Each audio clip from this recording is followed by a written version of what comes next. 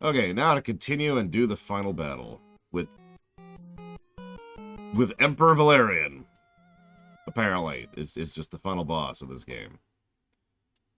I was gonna say the Resolution was the final boss, but Emperor Valerian's like, no, it's me. It was always me. I mean, it's in the name, right? Emperor Valerian. Think about it. Well, while this is loading,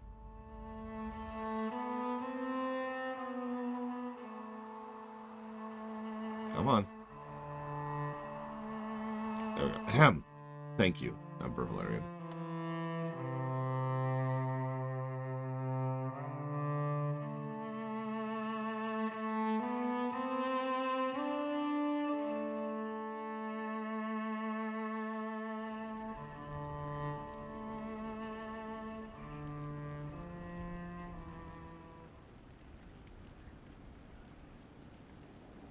I always appreciate you, Valerian. Thank you.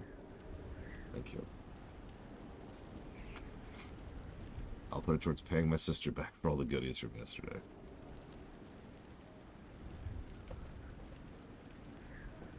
Including Dawn Trail, FF6T Edition, and Tactics Ogre Reborn.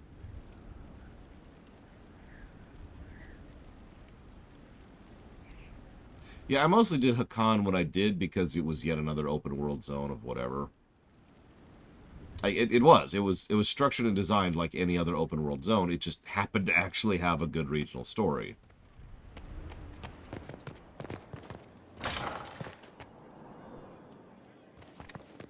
He said your request was this moment an that will be insult to his spoken of rich for Qunari ages. heritage, Ambassador. The day the Herald of Andraste challenged the Darkspawn that thought itself a god. Defeat him, and you'll be more than a holy man to the people. You'll enter legend. Now that sounds more dangerous than anything I've done so far. And there is the wit that reassures us. People joined the Inquisition after hearing you were blessed, but they've stayed because of how you lead. I wanted to tell you that I shared their sentiments, Inquisitor, and... well, I suppose I just did. You've always been there for us, Josephine. And for me. It means much to hear you say that. Farewell, my lord. When you face Corypheus, may you walk in the light. Oh, Blade Tervel, don't let me forget to share the thing I wanted to share.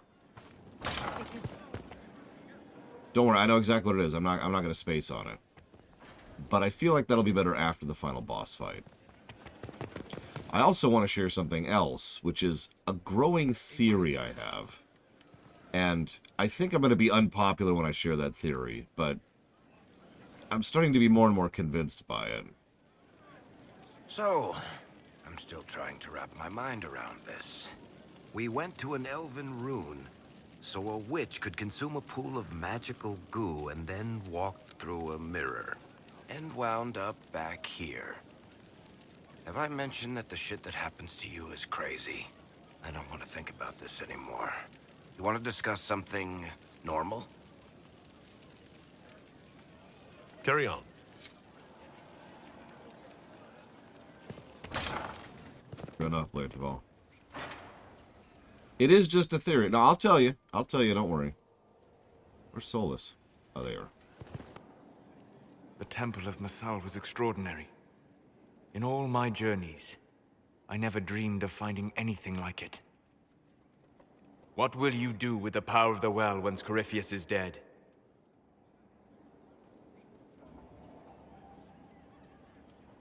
I'm not arrogant enough to think it's my decision alone. Whatever happens, we'll do it together. You think to share your power, to avoid the temptation to misuse it. A noble sentiment, but ultimately a mistake. Why? Because while one selfless man may walk away from the lure of power's corruption, no group has ever done so. There's a first time for everything. Perhaps, but it will not be this time. I believe even you know that. Why is this so important to you? You have not been what I expected, Inquisitor. You have impressed me. You must not let false modesty allow you to pass your power to someone else. There are few regrets sharper than watching fools squander what you sacrifice to achieve. Forgive my melancholy. Corypheus has cost us much. The Temple of Mythal did not deserve such a fate. The orb he carries, and its stolen power, that at least we may still recover. With luck, some of the past may yet survive. Thank you, Solus. We couldn't have done this without you. You are welcome.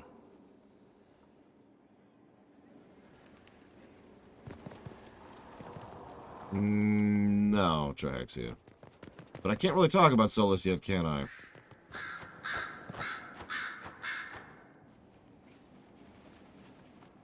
What happened at the Elven Temple? It's got me thinking. I should go back, shouldn't I? To Tevinter. Once this is done. If we're still alive.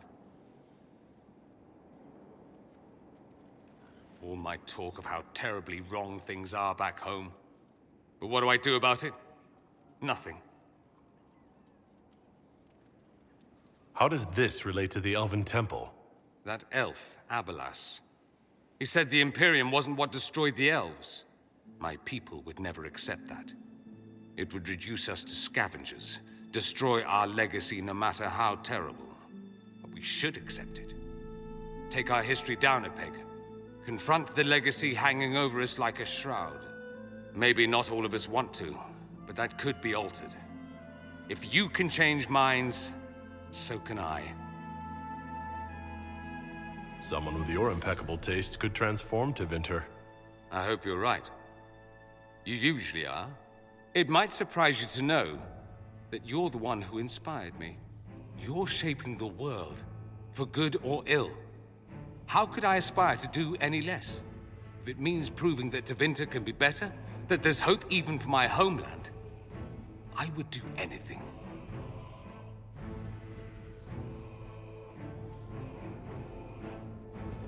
Okay, RRC. I think we'll actually finish it tomorrow, because the descent is pretty long, but we'll see. Which companions from Inquisition would I most want to see in 4, assuming I can magically make that happen? Solus is the obvious answer. I know that sounds weird coming from me, but I mean it with total sincerity. Dorian. Immediate. I cannot say the Iron Bull, because he can die, so he, by definition, cannot show up in 4. Oh yeah, we gotta do the coin flip. Gotta do the coin flip. Boom. It is not coming out today. Yeah, Cassandra. I kind of don't want to see Varric, per se. Like, I know that sounds like a strange way to put that, but I think Varric deserves, like, a happy ending, you know? Let him go and live his life out, and not become a major character. I know it's funny that we know Varric's coming back. I stand by my statement. I think Varric shouldn't actually come back. We've actually talked about this before. It's not always a bad thing, but fiction has this habit of bringing back someone not because it makes sense or because it makes the story better, but because they're popular. Let's be clear, the reason Varric's in Dragon Age 4 is because he's popular. Now, they may turn that into something good. Doubt, but it is possible. I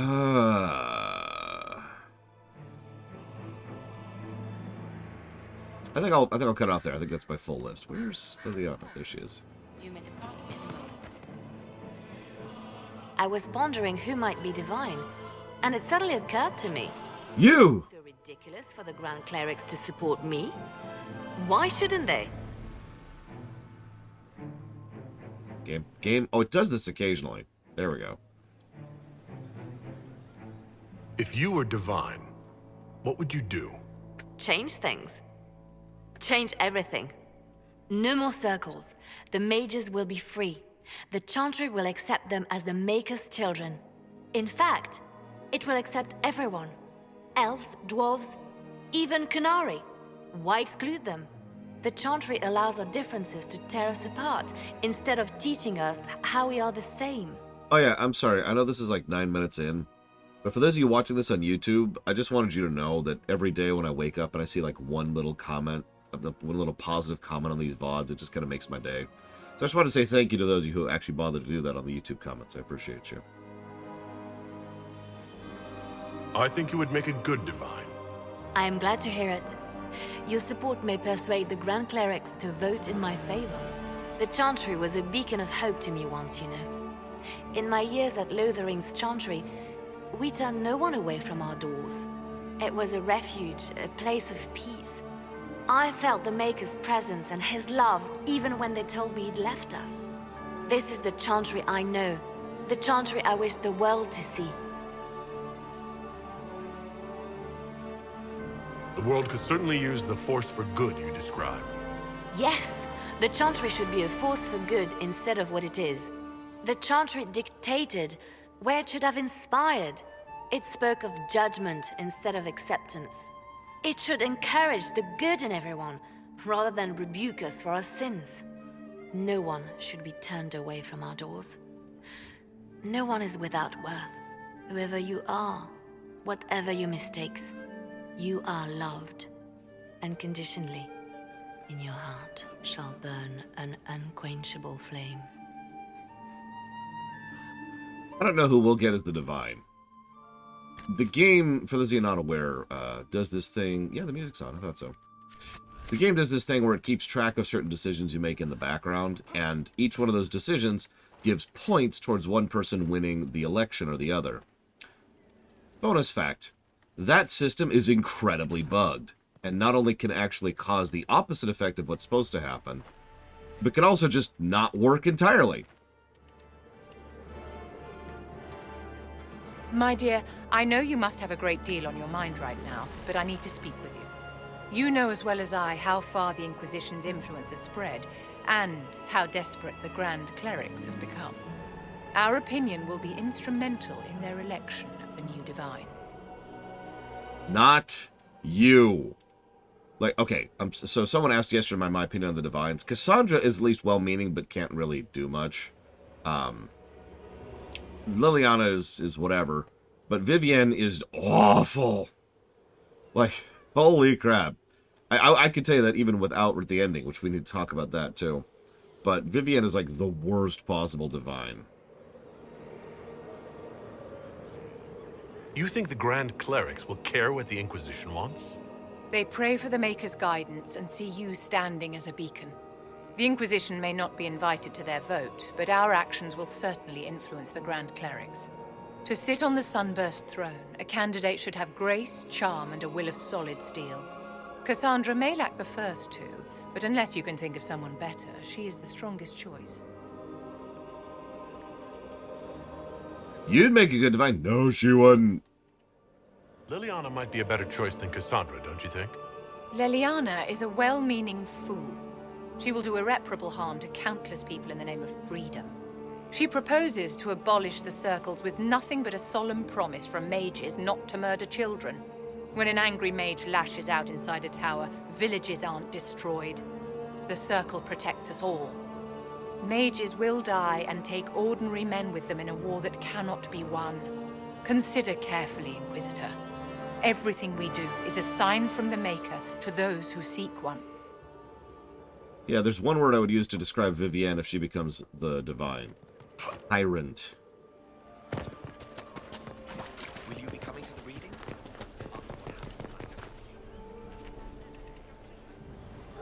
Victory in the Arbor Wilds. The Archdemon might have been a real threat to our army, but it flew off once we turned the tide. It is still out there, however. I wonder what Corypheus plans now. Oh yeah, that's another thing. We're talking about how pathetic Corypheus is, which we'll be giving negatives for in a minute. Maybe. Did you notice how he starts off strongest and then like slowly gets weaker throughout the course of the whole game? If it was done properly, that actually might have been cool. And once again, as I keep saying, I just need to name this Dragon Age Inquisition effect at this point. You can see the core bones of the idea, but I really don't think they stuck the landing on it. I'm going to spoil this for you. You know what his next big plan is? Lure us into a battle because he's pissed at us, even if it destroys the world. That's his big plan at this point, because we've already beaten his A plan, his B plan, and his C plan at this point. He has nothing left to throw at us. Do not underestimate Corypheus. He is powerful, and you have yet to fight him one-on-one. But he will come. You will get your chance. We'll face Corypheus together. There is not another man I would be more proud to fight beside.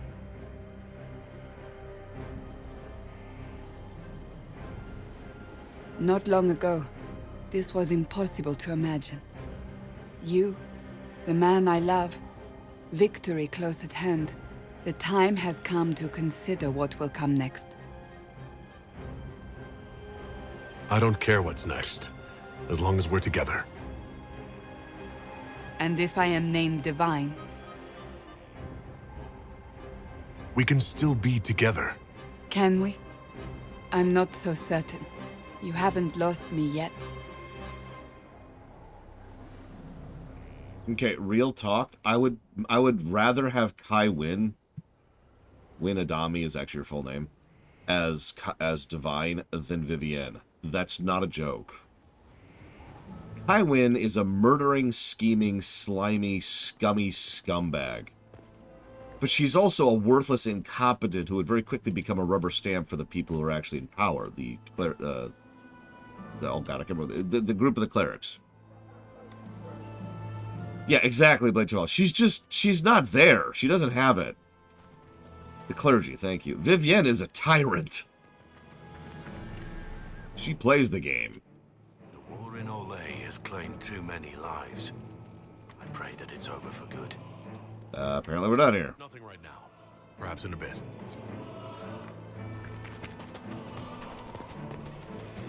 You're washed.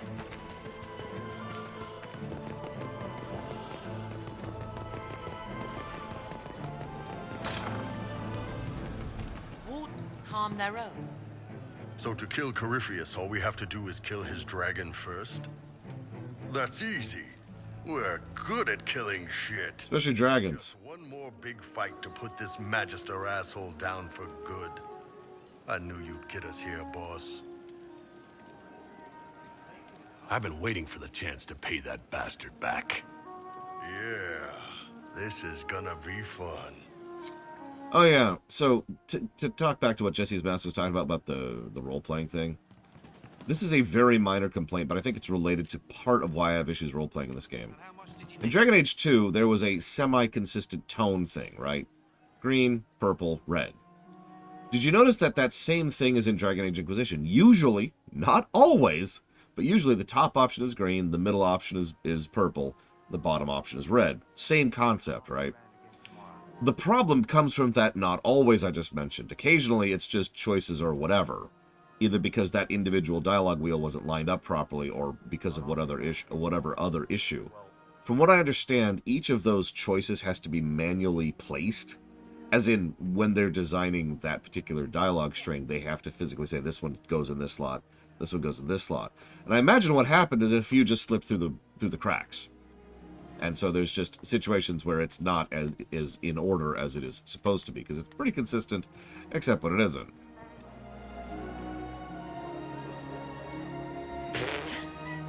I'm sorry. Oh wait, no I'm not. It's just the funniest, isn't it? That creaky old Abelas in Mythal saying the elves weren't destroyed by Tevinter. That's some long dead you're gloating over. About time I got mine back. Elvie elves have shoved victim in my face 1,000,000 times. Like being sad makes them better than me. Turns out they're not victims. They're the same as everyone else. Arseholes. Plus, a big old temple full of demon-worshipping lies. Grand, that. So your main takeaway is that elves worship demons? Well, they never call them that, yeah? But that's what it had to be. I mean, it was impressive and all. Makes the Dalish look like tits for living in the woods, but so what? There can't be a bunch of gods and the Maker. Don't matter how much or little you believe, those don't fit. So call me stupid, but I believe the stuff not made up by dead people who failed. Mythal is a ruin full of demons. I mean, it just makes sense, right?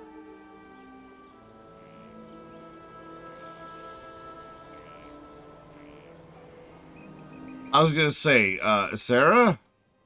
I'm with you. Everything in that temple was highly suspect. Of course it was. You can't be Herald and think otherwise, yeah? I mean, that would just be daft. So, main takeaway, we got really weird power and we can throw it at Cariffi whatever. Fighting shite with shite. It's like poetry or something, I don't know. Get a bard on that. We should go slap hands in the tavern. Thanks for that, Sarah. That is a good moment, Wandering Doll. I agree. And yeah, exactly, Jesse's mask. Plus, you know, pretty much just as much of a rushed crunch time. Although we'll talk about that later.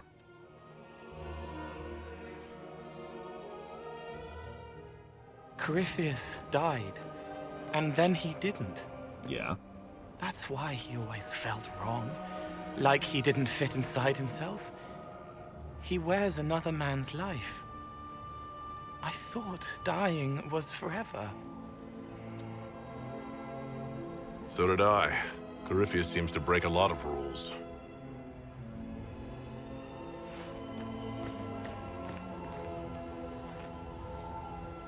But is it him? Is he real? If a man can be dead and then not, could I have saved the real Cole?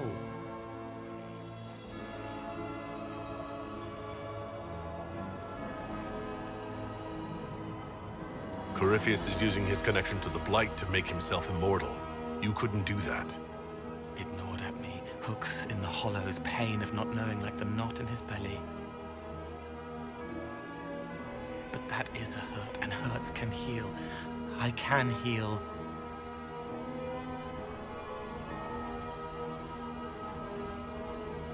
Forget. Cole? Cole? Are you? You may still use that name, if you like. I am here to help you. Yeah, I like Cole better as a person.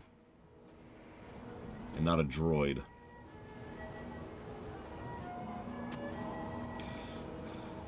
Surprisingly few, Darkrai. Once upon a time, it was actually something... We had this rather lengthy discussion. That one of the things that set aside Star Trek and Star Wars from a lot of other settings was that death was permanent in both settings. I know what you're going to say, but it's still true. And it's kind of unusual, considering how damned common it is for death to be something that can be undone. Speak word, sing only the charm. Alright, let's do this.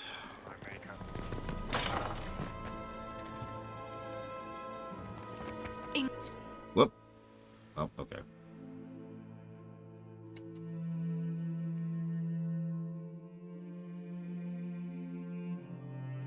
Wait, this isn't the crossroads. This is the Fade. How did the Illuvian lead here? Can it go anywhere?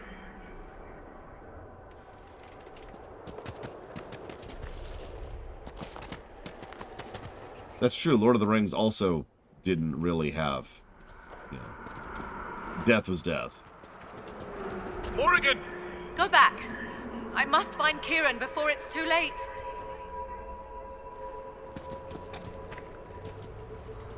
Why would Kieran do this? How could he do this?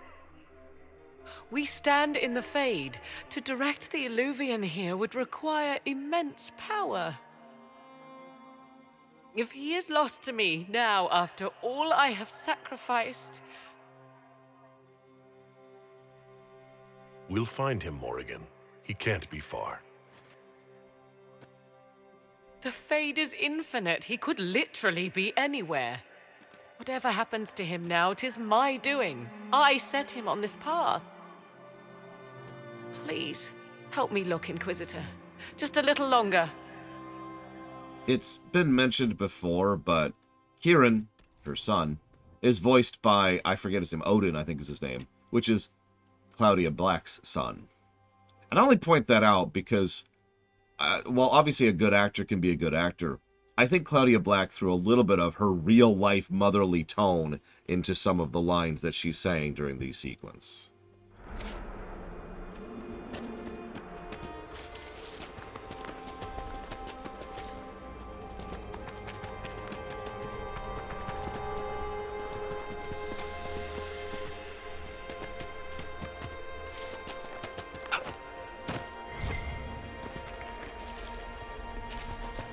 Yeah, Odin Black, by the way, is his name. Pretty sure. There he is!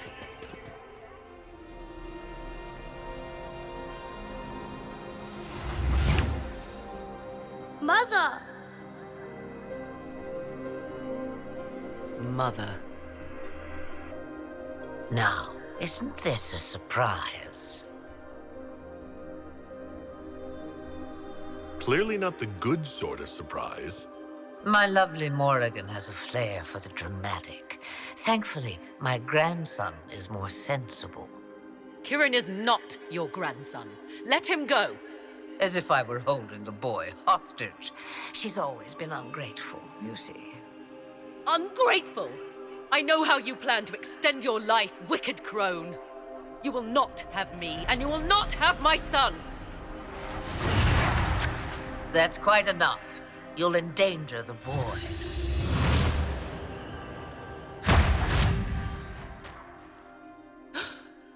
What have you done to me? I have done nothing. You drank from the well of your own volition. You are Mythal. Well, that was unexpected. You, of all people, should expect the unexpected by now.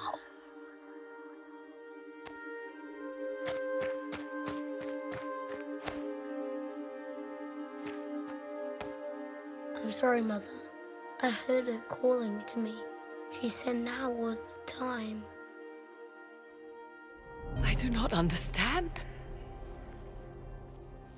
Once I was but a woman, crying out in the lonely darkness for justice. And she came to me, a wisp of an ancient being, and she granted me all I wanted and more. I have carried Mythal through the ages ever since, seeking the justice denied to her. Then you carry Mythal inside you? She is a part of me, no more separate than your heart from your chest. You hear the voices of the well, girl. What do they say? They say you speak the truth. But what was Mythal? A legend given name and called a god? Or something more? Truth is not the end, but a beginning. A herald indeed, shouting to the heavens, harbinger of a new age. As for me, I have had many names, but you may call me Flemeth. I know the name Flemeth. It belongs to an ancient Ferelden legend. It says, long ago, you left your husband for a lover. Your husband then tricked you, killed your lover, and imprisoned you. Then a spirit came to offer you vengeance. Mythal, that's what you spoke of. One day someone will summarize the terrible events of your life so quickly. But yes, I was that woman. That is how my tale began. Flemeth appears in other legends, helping heroes for reasons of her own. I nudge history when it's required. Other times, a shove is needed. If Mythal is within you, why not reveal yourself? And to whom should I reveal myself? To the elves, to everyone. I knew the hearts of men even before Mythal came to me. It is why she came to me. They do not want the truth, and I am but a shadow, lingering in the sun. Why did Mythal come to you? For a reckoning that will shake the very heavens. And you follow her whims? Do you even know what she truly is? You seek to preserve the powers that were, but to what end? It is because I taught you, girl. Because things happened that were never meant to happen. She was betrayed as I was betrayed, as the world was betrayed. Mythal clawed and crawled her way through the ages to me, and I will see her avenged! Alas, so long as the music plays, we dance.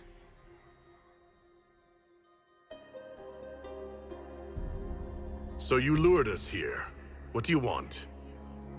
One thing, and one thing only. I have to go now, Mother. No. I will not allow it. He carries a piece of what once was, snatched from the jaws of darkness. You know this. He is not your pawn, Mother. I will not let you use him. Have you not used him? Was that not your purpose, the reason you agreed to his creation? That was then. Now he is my son. Flemeth extends her life by possessing the bodies of her daughters, Inquisitor. That was the fate she intended for me. I thwarted her, and now she intends to have Kieran instead. Wait, the way she talked about Kieran. I am not the only one carrying the soul of a being long thought lost.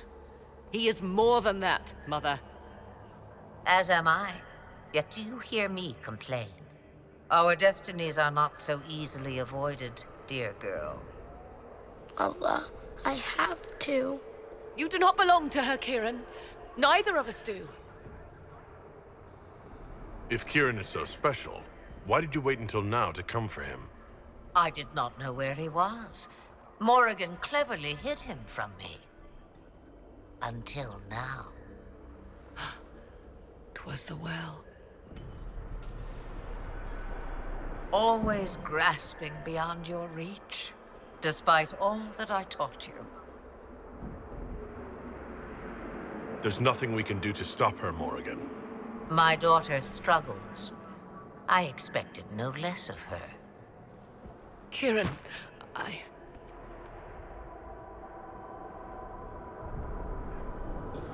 As you wish. Hear my proposal, dear girl. Let me take the lad, and you are free of me forever. I will never interfere with or harm you again. Or keep the lad with you, and you will never be safe from me. I will have my due. I will take my chances. I found you once, girl. What makes you think I will not find you again? Take over my body now if you must. Just let Kieran go. He will be better off without me. Just as I was better off without you.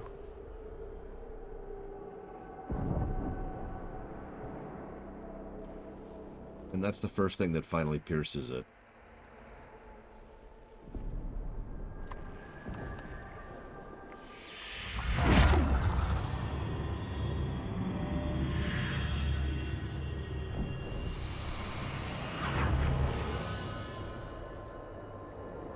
No more dreams? No more dreams. A soul is not forced upon the unwilling, Morrigan. You were never in danger from me. Listen to the voices. They will teach you, as I never did. Wait!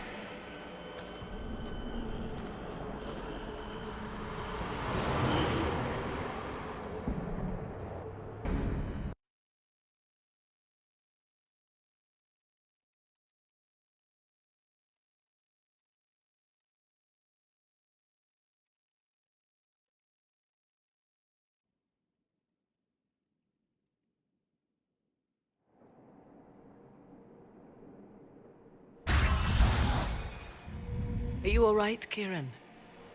You are not hurt? I feel lonely.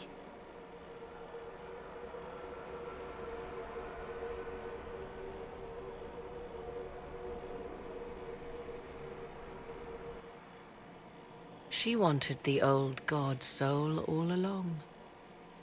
Is it worth reminding myself that perhaps I do not know everything after all? My mother has the soul of an elven goddess, or whatever Mythal truly was, and her plans are unknown to me.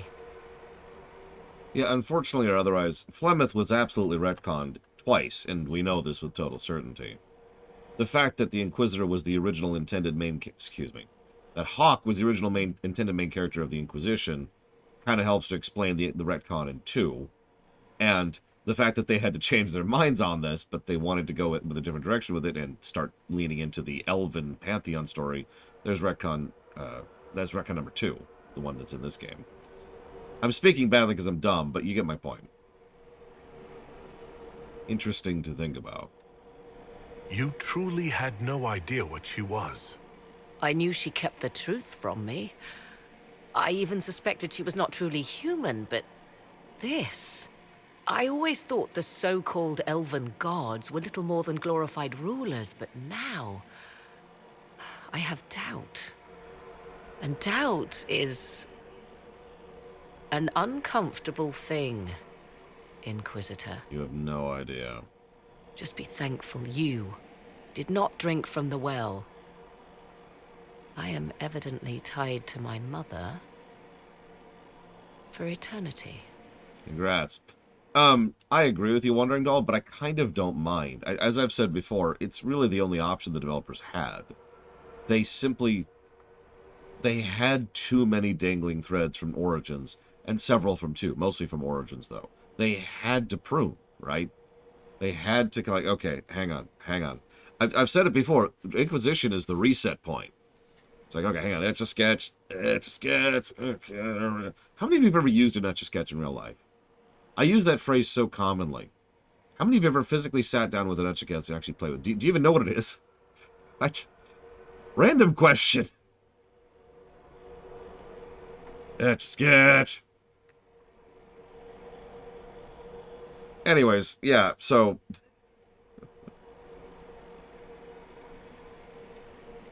So Kieran had the soul of an old god. Taken from the archdemon at the final battle of the Fifth Blight. Yes, he has never known anything else. I'm uncertain what effect this will have on him. But why did you... I told you at the temple, the magic of old must be preserved, no matter how feared. Kieran had a destiny, and now it is in Flemeth's hands. I suppose we shall see what she does with it. Spoilers, nothing good. For what it's worth, I think you did the right thing. Did I? She was testing me, and I cannot tell whether I passed.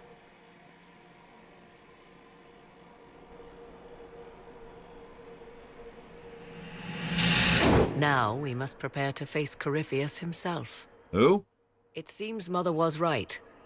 The voices of the well tell me I will be able to match his dragon. All that remains is for you to find him.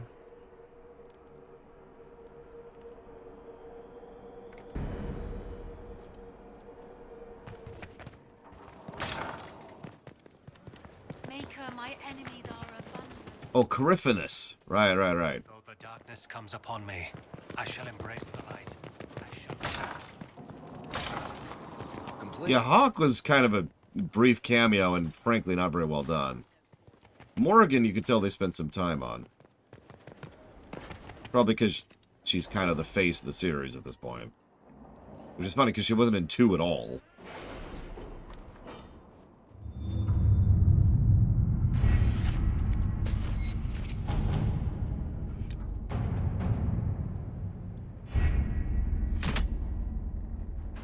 I mean, at this point, we don't know, Mr. Floyd Pinkerton. Did you find what you need, Morrigan? I can match the Darkspawn Magister's dragon. Yes. As for matching Corypheus, that is up to you, Inquisitor. Done. I'm eager to try. I'm level 25. To find Corypheus before he comes to us. We've been looking for his base since all this began, with no success. His dragon must come and go from somewhere. Oh, what about the deep roads? We could send word to Orzammar, hire envoys to...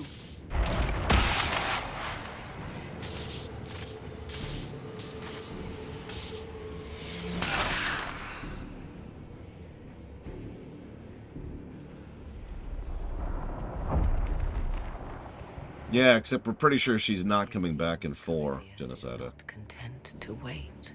He's in the Valley of Sacred Ashes? You either close the breach once more, or it swallows the world. But that's Magnus. Wouldn't it kill him as well? Uh-huh. That's what the One-Winged Angel is. Blateval called it correctly earlier. We have no forces to send with you. We must wait for them to return from the Arbor Wilds. I got this. Just as Corypheus expects, I suppose.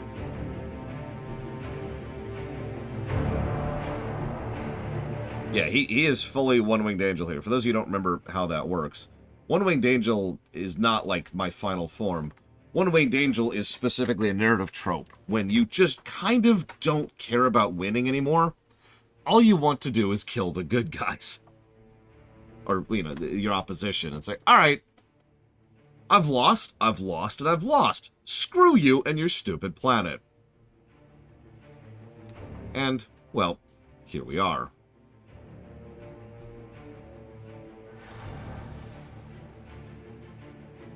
Let's just bring the DPS crew here.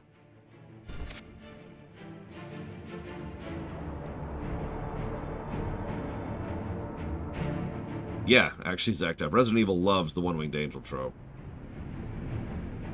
Take solace. Didn't even occur to me.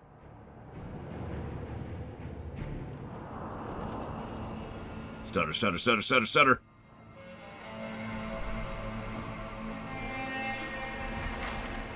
Actually, yeah, good example, Pancakes. Tell me, where is your maker now? Call him. Call down his wrath upon me. You cannot, for he does not exist. This guy's talking some sense. I am Corypheus. I shall deliver you from this lie in which you linger. Bow before your new god and be spared. Never!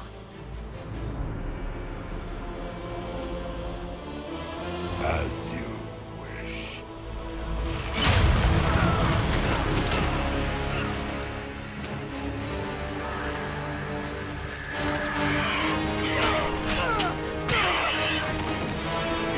Word of the wise, a god who deserves to be called that doesn't need to ask you to bow. I knew you would come. It ends here, Corypheus. And so it shall.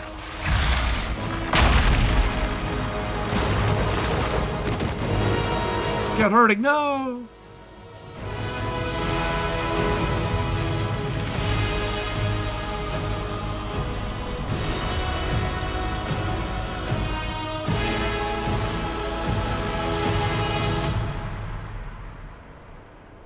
You have been most successful in foiling my plans, but let us not forget what you are. A thief in the wrong place at the wrong time, an interloper, a gnat. We shall prove here, once and for all, which of us is worthy of godhood. You're not proving anything by talking.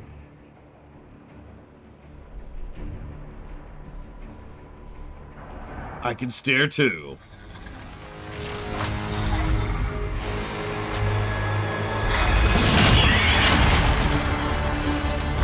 Yeah, I have one of those too.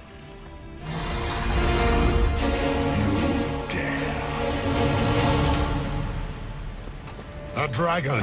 How clever of you! Wow, he's high level. You will fall as a warning to those who oppose my divine will.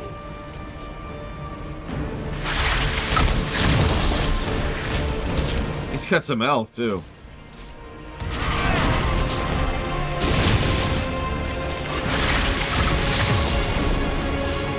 Enough! I will destroy you where you stand. You think to best me with your feeble magics? You are nothing. All you love will be ground under the Imperium's heel.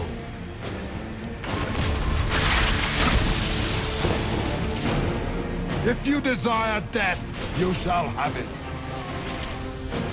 No, I agree, Cashel. It's why Corypheus is absolutely going to be at least one negative to story. Possibly two. We'll need to debate this.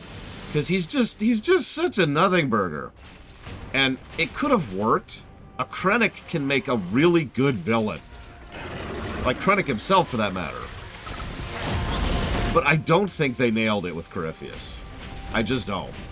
And it's even worse because I don't think they intended him to be as pathetic as he is. Now, that's presumption. That's speculation.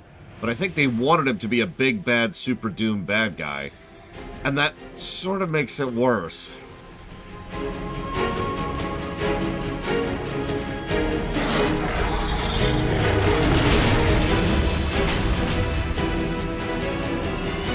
My opinion. Feel my wrath, little wretch. Yeah, they talk him up constantly. I mean, he just lifted a bunch of castles into the sky. That's not the kind of thing you have from a Krennic character, right? If you desire...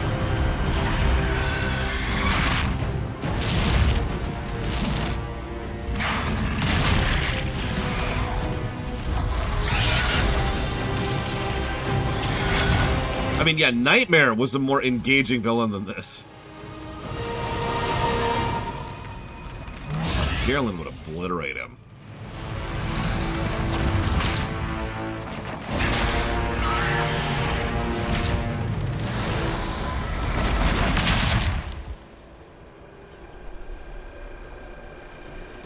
Oh no, she's a blood mage.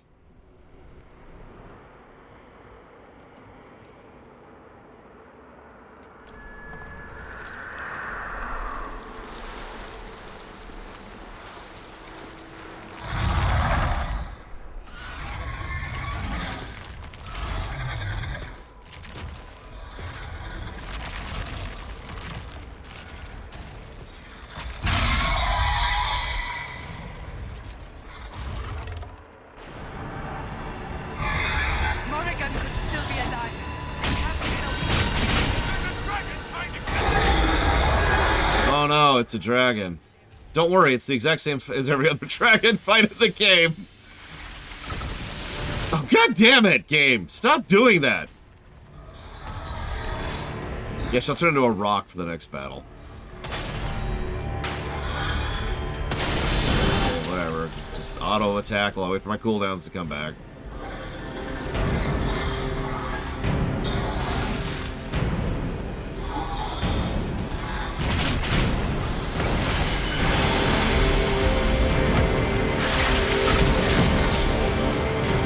Yeah, spoilers, this fight is a nothing burger even compared to the previous dragon fights we've done, of which we've done like 10.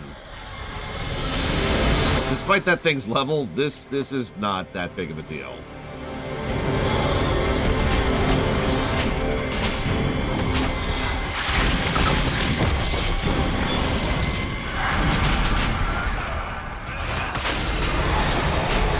fact, I'm gonna go back to auto battling while I type up some more notes here.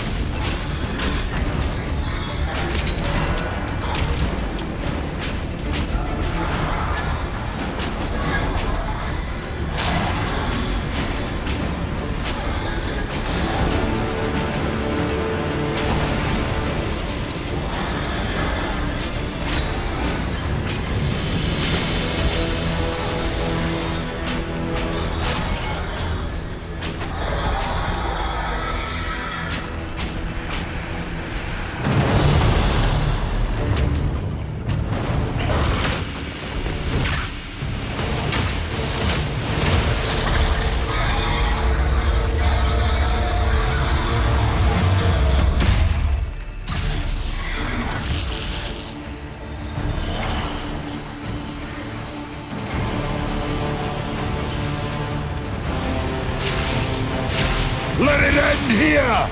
Let the skies boil! Let the world be rent asunder!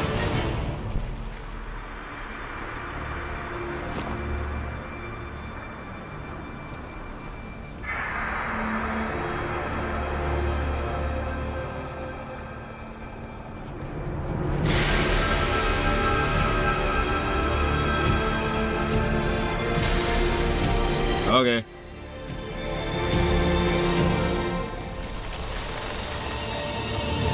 Did anyone ever see the Wonder Woman movie? The first one. The breach is getting bigger! He's really doing it. We have to stop him. Without spoilers, he reminds me of the villain of that film. Just as absolutely generic as is possible for it to be.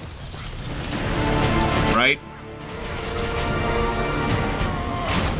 If you just wrote generic evil guy, that's Corypheus here.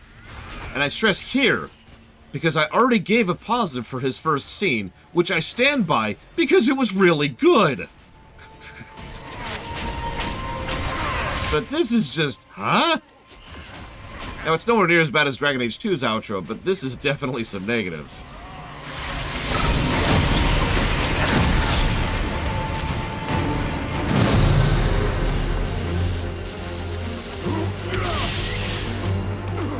Not like this. I have walked the halls of the Golden City, crossed the ages. Dumat, ancient ones, I beseech you. If you exist, if you ever truly existed, aid me now.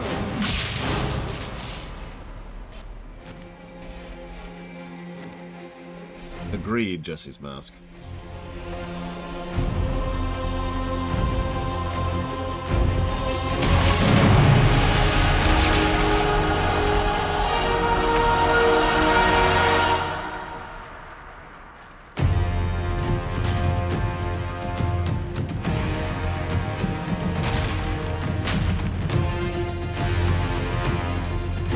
It into the fade.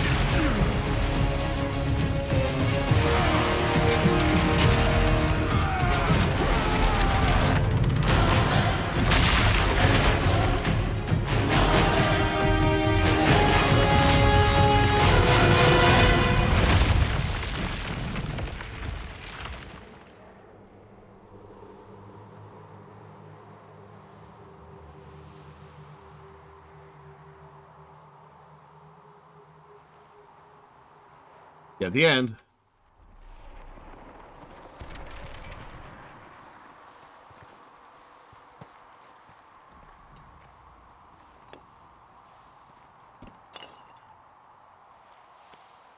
Sorry, Solus. Solus? The orb. Are you sure? We could take the pieces. Try to... That would not recover what has been lost.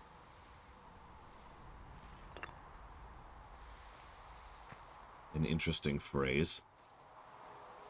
There's more, isn't there? It was not supposed to happen this way. No matter what comes. I want you to know you shall always have my respect. Aww. Inquisitor, are you alive?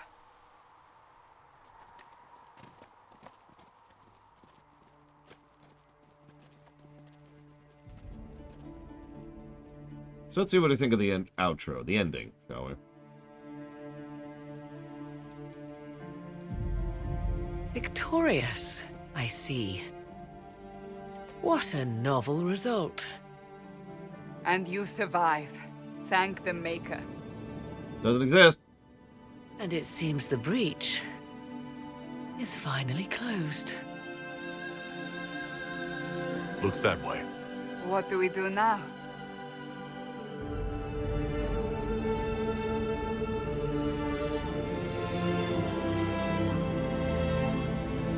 We go back to Skyhold.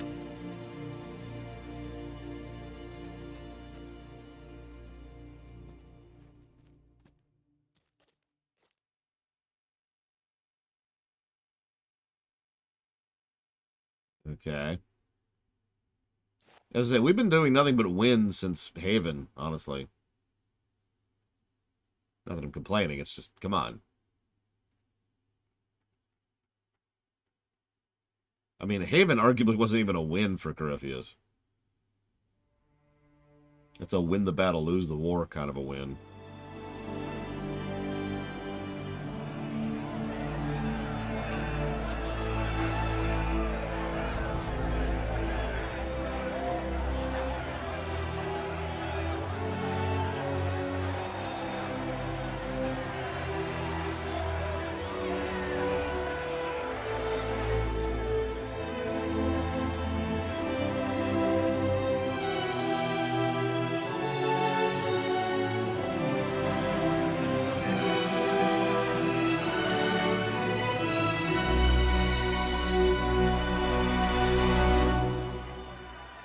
That's the idea, Necreasy, but who knows at this point.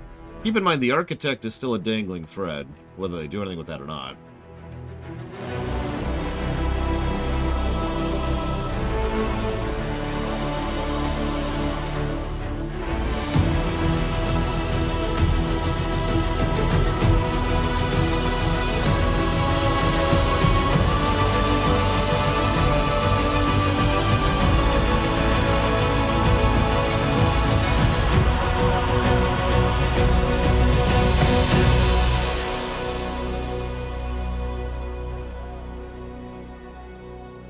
A moment, my lord.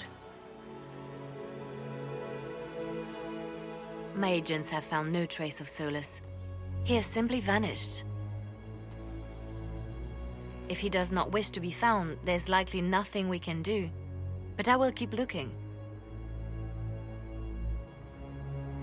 Why would he just leave? Something must be wrong. You said he was upset about the orb. That can't be the only reason.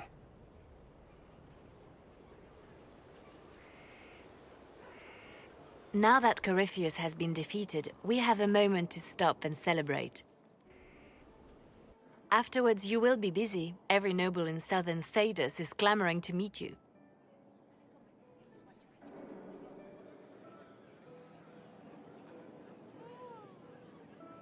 The fighting's over.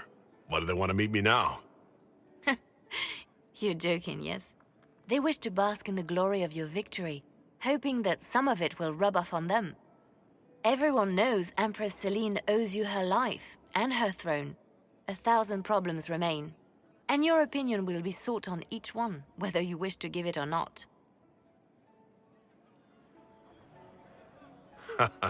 Oh, now they're lining up to meet me.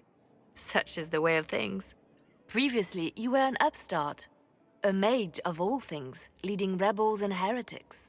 Until Corypheus revealed himself, they could not see the single hand behind the chaos. Once he did, they knew. A Magister and a Darkspawn in one creature, the ultimate evil. Now you are the only power left standing. Enjoy the evening while you can, Inquisitor.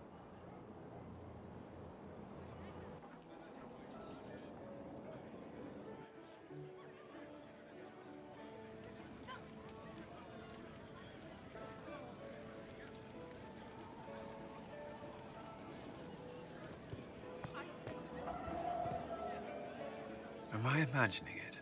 Or do we have a moment to breathe? I can scarcely believe it. The Conclave, Haven. It seems so long ago. You should hear the stories they're telling in the barracks. The pride in their voices. Some of the soldiers have requested leave to return home, but many would follow us still.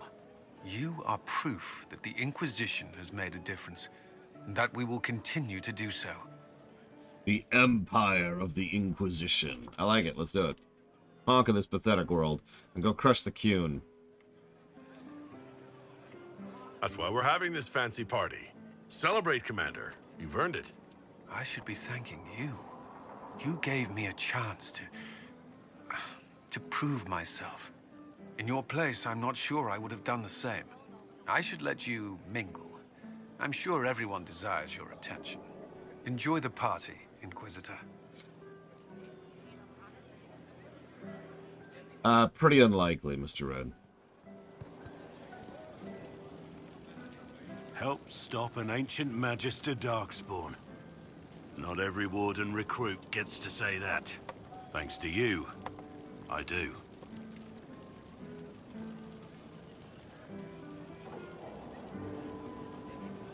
We couldn't have done it without you. Yeah. For me. Forget the flattery.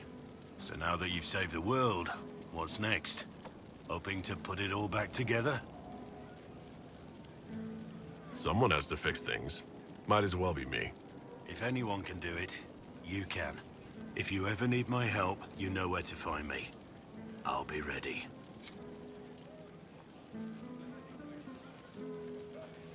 Not for a while, Jesse's Mask. I probably when we're on the final approach in Trespasser, I think is when we'll go ahead and shut the guessing game. So you got a few hours. I've been starting to think about putting all this into a book. I'm thinking, this shit is weird. The Inquisitor Trevelyan story. What do you think? I like it. It's a working title. Maybe you should keep working. I'll leave the title for last. Naming things is always the worst. I still haven't decided if I should do this book. As if anyone will believe this story if I tell it. Not to mention, I'll have my hands full with reconstruction and relief efforts in the Free Marches as soon as I get back. Don't divide your efforts. The people of the Free Marches are more important than a story. As it happens, I agree with you. Kirkwall is in bad shape, and a lot of other city-states were hit hard by the war. I'm not leaving for a while yet, though. We'll have to get in at least one game of Wicked Grace before I go. Curly needs to win back some of his dignity. I usually make a name the moment it comes to me, Mr. Ed, which I know is not helpful advice, but it's true. The moment the name comes to me, that's the moment. Bam, there it is, and it just clicks. When that is, that varies. That was the Tevinterest Vint in the history of all Vints. The original mold from which subsequent Vints were cast. And I got to help kick the shit out of him. Good times, boss. Good times. There's no one I would have rather had at my side, Bull. Same here. I got to kill another dragon and fight a Vint.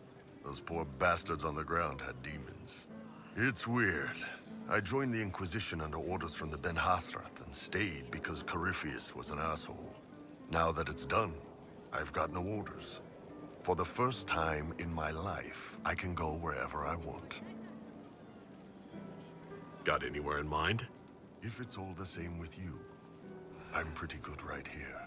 Anyway, the only place I'm going tonight is back for more drinks. To us, being alive, and the bad guys not. Ah, Anan.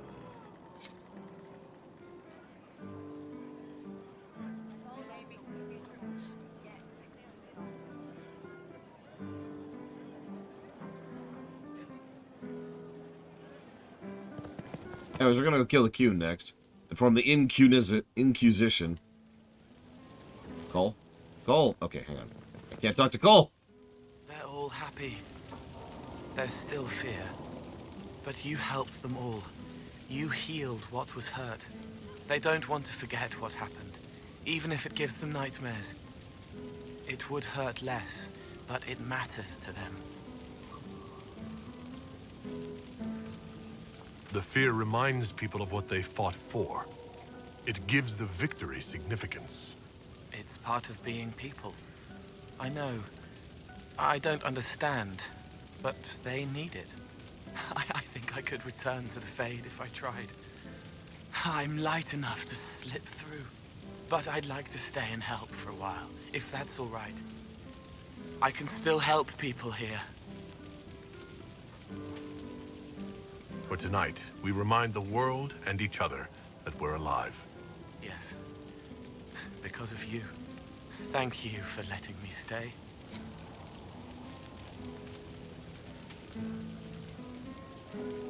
I don't know why this is coming to me now. But you know how they keep licking our boots? I guess that's what reminded me. I don't mind. We did a bunch of stuff, but it's like... Dragon Age Origins was a...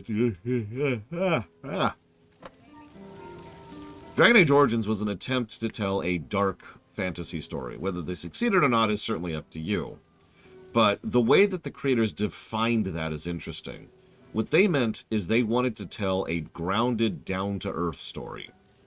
They didn't want something big or end of the world or anything like that. They wanted something local and gritty and in the dirt, right? I actually think they succeeded at that. As I mentioned, one of the things that works for me about Dragon Age Origins is we're not saving the world. The world's fine. We're saving the country. Cool. Then they went out to make Dragon Age 2 with the... Yeah, exactly, Mr. Red. With the explicit intent to make a different kind of story. And while Dragon Age 2 is certainly a colossal failure in many ways, it also succeeded brilliantly at this exact point to try and do its own little side story. It's the tale of Hawke and Kirkwall. Very, very small and relatively insignificant. I'm with that. But as a direct result of the feedback they got, as a result of both games, they decided, we're just going to do a bog standard fantasy story, which is this one. Now, I'm not saying that's bad, per se, but I mention it because I don't think it was their design, if that makes any sense. I'm explaining this wrong. I think they did it because they felt they had to, rather than because they thought it would be the best story they could make. And I do think at least some of Inquisition suffers because of that just kind of large-scale overall problem. Because Inquisition is a bog-standard fantasy story. We're the Chosen One, we're going to go save the entire world, and we do save the entire world, from a big bad guy who's a big, powerful, evil dude, and you get it, right? And I find myself wondering what kind of story they wanted to tell here originally. Unfortunately, we only have bits and pieces of that, so who the hell knows? Finally got a party, yeah? A bit of fun for saving the world. It's the least Andraste's Herald deserves for making things normal again. Except for, you know, everything ever again. I mean, is this for us or for her? Or, you know, him? Because I was there and I still don't know what's real. The Maker doesn't exist. What do you think, Sarah? Like you said, you were there. I think you seemed real sure of it along the way. Of the Maker thing. I guess you'd know by this point. Seems like you did it right, mostly. Still some things to do yet, right? Because I'm in no hurry to go back to Val Royeaux. That's where I was. You mind if people still stay around? Or whatever? This is home, if you'll have it. Shut it, you. I cry, I'm punching everyone. All right, enough of that. Is this a party or what? Raise them for winning. Big freaking heroes, Inquisitor. All of us. Yeah, I'm doing some of the post-outro audit right now. Because I can do that while listening. I was passing through the hall this morning and a serving girl saw me and squealed. Actually squealed, dropped her laundry and everything. Such a mess. You're welcome. She was completely breathless. You were at the battle with the evil one, weren't you? I didn't even get a chance to answer. She hugged me. Hugged me. This is your influence. Admit it, you're having a ball. I don't trust camaraderie. All these people smiling, buying me drinks. It's unnatural. Mind you, I can't say I hate the notion of being the good Tevinter. I suppose you can't all be evil bastards. The blacksmith said that, and he spat when we first met. I hope my father hears. He will shit his small clothes from shock, I swear. I appreciate everything you've done for us. So you should. Being appreciated is a nice change of pace, though. I'm also pleased to come out of it alive. I wasn't expecting that. You thought you'd die? Didn't you? No. A hero dies in all the best stories. Anything else just sounds so implausible. I've decided to stay with the Inquisition. For now. You will? Tevinter lacks the presence of my best and only friend. It'll keep.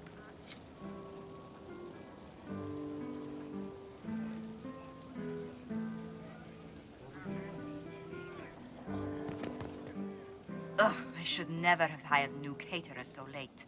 Leave it be, Josie. Everything's fine. It is not! I'm so sorry, nothing's quite as it should be. Do you like the drinks? I'm not sure about them.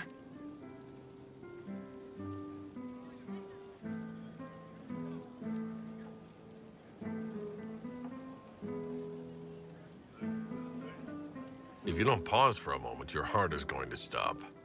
At least I'd be spared another incident.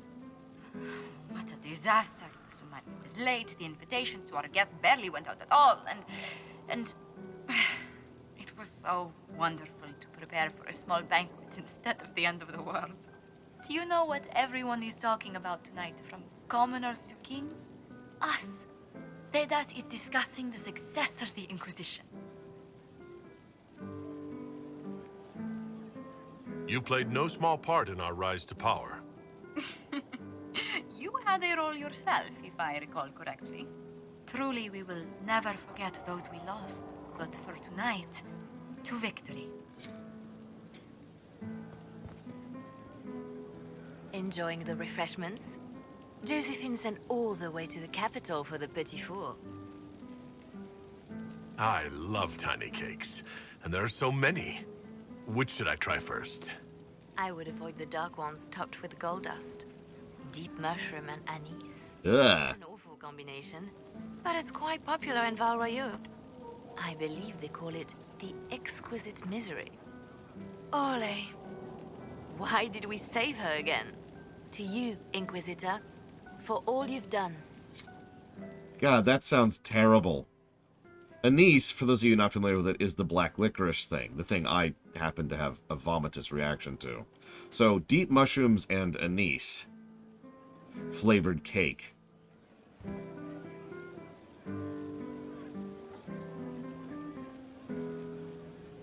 I can't believe it's over. It seemed an impossible task. Defy the Chantry, build the Inquisition from nothing, defeat a creature that would be a god. And yet here we are, celebrating. What's important is that you're here with me. There was a moment after the orb exploded. I thought for certain you were dead. I prayed, don't take him from me, not after all we've been through. And then I saw you through the smoke. Sometimes the Maker is kind.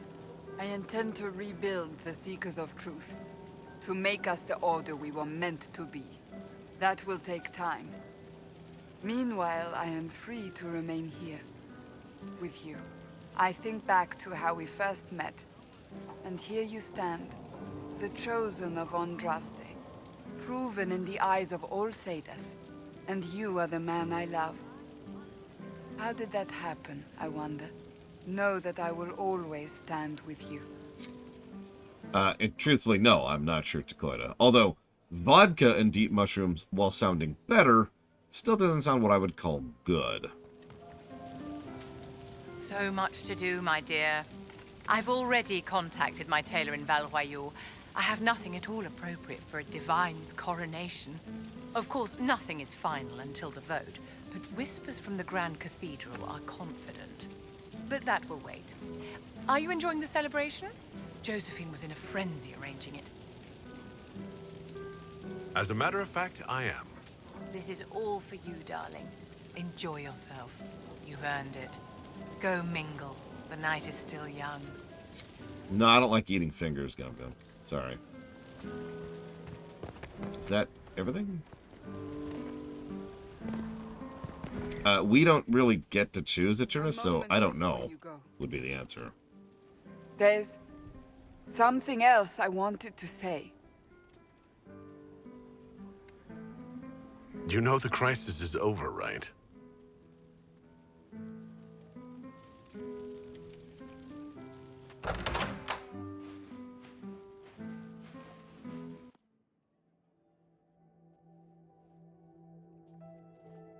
What's this about?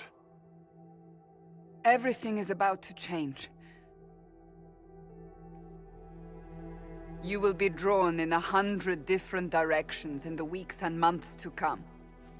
Cassandra. No, it's fine.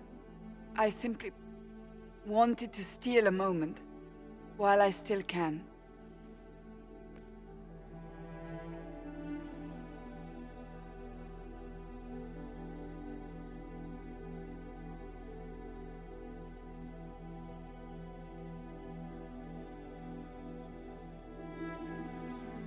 Tis said that Corypheus woke after his long slumber and found the world gone awry. He fought to bring back those days of magic and shadow, to raise himself as a god and set things right. Now, we are left with a scar in the sky to remind us of what almost was. It tells us that a great victory against chaos was won, but left the world forever changed. Consider the mighty empire of Orlais, where Empress Celine remains on her golden throne. Where once war raged, there is now a shaky peace. Orlais is resurgent, the Empress a patron of arts and culture. Many attribute this recovery to her lady love, though others wonder how long their reunion will truly last. Fortunately for Celine, her gratitude towards the Inquisition has remained strong. Some claim she clings too tightly to the Alliance. Others know it is all that stands between her and defeat. The Grey Wardens of the South slowly rebuild in the months following the events at Adamant. They declare it time for the Order to emerge from the shadows, to join the rest of humanity in fighting their ancient foes. Rumors abound that they severed ties with their leaders at Weishaupt, and that a bitter war now rages between them. Wait. What becomes of Hawke is unknown, save that all news out of Weishaupt soon ends. And there goes Hawke. Sudden silence indicate a battle within, or something far worse. 1 month after the defeat of Corypheus, the Chantry shocks the world by naming Vivian as successor to the Sunburst. Oh, crap. Given the name Divine Victoria, she is the first mage to hold the position, and the uproar... Well, that's it. Worst timeline. Worst timeline. In quick succession, and her response is immediate and vicious. For months, chaos reigns. Some say it is only her warm relationship with the Inquisition that ensures her victory. To the surprise of many, she reinstates the Circle of Magi and creates a Templar order firmly leashed to her hand. Mages rise quickly in the new circle, having more freedom and responsibility than ever before, even if all true power lies with her. For now, the Chantry remains united. Though difficult for many to accept, a mage sits on the Sunburst throne and will remain there. I don't take full credit for this, though, because it might just be the bug. By the way, there's actually two bugs. Those of the Inquisition who were recruited at Theron Fall Redoubt are left with a choice. Many follow in the footsteps of Commander Cullen, going through the slow and agonizing process of lyrium withdrawal. This frees many to join the Seekers of Truth under Cassandra, a renewed order dedicated to justice for all.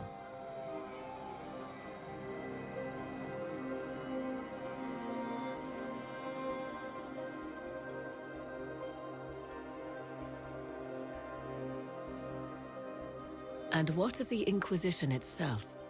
It has eyes and ears in every hall. No secrets are beyond its reach, and that knowledge has become the source of its power. I leave Skyhold now, knowing that power will continue to grow. The Inquisitor is a symbol to many, a leader of the changing world order. To others, he has become a target. They linger in the shadows, waiting for their day to come. When it does, the Inquisition shall stand, ready. For the descent. Wait.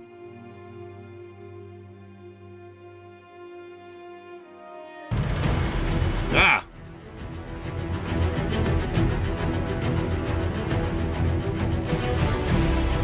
And then I kill Vivian.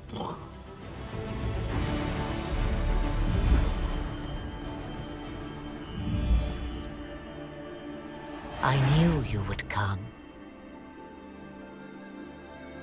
You should not have given your orb to Corypheus, Red Wolf. Dun dun dun! Too weak to unlock it after my slumber. The failure was mine. I should pay the price. But the people...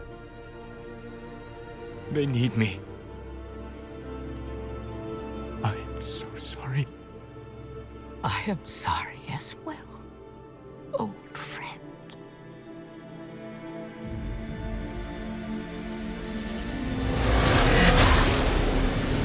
And she's dead. So there's another branch pruned, by the way. Did you catch that?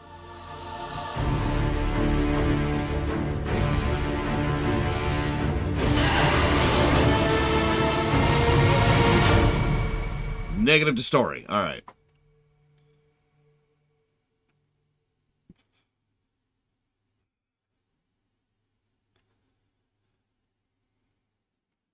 I'm still not sold on that. I'm just joking. Oh, hey, we can just keep playing. That's cool.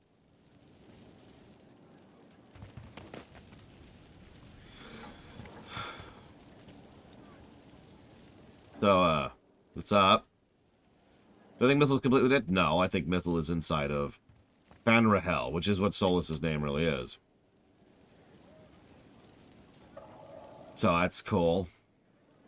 And he's super powerful, and he's going to come back in Dreadwolf, which will definitely have something to do with that. Alright, so let's get some music going. Probably later, Ball. Shrug. It's not like this is the canon timeline, so we're just gonna accept this being the doomed timeline. We're gonna use our time state powers. There we go, and there we go. We're gonna fix the whole thing. Oh yeah, here, I'll give you something to look at while I do this. I'm about halfway done.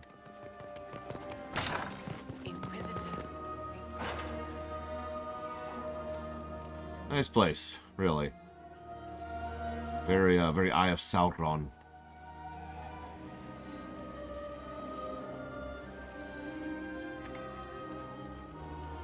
Oh, wow. Blade to Fall. Jesus. An objective best choice for Divine? Yeah, Liliana.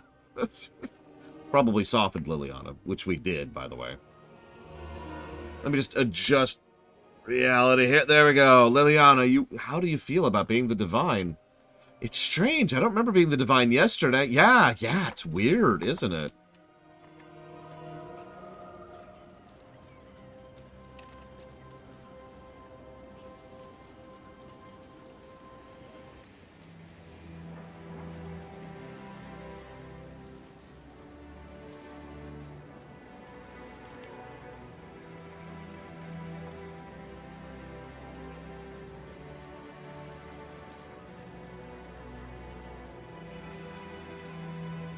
Yeah, the whole time Solus wasn't in my party, he was here doing this. Yeah, Liliana's single. It's weird. Anyways. Wait, nope, hang on. There's her one true love. Okay, we're cool. Although, actually, I guess my canon timeline does have Liliana being single, so whatever.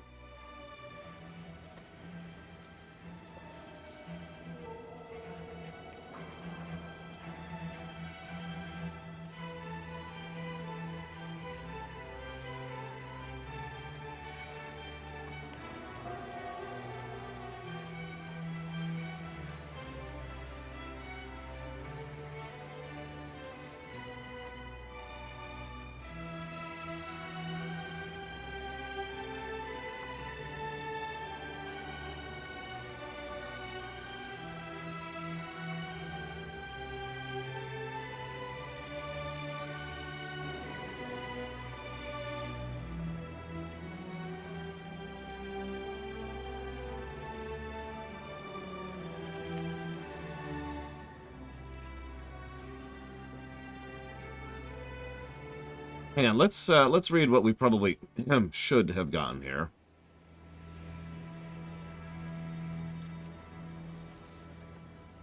Let's see here. Oh, is it not going to tell? Ah. I was hoping for a thing where I could read out the epilogue. Hang on, maybe we can find it here. Aha! Here we go. 1 month after the defeat of Corypheus, the Chantry names Liliana as successor of the Sunburst throne. Given the name Divine Victoria, she first declares an end to the circle of Magi. The mages will now govern themselves. She opens the priesthood to other races, declaring support for the Inquisition, and rededicates the Chantry to the principle of charity. Divine Victoria is controversial from the start. Several new sects arise, resisting her reforms and declaring her a threat to the faith. She meets with their leaders, urging unity. Miraculously, her words take root, and for now, the Chantry remains strong. And while we're here, Cassandra. 1 month after the defeat of Corypheus, the Chantry names Cassandra as successor to the Sunburst throne. Taking the name Divine Victoria, she immediately enacts reform, a new Templar order, a new circle of Magi. The Seekers of Truth rededicate their purpose to protecting the innocent. Despite her popularity, the Divine's reforms are seen as going too far. A new sect arises, demanding a return to the status quo on threat of war. The Seekers prove their mettle by being instrumental in defeating this sect and restoring peace. Right. Oh yeah, if she is hardened, Liliana's response is as swift as it is deadly. Unity is maintained, but blood runs through the halls of the Grand Cathedral.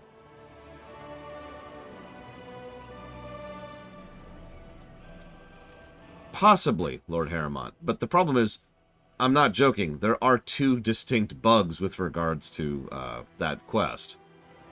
As with so many things in this game, I have no idea if something was deliberate, or if it's a bug. So the answer to your question is a very firm, I have no idea.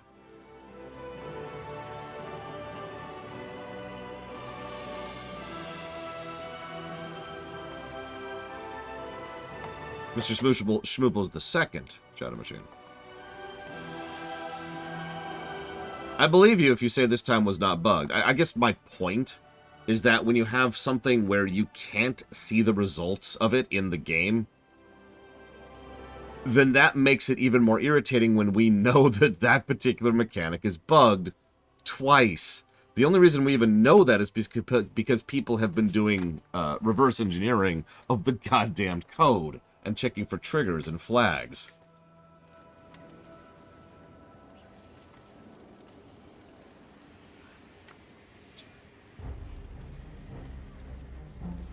Yeah, this has been a fascinating game to review. We're not done yet, too.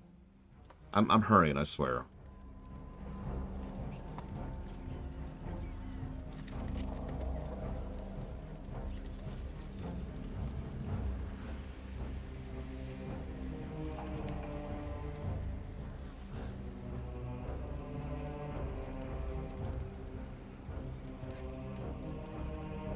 I'm in a rush. Always in a rush.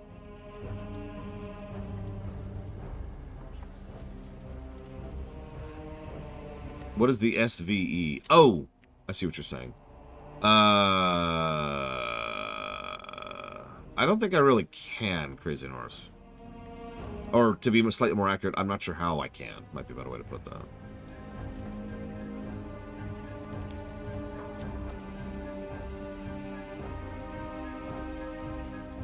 Oh yeah, my theory is that BioWare is not a good game developer. Mic drop.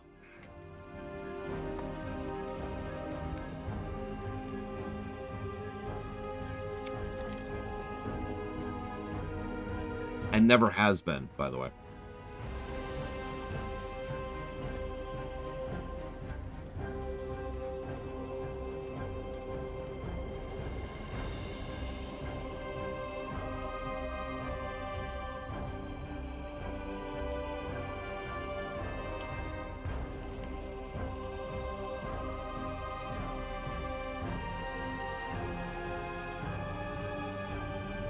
I mean, right, Jesse's Mask?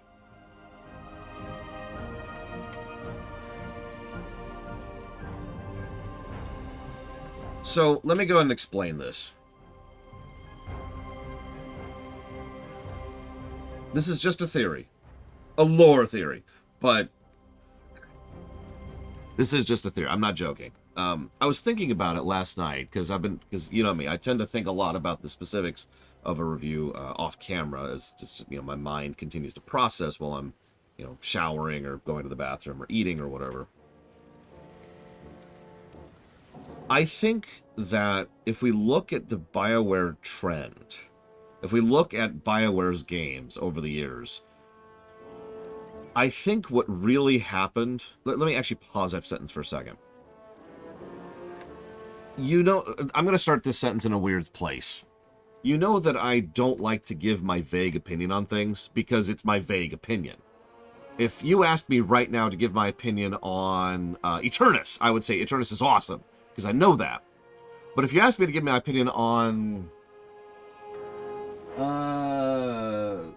Mario and Luigi 3, okay? I can only give you a vague opinion on that game, because I've never reviewed it. I've never sat down and gone through with analysis mode and trying to dig through the game and determine how good, bad, and in between it is on both axes, right? So I don't have what I would call a firm opinion of Mario and Luigi 3. All I can say is, cool. That's it, right? Ping to you, Flag End. The thing is, games we have reviewed, even if they're not under the current system, are games I have a much more strong opinion of, because we've reviewed them. Pretty much everything from Secret of Mana up until now, I would say qualifies for that. The reason that's so significant to start here is to emphasize that I have covered KOTOR, Jade Empire, Mass Effect 1, 2, and 3, Dragon Age 1, 2, and 3, Mass Effect Andromeda, and Anthem, all under that system, or rather, all under the review system. The only ones we haven't reviewed to date that really matter are Neverwinter Nights 1,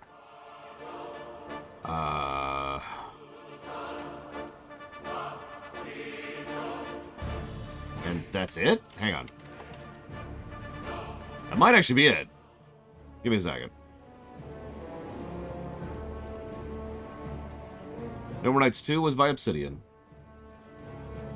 Yes, I should take a drink. Thank you.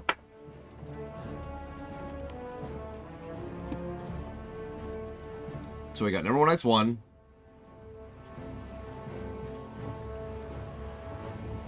Oh, we've also covered Tor, by the way.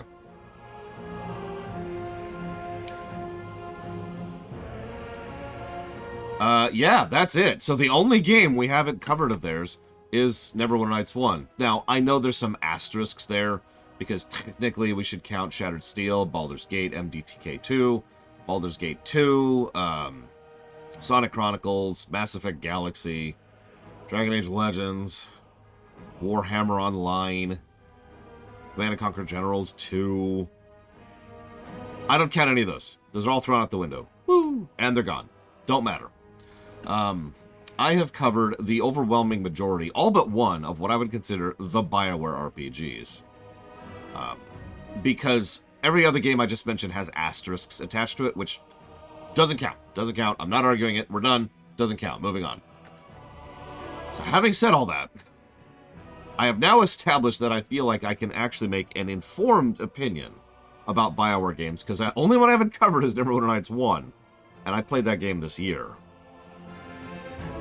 So what's that leave us with? Well, if we look at the order of games here, we're going to start with Neverwinter Nights 1, because that was the first BioWare game, and I stand by that firmly. That was after the split, and the split led to Troika and Obsidian. I know are the other two big ones. I think there's actually another company there. But, you know, and then BioWare, which kind of branched off into doing its own things with Neverwinter Nights 1. So we've got Neverwinter Nights 1, haven't covered that. KOTOR, huge success for the company. They got the... Is it Black Isle? No, Black Isle was the original one. KOTOR, huge success for the company. Massive financial success. First real Star Wars RPG ever. You know, really just a big win for the company. Cool. Is KOTOR that good of a game? No.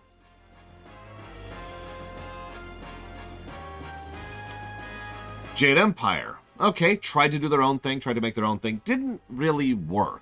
Didn't really get the sales figures they were hoping for. But, you know, that's okay, because, you know, they were still kind of following through on the success of KOTOR, and they really, really wanted to make their own thing. So the next two games that came out were Mass Effect 1 and Dragon Age Origins. Mass Effect 1 was the big success story, and, well, Dragon Age Origins was not, amusingly. No, seriously, the sales figures tell the story. Like, check this out. Dragon Age Origins sold 3.2 million copies, which is bonkers good. Mass Effect 1 sold... hang on. I was just staring at it.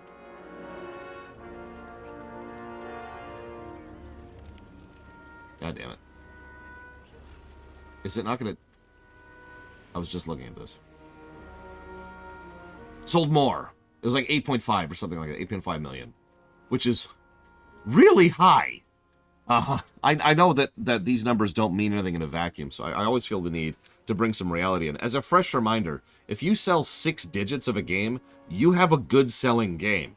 If you get to 7 digits at all, you have a great selling game. And every additional million on top of that is just additional holy crapitude. An RPG like Mass Effect selling in the 8 million range, or whatever the hell it actually was, is bonkers good selling. So they got really, really lucky with Mass Effect 1 and Dragon Age Origins. Then they put out Mass Effect 2, Dragon Age 2, Tor, Mass Effect 3, Inquisition, Andromeda, and Anthem. And that brings us up to now. What's the point I'm trying to make here? I absolutely think there are some talented people at BioWare. Duh. And I do think there are 2 of their games, and only 2, that are truly great games. And I've covered all but one of them at this point. So I feel like I actually have enough strength and backing to make that opinion. And those 2 great games are Mass Effect 2 and Dragon Age Origins. I think both of those games are great games. But I'm not sure it was deliberate, as weird as that sounds. Look at everything I just said again. Really process the games here. They stumbled into Neverwinter Nights as functionally their first real game, which is a Forgotten Realms RPG. Not the first, not even like the 10th, but it was a big one. It was the first one to really cover 3rd edition, which was already going very strong at the time, and that really pulled into a huge market. The D&D crowd. And these people already had kind of established themselves as the Forgotten Realms developers by the virtue of Baldur's Gate. So there was some drift over there. So they managed to nail a great license and get that game out. Cool. Then they landed the Star Wars license, which, again, first Star Wars RPG. Huge crowd hungry for that. It was also a console RPG, which I know, is weird to say, but my point is, it was one of the first real examples that we talked about that when we covered KOTOR, both previous times we've covered KOTOR, and that the fact that it was on the Xbox was crazy and really boosted that game's sales. Then they did their own thing, and it actually worked. I know that sounds so minor, but you have to understand, most people don't want something new. That's just life. Most people want something they know. If I walked up to a random selection of 1 million people and said, hey, would you rather have a new Star Wars movie or a new sci-fi movie you've never heard of before? Most of those people are going to pick Star Wars. Maybe that's a bad example now, but the point remains firm. People want something they know they like. There's a logic to that. So the fact that Mass Effect, something they didn't know they liked, and Dragon Age Origins, something they didn't know they liked, both sold is crazy lucky. And now they have 2 brand new franchises that are theirs, that they don't owe licensing rights on, that they don't owe fees on, that they can now push other games out. And just look at some of the sales figures here. Even Mass Effect Andromeda sold 3 million copies. That's insane! In fact, let's look at Dragon Age, because Dragon Age Origins sold 3.2 million copies, which is bonkers. Dragon Age Inquisition sold 6. 6 million! Do you have any idea how absolutely insane of a sales figure that is?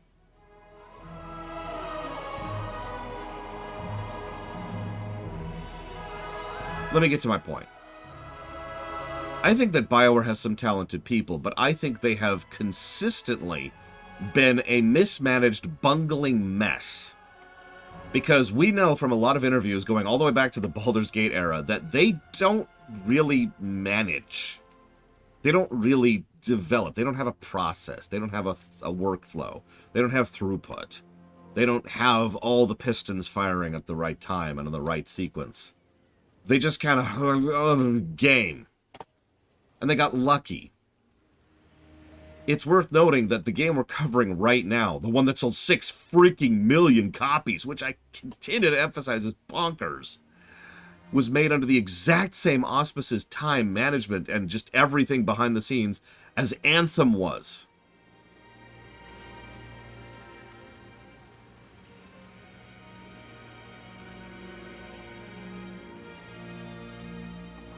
We give a lot of flack to EA, deservedly.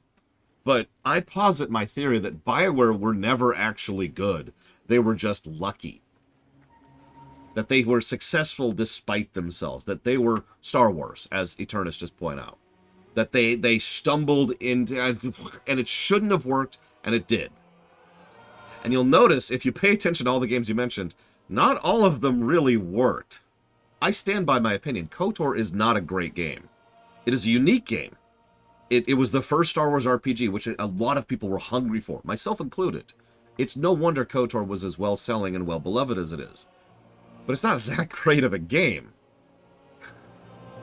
But it was good enough, and stumble, boom, success. Okay, cool. Yeah, it's better to be lucky than to be good, as the old quote goes.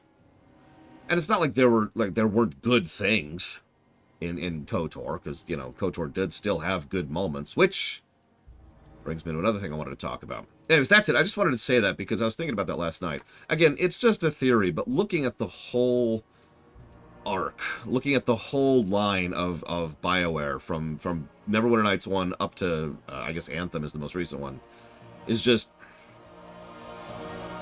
Y'all really got lucky a lot, didn't you? And the problem is exactly what happened. They were relying on that luck, and then Dragon Age Inquisition, which is kind of a messy game, I'm sorry, stumbled into success again. So then they were told to roll the dice again, and they finally rolled a 3. That's Andromeda. And then they were told to roll the dice again, and they finally rolled a 1, and that's Anthem. Anyways. BioWare's a gambling problem. I mean... so that was the thing I wanted to talk about last night. You, Blade Traval, said, "Hey, Laura, you're dumb and you're stupid and you're an idiot and you're worthless." And Blade Traval is absolutely right. I am. True enough, Caspian. So, let's talk about the big twist. Solus is the Dread Wolf. Oh my god. Oh my god. Big twist. Negative to story. Alright.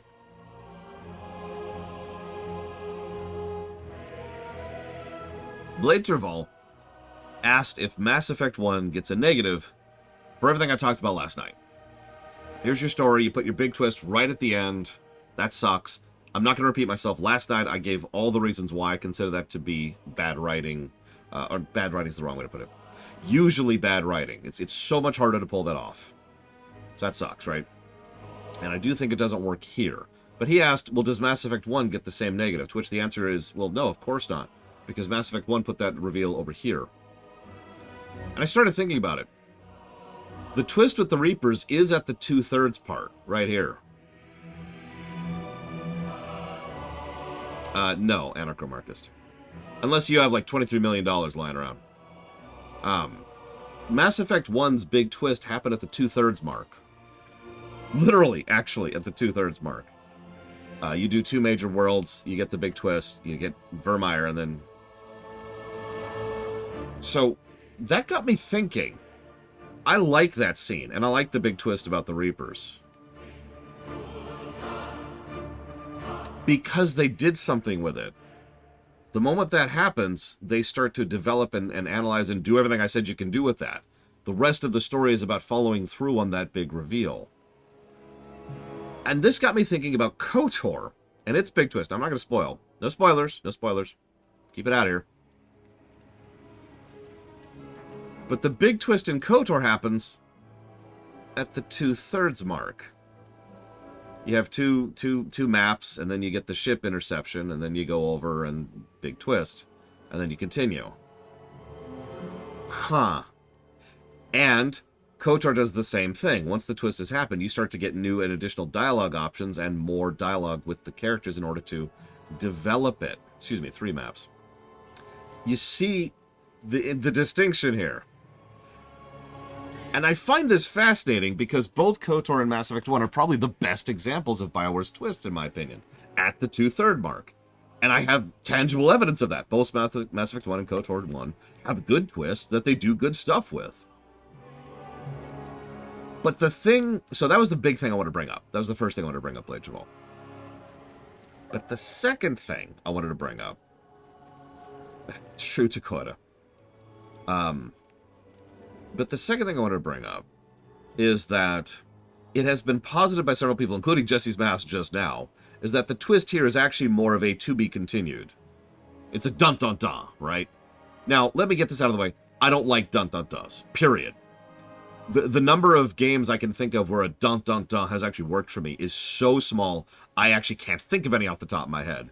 But that's personal preference, so we're going to remove that for the second. Instead, we're going to just focus on, yeah, the sequel hook. Thank you, that's the term I was trying to... The sequel hook here for the next game. And as weird as this is going to sound, if Trespasser didn't exist, I don't think this would bother me as much. I know that's weird, considering Trespasser is generally good by memory. We'll see in a few hours here. But I think if it was just a dun-dun-dun right at the end, I would just roll my eyes and move on. But instead, now they're trying to... Well, they're trying to do what Witch Hunt did. And have you noticed every Dragon Age game does that? All of them. I mean, I know there's only 3. But Dragon Age Origins ended with Witch Hunt. I mean, I know you can do it in any order, but Dragon Age Origins ended with Witch Hunt. And what did Witch Hunt end with? Morrigan giving vague, not really defined portents of some distant threat in, like, the most vaguest terms possible. Right? It's a decent scene if you happen to be romantically attached to her, but otherwise, it's just a nothing burger, as I showed about a week ago when we went through it. What did Dragon Age 2 end on? We cannot find the Warden, and now Hawk is gone as well. That cannot be a coincidence. We must be ready for what is to come. Same exact thing. What does Inquisition end on? At the end of Trespasser. I mean, it's spoilers, but I'm just going to tell you this right now. Trespasser is going to end on a to be continue. It's going to end on a, and now there will be this thing. And it's the exact same thing as Witch Hunt. It's a vague nothing sandwich where they're like, this is what I'm after in very, very vague terms. And I'm not going to define what any of this means, but I'm completely redoing the entire setting forever. Okay.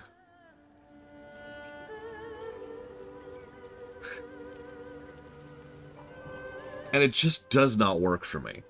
In any of the 3 cases. In fact, if you've been paying attention, I have consistently given Witch Hunt and Dragon Age 2 negatives for that kind of vague portent of a cosmos divided, cannot stand alone. It doesn't work for me. It never has. Yeah, they're just kicking the can down the road. And something that was brought up, and it's worthy of note, is that at least part of why this is bothering me is because we may never get a follow-through on it. But that's not how reviews work. We don't review Dragon Age Inquisition as part of the Dragon Age setting. We review it as part of Dragon Age Inquisition. But I still don't think it works for me because of the fact that it's just the vague portents of some distant future whatever burger. And yeah, this is Thanos sitting on his freaking chair, right? Who cares? And yeah, sorry, Mass Effect actually did this as well in Mass Effect 2. Twice, actually. Once with Mass Effect 2 Vanilla, and then after the Suicide Mission, and once with the Arrival. Actually, by the way, Andromeda did this too. I know none of you remember Mass Effect Andromeda. I know none of you beat Mass Effect Andromeda. But spoilers, Mass Effect Andromeda ends on a, the vagueness will vague it up in a doomy kind of portenty sort of a way. Dun dun dun! So, spoilers. So I think it's just BioWare's shtick at this point.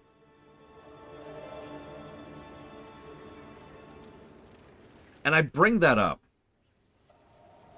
because I don't actually think that they're doing it for the financial reasons that most companies do. I don't think they're doing it because they want to make sure you buy the next game. I think they're doing that because they actually think that's good storytelling.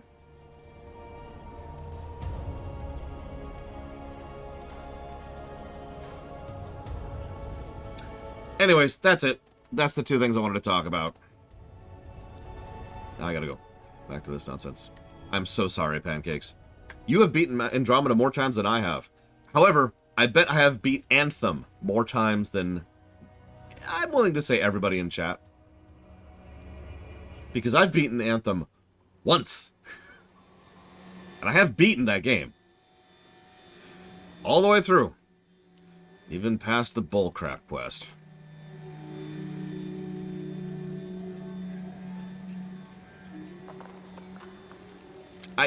I guess so, Wandering Doll. And it's worth noting. Let me go ahead and say something. It's worth noting that I'm the moron here. Blade Travell mentioned something last night. Blade Travell said, "You're dumb and you're stupid, Lore." Then he started punching me for like 5 minutes solid. But when he finally got tired of punching me, and he was like worn out, I was doing the Rocky defense. He was finally worn out of beating me up. He then told me that it might just be a me problem. That I'm the one who doesn't tolerate, for example, grind. Because I don't. I don't tolerate grind. If you've ever heard someone say the phrase, "It only takes about an hour of grinding in order to progress," and doing it as if that's a good thing, then you probably understand where I'm coming from on this. Because I don't like an hour of running in a circle doing nothing. I'd like to actually play the game, please. So you're right, I don't have as much tolerance of grind, and I don't have as much tolerance of bullcrap. I have seen too many games to give a game a pass for no reason. Which brings me to my point. It is entirely possible that the dun-dun-dun bothers me so much because it bothers me. Because I legitimately consider it to be not particularly good storytelling. It's for the exact same reason that I don't like existential threat plots, which I have to define now because nobody even knows what that means. An existential threat plot is, the galaxy will be destroyed if we don't stop them. The world will explode if we don't stop this. If we don't do this, the entire universe will die. That's an existential plot, okay? I don't like existential plots. They can work. I've actually enjoyed quite a few good existential plots. But, generally speaking, I'm just not into them. Probably because they're one of the most common kind of plots around, and usually they're done badly. Which brings me, of course, to the dun-dun-dun. I'm sure somewhere something has done the dun-dun-dun in a way that I would consider to be well done. I can't think of an example off the top of my head, but that just might be me being stupid and tired. So hypothetically, there could be a good example of a good sequel hook somewhere. But generally speaking, I can name many examples of sequel hooks which absolutely do not work for me. And I don't even have to go to the wide breadth of fiction I've covered, because I can just point to Dragon Age Origins and Dragon Age 2. Both of which did not work for me. And I explained why in the review. I gave the negative and I typed up my reasoning. No, I actually kind of agree with you, Blade. I do think that this is better than running a circle doing the same thing over and over and over. I'm still not as positive about it as some other people, but it was an interesting insight. Thank you for sharing. Now, having said all of that, I cannot give Solus any positives or negatives yet. Not really. Because Solus isn't really a character yet, is he? Solus has had 20 seconds of doing something that most people don't even know what just happened. Let me explain what just happened, by the way. The essence of Mythal left Flemeth and went into him because he's the freaking Dread Wolf, or is the latest host of the Dread Wolf. We're not actually sure of the specifics as of this moment in time. And there you go. That's it. That's what we got for him.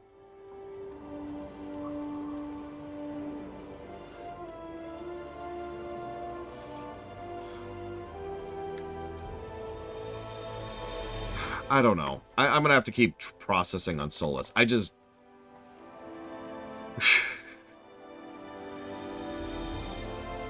I'll have to keep processing. But at the moment, I cannot give him any positives. Nothing that he has done as of this moment in time would be deserving of a positive, in my opinion.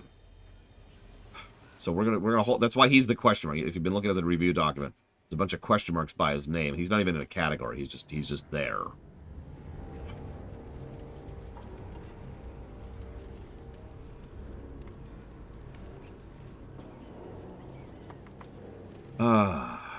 And I know what I love best about this is my favorite part about this. It's my favorite part about my job. If I give Solus a positive for being a good character, there'll be people in chat who'll be like, yes! And there'll be people in chat who'll be like, no, you're dumb and wrong. And if I give Solus a negative for character, there'll be people in chat who'll be like, yes! And there'll be people who'll be like, no, you're dumb and wrong. I cannot win with this character. There's no winning here. So I'm just going to be as honest and fair as I always try to be, and we'll just see how this works out. Now, I need Mega Man music so I can concentrate for a second. So I'm going to make that happen.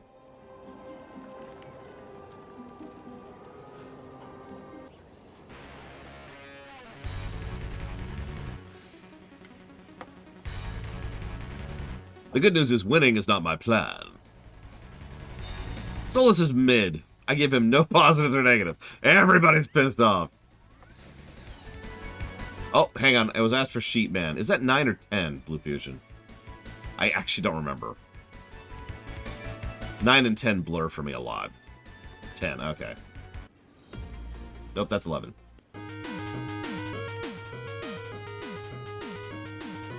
We have not done a bronze number. I don't plan to do a bronze number. I'm just doing some cleanup.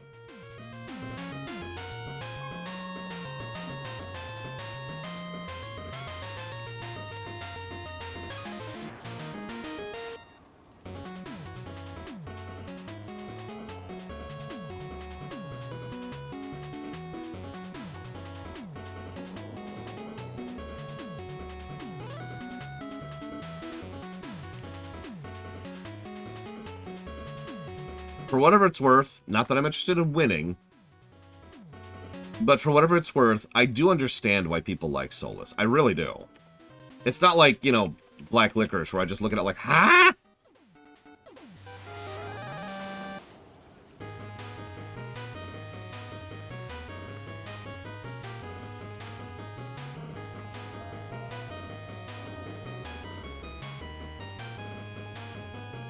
Oh, I will, Lord Harriman. Don't worry. Don't worry. As long as I don't forget.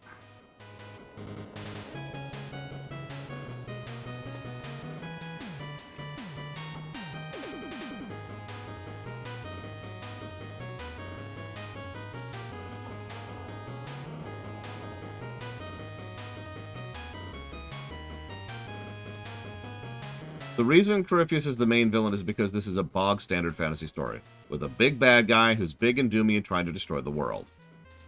I already mentioned that. Like I said, they reverted to default, and so Corypheus became a default bad guy. A plain... I can't even call him a vanilla bad guy, because I've had good vanilla. You ever have really good vanilla ice cream? I have. That stuff's great. No, he's just ice-flavored ice cream, which I've also had, by the way. You know what I mean? It's not ice flavored. It's like cream flavored or milk flavored or something like that. Like, it just doesn't really have flavoring to it. When it's just sugar. That's Corypheus.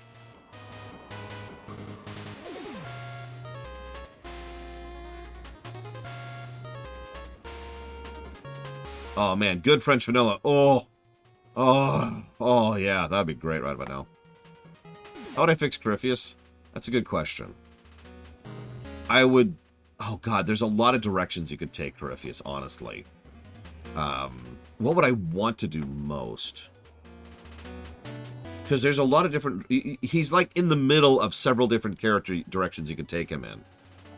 We could lean into him being the Krennic. I honestly think if we make him deliberately more pathetic and just like a flailing lost soul who is trying to make some like sense of this weird crazy world he's woken up into and just keeps failing and fumbling at it, I honestly think that would make him a more engaging character.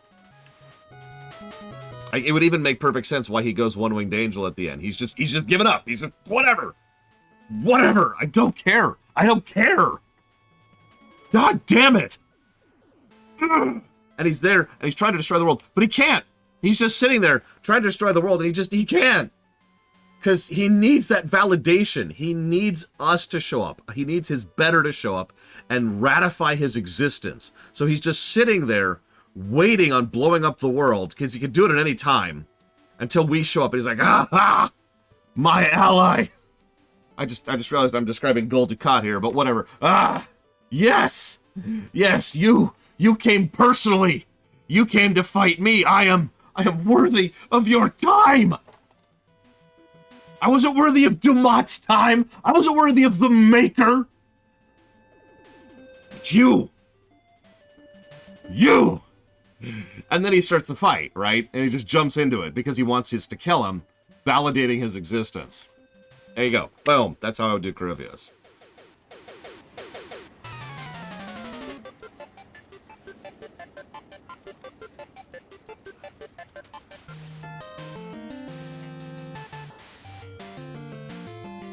Yeah, I wasn't worthy of the nightmare. Wouldn't even talk to me. I gave him the idea. And then he wouldn't even find me. I haven't had fear in a week. You know.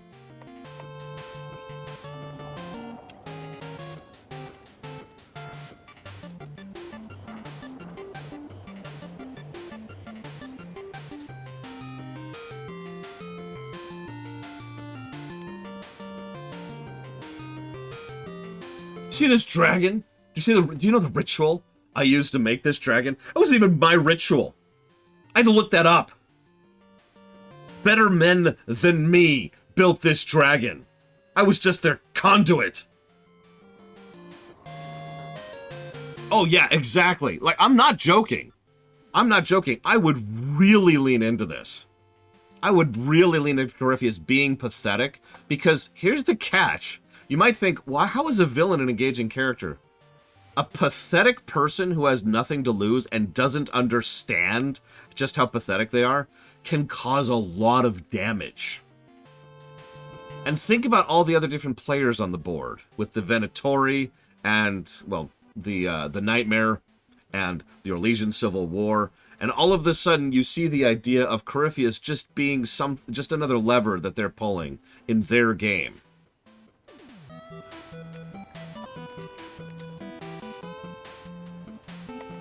We can also pull a Voldemort with him. To explain that a little bit, Voldemort has, like, negative charisma. Exactly, Rain 36. Has, like, negative charisma and is a moron. But he's also a genius, specifically at magic. Voldemort was a beast in that setting. And that was the problem. He was so good at magic. He was a savant at magic that he could pull things that other people wouldn't even consider. So... And yeah, Corypheus does have a Horcrux kind of built in there. So we could just have him be a really goddamn good mage. Like a combat mage, straight up. You remember when he lifts all the keeps up into the air for the final battle? I'm with that. I buy that. Exactly, Jesse's Mask.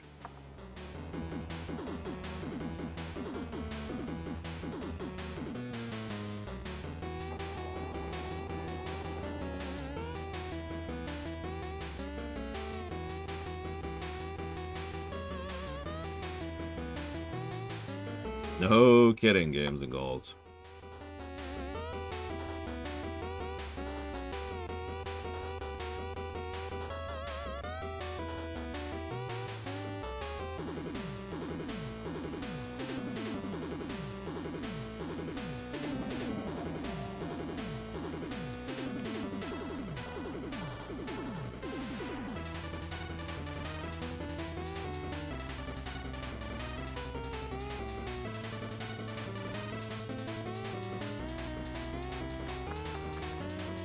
Oh yeah, let's ask a question now. How replayable is this game?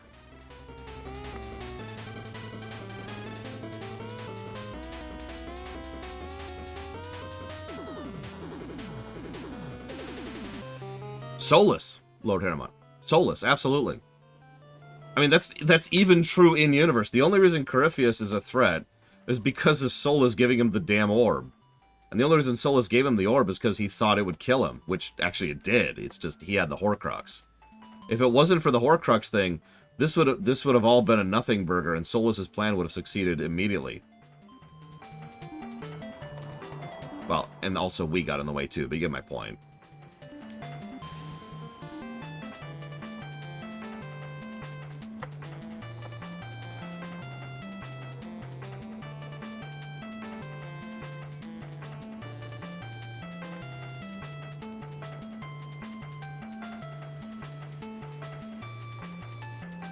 Oh, geez, I don't know.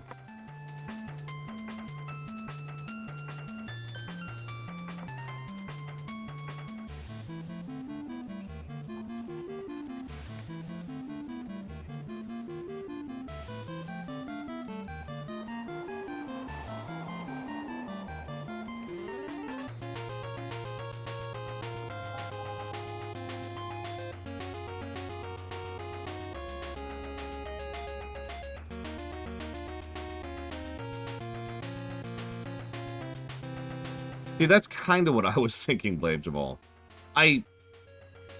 Okay, talk with me on this one, because let's be clear, the game absolutely gets the second replayability positive, right? I mean, duh. Even Dragon Age 2 got that second replay positive. Again, duh. The only thing I could see that would argue for the first replay positive is the fact that the overwhelming majority of the slog in this game is completely skippable, which is funny.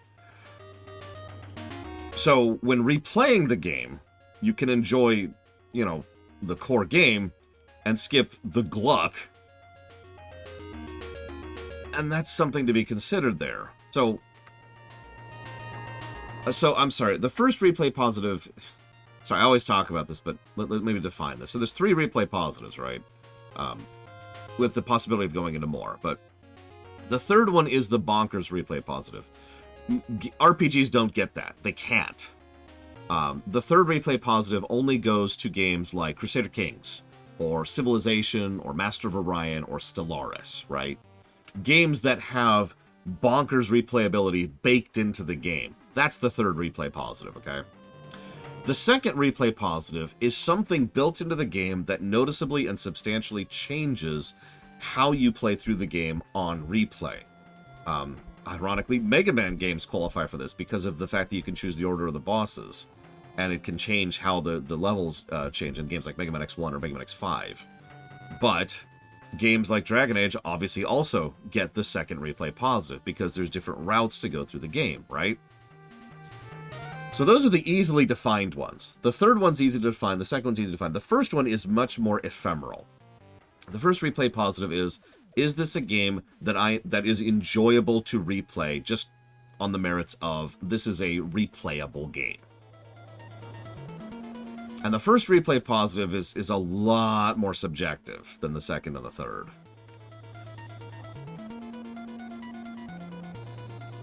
So, this game, does it get the second one? Absolutely. I don't even think that's in question. But does it get the first or the... Well, it doesn't get the third.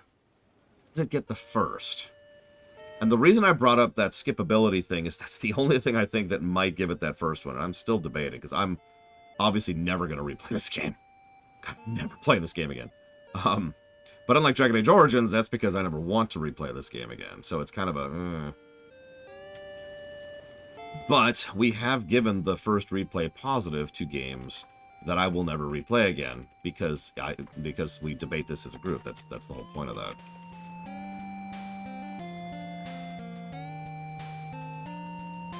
Almost done, by the way. I'm almost done here.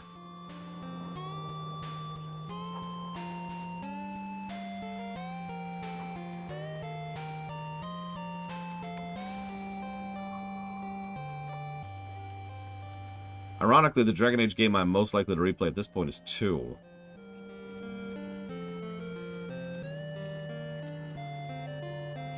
Go ahead, tar and feather me. It's cool. It's a shorter game. It's got some fun combat, and I could quit as soon as I finish Act 1 or Act 2 and be quite satisfied with that.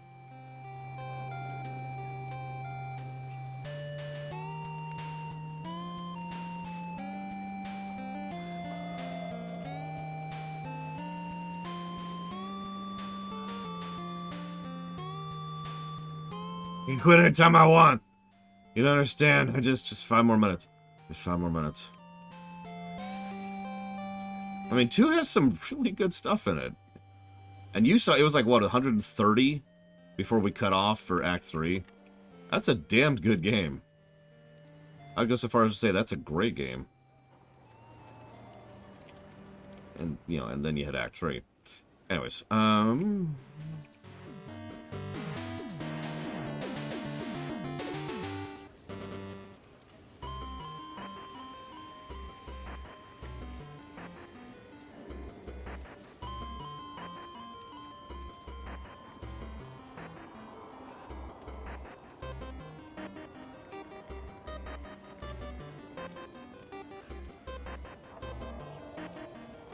yeah, funny thing, the first time I have ever had Isabella not bail on me was the most recent playthrough we did, and that's just because I was really focusing on her, like, the whole time through.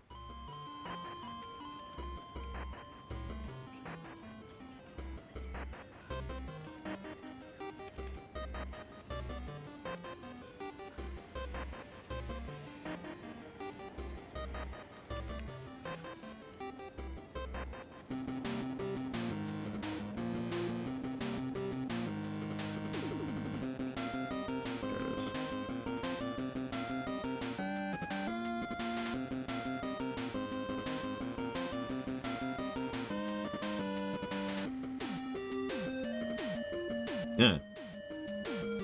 Well, I don't want to go through the final loadout right now, but as I'm actually filling out the spreadsheet, I can't help but notice some interesting trends here. Let's ignore the gameplay angle for just a second. Let's look just at the story angle. So, Dragon Age Origins nailed it in atmosphere and tone more than the others, and banter. But Dragon Age Inquisition stomped in brickwork, which we saw coming. All three games have very good characters, but Origins ekes out the win there. 2 with the worst characters, but also still very good characters. Inquisition has the best doodad usage. Yep, stand by that. Inquisition has the best external continuity. I know I'm going to get some hackles for that one. Origins had the best humor, which I also stand behind. Dragon Age Origins had the best primary missions, the MSQ, and yet Dragon Age Inquisition had the best primary optionals, which I also stand behind. Now here's a fun one. Inquisition had better moments than the other two, which I also stand behind. And also had a less bad outro than the other two, because both of the games have... what? Oh, I misread that. Sorry. Had a less bad outro than 2. I was going to say, that doesn't sound right. But obviously a better outro. Obviously, Origins has the best outro. Sorry, that's... Sorry, misreading my own document. I apologize. The plot, Origins wins on that, and Inquisition has the worst on that. No shock there. Voice acting, we have in order Origins, then Inquisition, then 2. And world building, this is a fun one. I think a lot of people are going to disagree with this too. I think Origins has the best world building, but I think Inquisition has the second best. Even though it's a lot of retcons, they're actually pretty good with developing and fleshing out the setting. Like this is kind of a soft reboot for the setting. So... Oh, and obviously Origins had the most writing flaws, but also the most writing positives, which just tracks.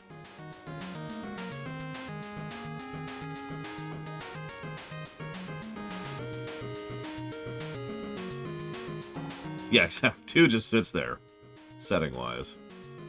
Not quite. We're getting ready for the finale here.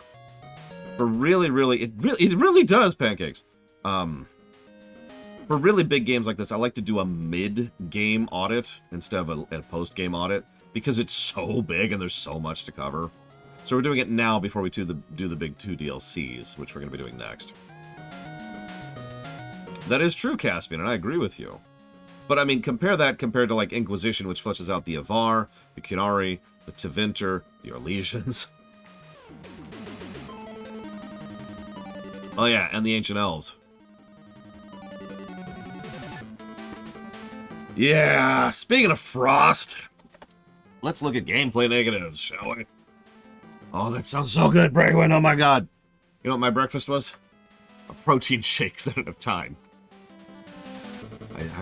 I will give you nothing to give you. I will share one of these rice candies with you. One of these Japanese rice candies.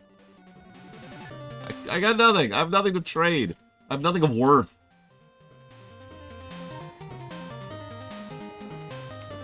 By the way, the bomb-flavored ones are very, very fishy. No, I mean that literally. They smell and taste very strongly of fish. My niece and I were trying some of this stuff last night. Not all of it, don't worry. I saved some of it for the stream. But, like, we were trying a few things. And then I entertained her for the better part of an hour. Because I have an app on my phone which allows me to take pictures and then try to translate it, right? And if you've ever used that app, you know how wonderfully inaccurate it was. So, like, we'd hold up the thing, it's like, okay, what does this say? And just to use, like, a random example of things that this would say. I actually took a picture of some of these. So, like, here, for example, this one right here. This says, Episode 10, Parent-Child Play. Smartphone. We will continue from the beginning with the smartphone, Star, Show, and Okashi. Let's train our strength.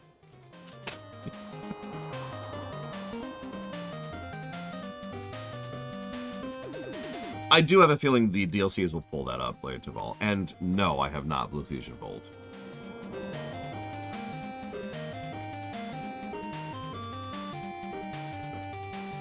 I mean, we've talked about this before. I really feel... I wouldn't mind a word salad. I really feel, and I don't mean in any way as this is an insult, but I think most people don't really care about the gameplay of video games. At least when it comes to RPGs. I honestly have felt like the weirdo on that one since I was a kid. Like, when I was back in the day, like, you know why I didn't get into RPGs until Final Fantasy IV? It's because the gameplay of FF1 and Dragon Quest and Ultima and Wizardry sucked. Even FF4 doesn't exactly have good gameplay while we're on the subject, the original SNES version. But, you know, it was something.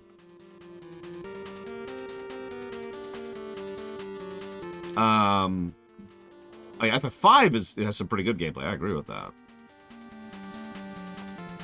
I mean, yeah, Dakota, I feel like some people are just interested in story more than gameplay, and so they just kind of put up with the story, or excuse me, put up with the gameplay to get to the story. I don't really mean any insult by that. It's just, I'm not on the same page with you. I'm not with you on that. Like, there's a reason why for years I have been ostracized for my opinion about Final Fantasy Tactics. It's because I hate playing that game. I know, story's legit, but you get it. You get it. Okay. Do we consider the general bugs to be a frostbite problem or not? Just for fun. It doesn't really matter. I'm just curious.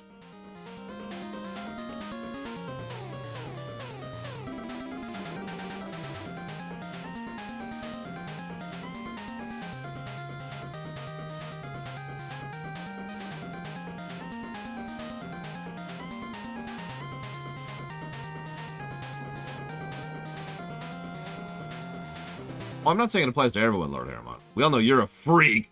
Sorry, I don't mean that as a negative thing. But I have noticed this trend. I mean, I even flat out admitted, I think it was during the Baldur's Gate 3 thing, where I said most people aren't interested in gameplay, you know, in terms of RPGs. And I got a lot of people in the comment section saying exactly that. Yeah, no, you're right.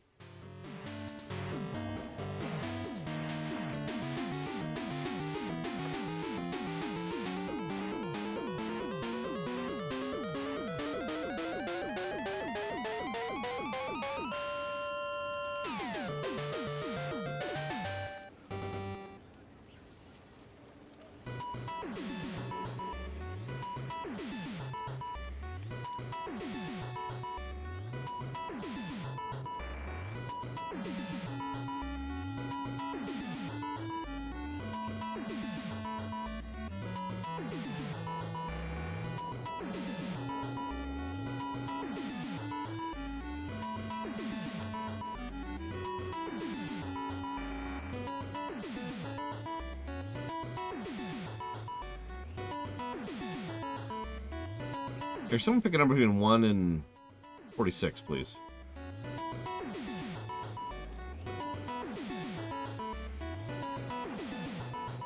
$34.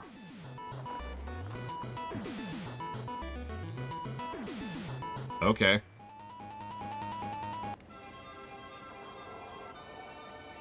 I'll like this music. Nobody else will.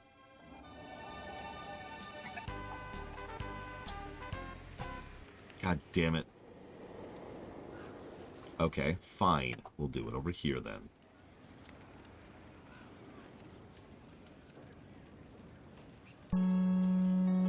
No, shoot. Hang on.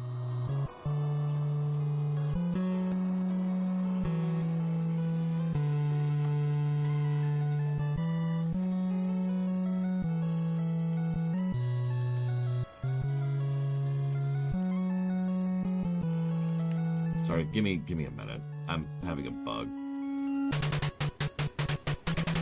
I know this isn't Final Fantasy, just give me a second.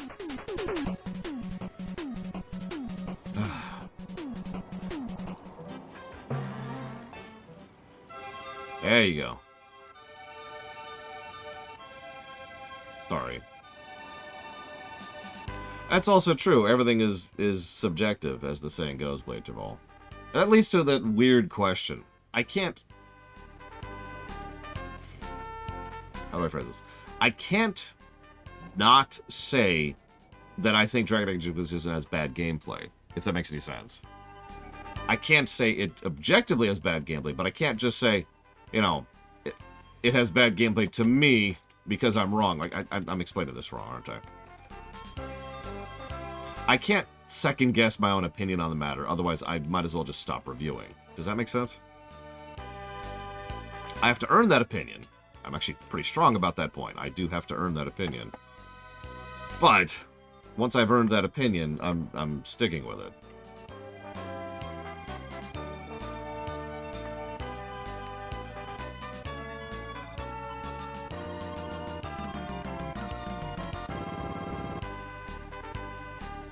Oh, let's get rid of that one. I thought I got rid of that negative.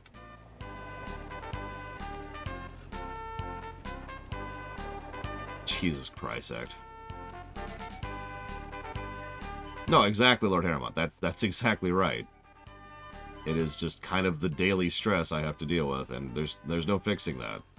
There's no suddenly magically just having the correct, perfect answers for everything ever. If that was true, I probably wouldn't be streaming.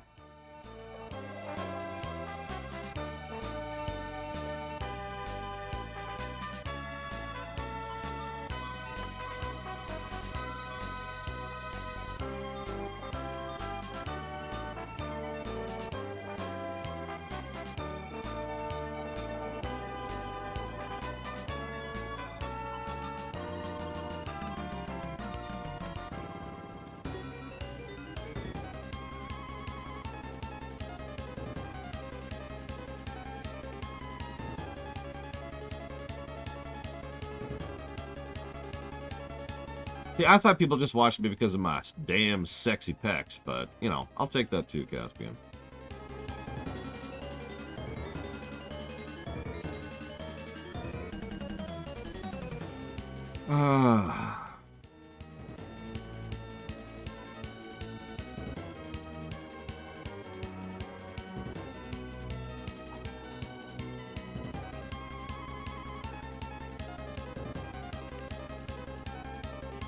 My dual set tones.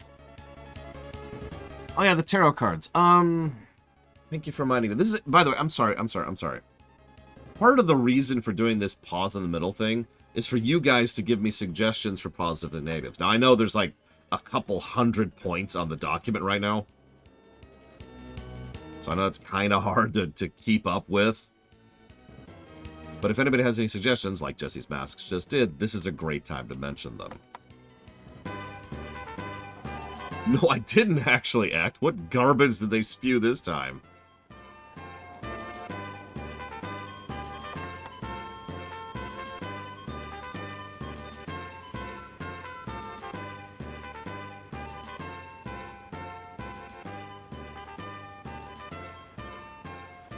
I was actually thinking that, just kind of have an art design positive. Because there's some stylistic stuff here, and I could see that in games like Guild Wars 2, for example, would get a similar thing. So that's technically brickwork.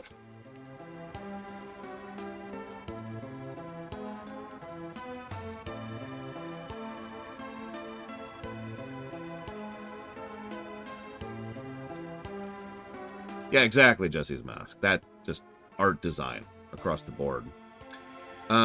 We've heard you. We apologize for the confusion and angst. The runtime fee policy we announced on Tuesday caused. We're listening. We're talking to our team members, community, customers, and partners. And we'll be making changes to the policy. Oh, that's the worst. That's the worst possible response they could give. It would actually be better if they just decided to hardline and say, nope. Yeah, that's not great. Yeah, forgiven. Everything's forgiven. We're done. That's, Jesus Christ, Unity.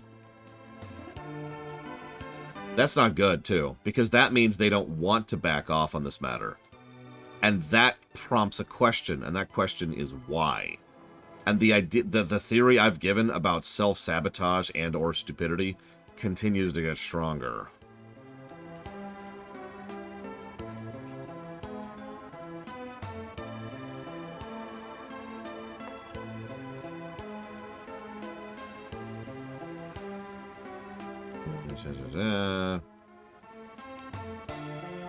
Yeah, if you had shares in Unity, it's a good time to dump them. Yeah, Godot. I've actually done a little bit, very small amount, of additional reading into Godot. I'm leaning more and more towards Godot.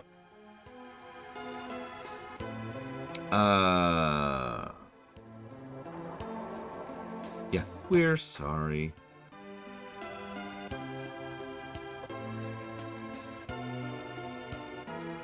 We don't care, but we've heard you. We honestly thought you'd be dumb and submissive enough to accept our new policy. We're going to act like we're doing something to make ourselves look better to our shareholders. We'll wait until this blows over before only slightly changing our policy and not revert it.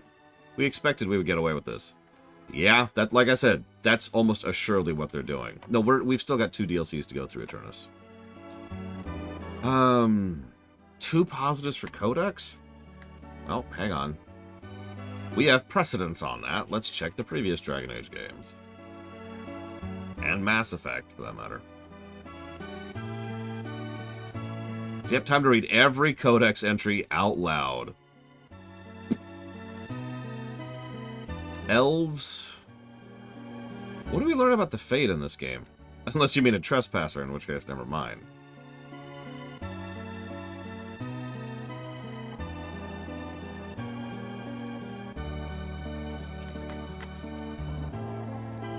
I'll give you the elves.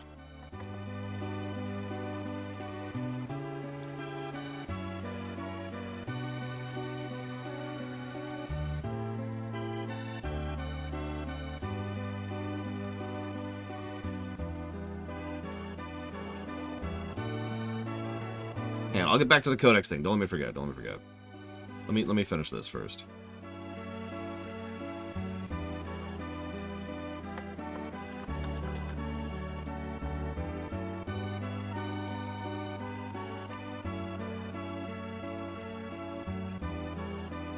Remind me what a trespasser was in Quake 2. I haven't played that in a while. Okay, you know what? I'll give it to you, Solus. And by Solus, I mean Jesse's mask, who is not Solus in disguise.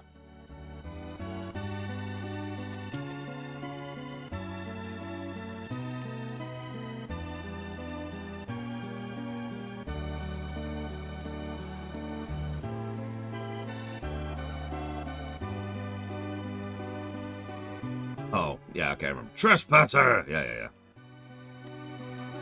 Yeah, no, you have to understand the people making this decision about Unity will suffer no consequences for it. That's how that works. I mean, the most banal explanation for what Unity is doing is very, very simple. One person decided to make a play for more money. In doing so, we would increase the value of the company, which would increase his or her shares in the company. And if it succeeded, they make more money, and they get to put that on their resume as a big success for how much they improved the value of the company, which makes them more likely to get hired as a CEO somewhere else or an executive somewhere else. If it fails, who cares? They're still paid, they still get their golden parachute, and they get to go on to live somewhere else, and they get to put, I was an executive at Unity on their resume. There's no detriment.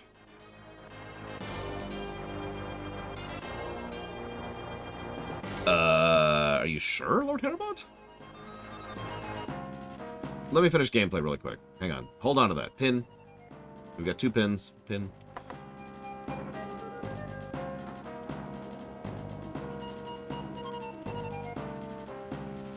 No, I'll double check, Lord Herobot, but put a pin in it, please. Just give me a minute. Give me a minute. I want to finish typing this up.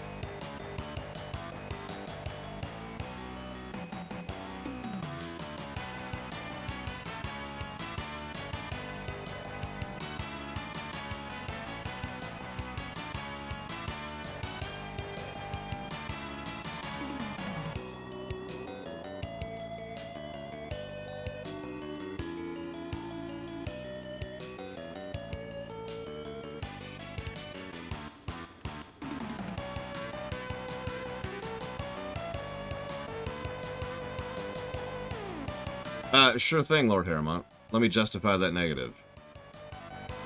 What was the other game we... Because we've actually already established that precedence, and I don't remember what the game was that we did that in. I was even looking for that the other day, and I can't remember what game that was. Does anyone remember what that was?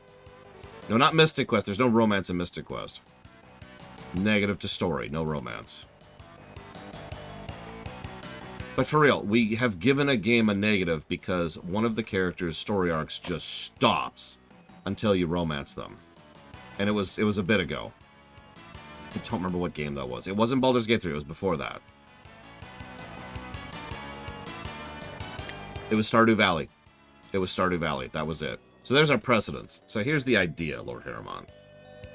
Zevran's a cool character, but his story arc is in many ways hampered by virtue of the fact that so much of it is in the romance plot.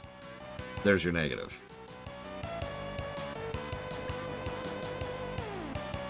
Now, it is also true in general.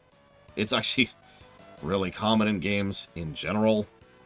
But that's the idea, is that that kind of a thing can be irritating, that you have to romance someone to really finish out their story arc. That's it. That's what the negative's for.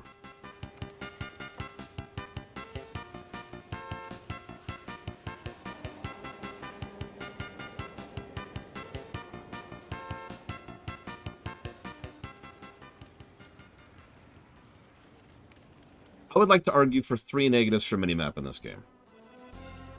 Here's the reasoning. I can't think of a worse minimap than the one in this game. Thoughts?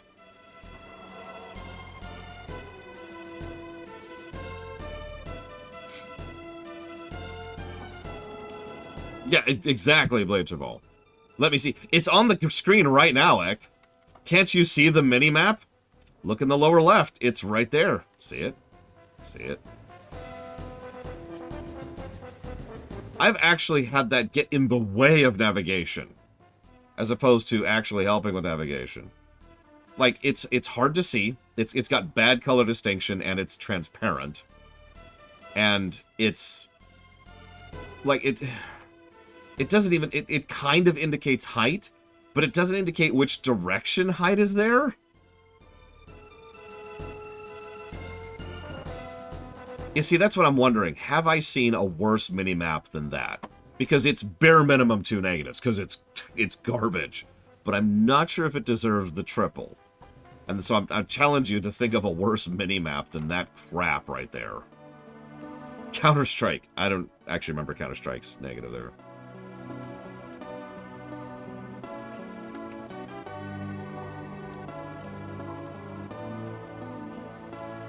In all sincerity, I think the game would be better if the minimap wasn't even there. I'm not joking. You probably noticed how many times I would do this throughout the game, just to track where I was, because the minimap was not helping. Now, I do remember Mass Effect 2's minimap being pretty bad. No, Savik, I don't know what you're talking about. There's no romance in Mass Effect 2. There's no romance in Mass Effect 2. Ah, I can't even poke fun at Savicon properly.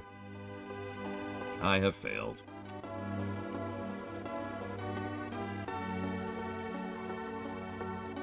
Yep, there is now romance in Mystic Quest. Locked in stone. We did actually give Mass Effect 2 a negative for that. Go figure. Alright. Blade Traval disagrees. Very well. I'm actually going to let go on this point. So, 2 negatives for the minimap. Not 3.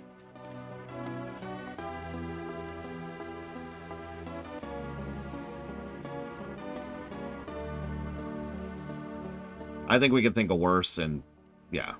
Like you say, there is the thing, which I still actually haven't seen, but I believe you that it exists. I do. I'm not actually joking. I have yet to see the highlight thing. I need to, like, prompt that in one of the DLCs so I can finally see this stupid thing.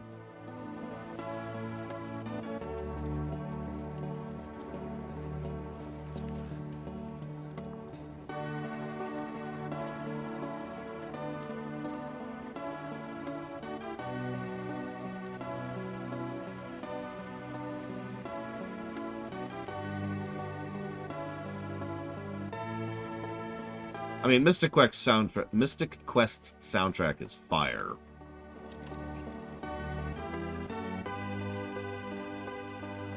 It's funny you bring this up, Lord Harrowmont, because it was brought up to me by someone else. And I was like, oh, you're right, we completely forgot that in Dragon Age. So I actually went back, re-added that negative. You probably noticed the score of Dragon Age Origins went down very slightly, because I had to re-add that negative and recalculate everything, and... whoops.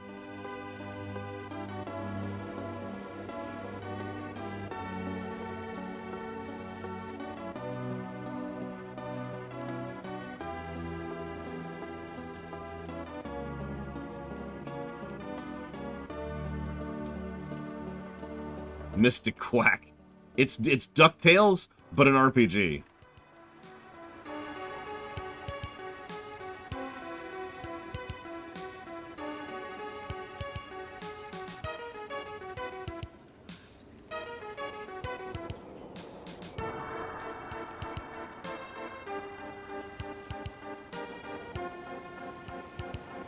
I mean, he is Raven King, I agree. I mean... some people have... the mystery of the quacks. Some people have asked why I don't like Solus, and there's a lot of reasons. I've given a lot of reasons for that. But really, the biggest reason by far is he's a good old days guy. And I hate that in real life. Like, 99 times out of 100, if someone is pining for the good old days, that's a problem.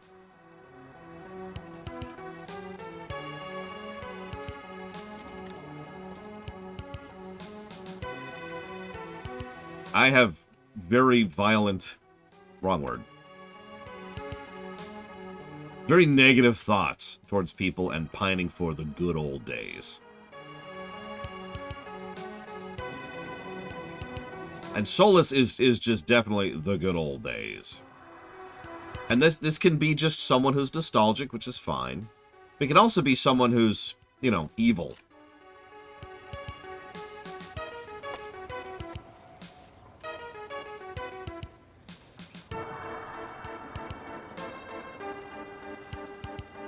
Yeah, I was gonna say, by the way, I have several biological family members who are absolutely good old days types. I know people, this is partially polemic, I know people in my biological family who legitimately pine for Reagan, for the Reagan administration.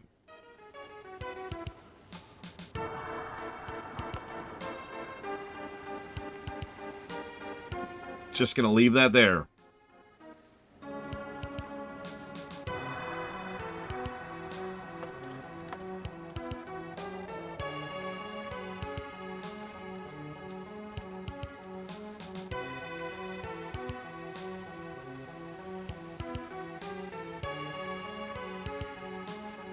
Yeah, pretty much my entire biological family is full straight red, but... with Solus... see, that's the thing. I would never insult Solus by comparing him to my grandfather. Yes, I mean that. But, you get my point. At the very least... God damn it, Caspian! At the very least, it makes a degree of sense why Solus pines for the good old days. I don't really think I agree with him on this, and I don't think he should destroy the entire world. But, you know. Oh yeah, how many of you across the pond know people who pine for the good old days of Margaret Thatcher? For those of you who don't understand the Reagan parallel, there's your Reagan parallel for the United Kingdom. Or the United Kingdom, excuse me.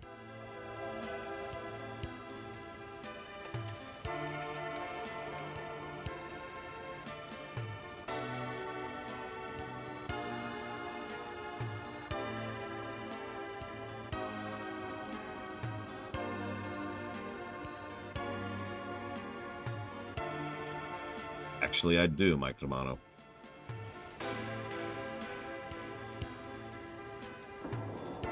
Good old days.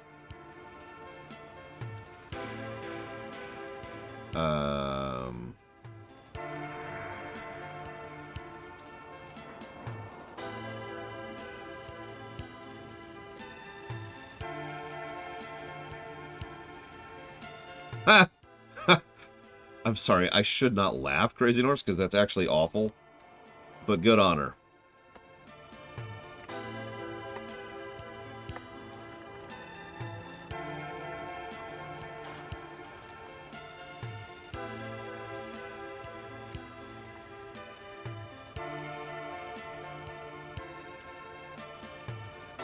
Yeah, no, I don't want to spoil, because it is spoilers to talk about in both directions, but let's just say Solas is definitely a very similar character to another character over in Final Fantasy XIV, and we'll just leave that at that.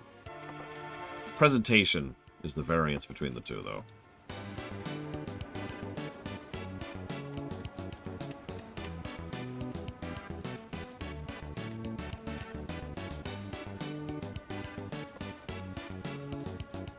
How would I fix Solas? Oh, that's actually a tough question. That's a really tough question. I don't know, what do you guys think? Giga, how do you fix Solas?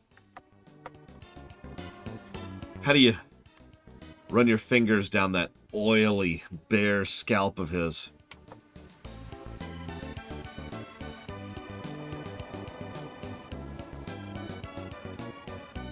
And then you lick it.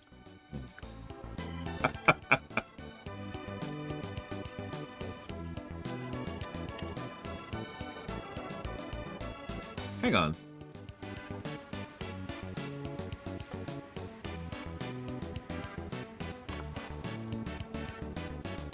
Aw, poor Savicom's cat. Hear me out for a second. So, okay. Obviously, what I would do to fix Solas is something I can't summarize in a sentence. It would take a lot of time, a lot of polish, and a lot of reworking individual scenes and individual lines of dialogue, you know. It would involve an editing pass, or 2, or 3, right? But hang on. What if Solas wasn't the Dread Wolf? Bear with me for a second. What if Solas is a dreamer, which we've already established back in Dragon Age 2, and has been doing this to interact with the Fade, and just has this absolute hard-on for ancient elves, right? Because and that's just his shtick, that's his obsession, that's his gimmick, whatever, right? And that's just him throughout the whole game until he encounters Flemeth, and that is to say, Mythal, and she introduces him to either like a thing or a person who is currently containing the essence of the Dread Wolf. And then the Dread Wolf is shoved into him.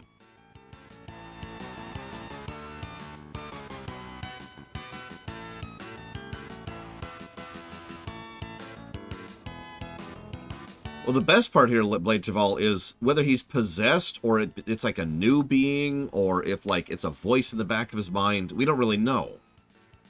Flemeth is kind of vague about that point, right? And she consistently refers to Mythal as her, as a separate entity, even though when pushed, she admits that she functionally is Mythal and speaks, you know, very friendly and in a very like affectionate manner of someone that that Mythal would have known personally. So we could have it be kind of a vague thing of how much of that is Solas, how much of that is the Dread Wolf. Just, and we could make that a talking point, right? We could make that a thing. Maybe it could be part of the story of, do we try to salvage Solas, or is there even a Solas to salvage, right? Maybe it's like an in-between thing. Maybe even if we were trying to separate him, he'd be permanently changed by virtue of the fact that he has now had this merger experience. Maybe there is no separating the two. Maybe there's just moving on. And the essence just kind of moves on to the next host. There's all kinds of stuff we could do with that.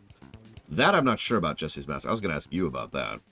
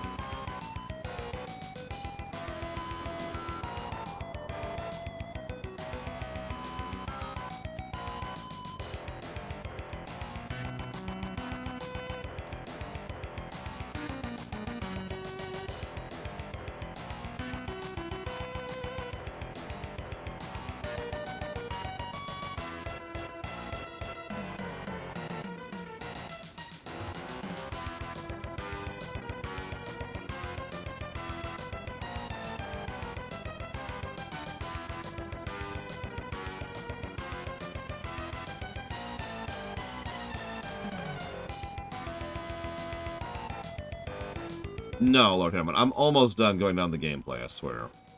Right now, an idea has been posited. What if Solus and the Dreadwolf were different people, and then the Dreadwolf is shoved into Solus at some point during his arc? I feel like his personal quest would be a good way to do it. But yeah, then we have to decide where was the Dreadwolf elsewise. I mean, there's also an easy answer to that. It was in the container of carrot holding that Mythal just happened to have on her or something like that. Now, you're all saying it feels like Anders. I'm curious why you say that, because I don't agree.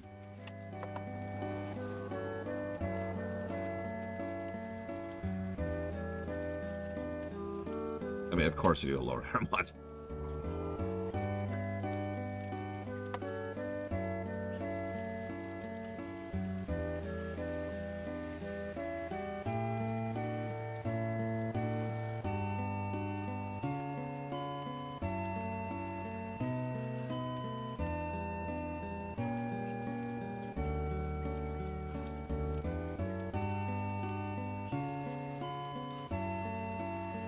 Okay, I think that's it. So now I just have to fill out the spreadsheet and then we can move on.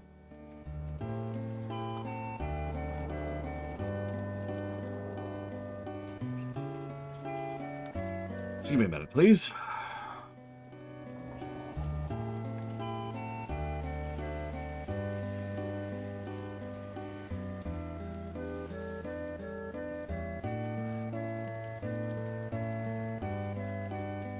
Everyone says it's a repeat of Anders' story. Do you mind explaining how this is a repeat of Anders' story? I'm really curious where that's coming from, because I'm not seeing it.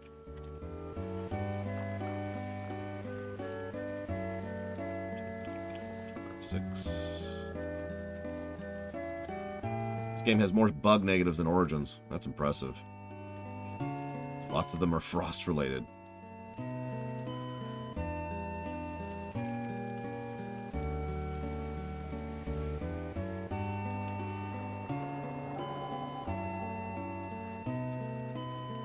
But, like,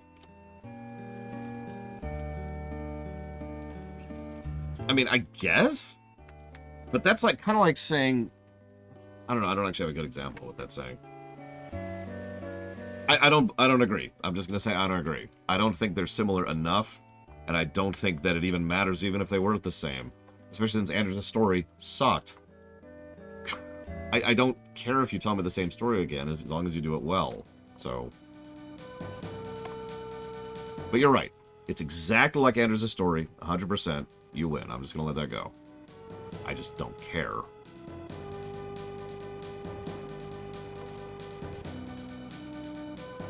Jesus Christ. 1, 2, 3, 4, 5, 6.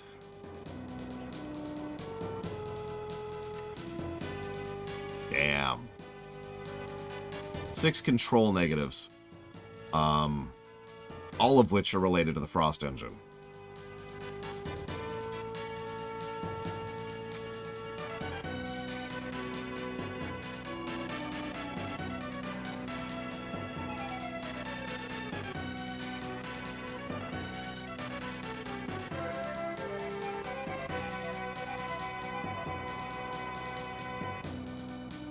But I get the point. I will let the whole Solus thing go. Because the point is, I'm trying to fix a character you don't think is broken.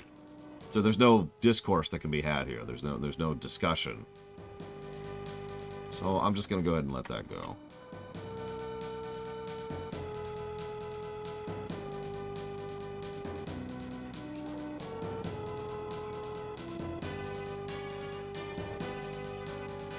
It does, Wandering Doll? Are you sure?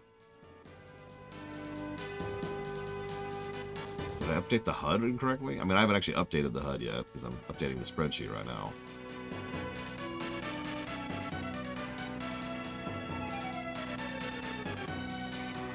Oh, okay, yeah, no, it's killing it on the story axis. We all knew that was going to happen.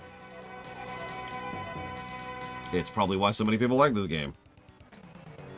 Before you jump into it, no, you don't have to defend the gameplay of the game, I'm just saying, I feel like one of the biggest reasons why people like this game, why it sold so well, is because of the story axis. Because people just, in general, do not care as much about the gameplay axis. Which is fine. No judgment.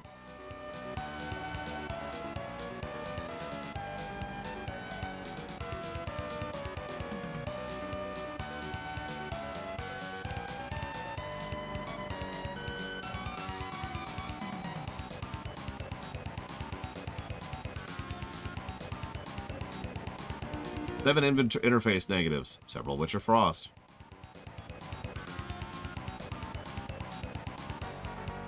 Oh yeah, speaking of which, this is also frost.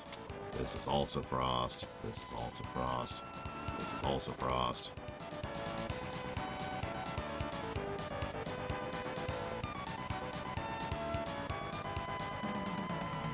That's an interesting point. How many, like, honest question, how many of you who like Solus, imagine for a moment that he's not the Dreadwolf. Like, he never was, right? We've retconned reality.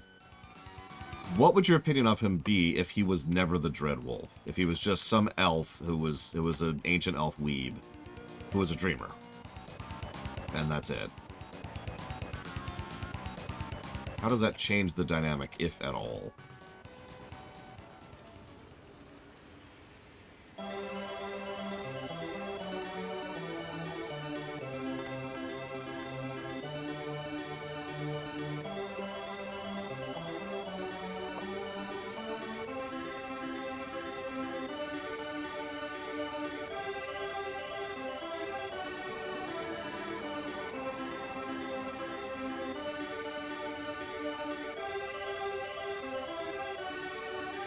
I mean, yeah, I agree with that, Lord Hermont. That's pretty much the question I'm asking.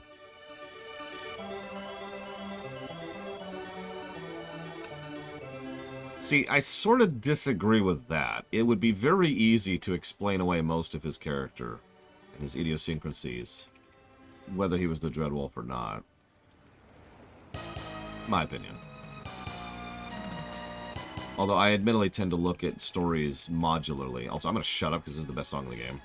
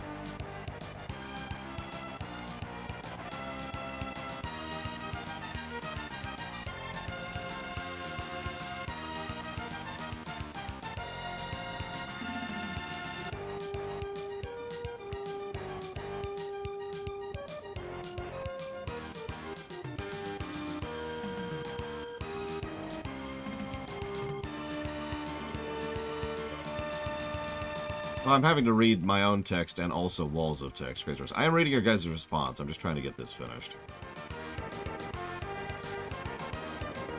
Seeing some interesting opinions. What I do find interesting is there's a common thread amongst several of you, which boils down to he wouldn't be an interesting character if he wasn't the Dread Wolf.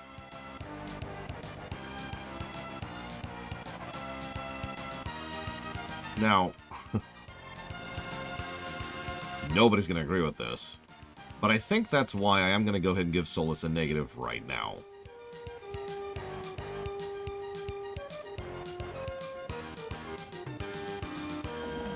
Yeah, he's just not really an interesting character other than the reveal. It's a little bit too pinned to his identity.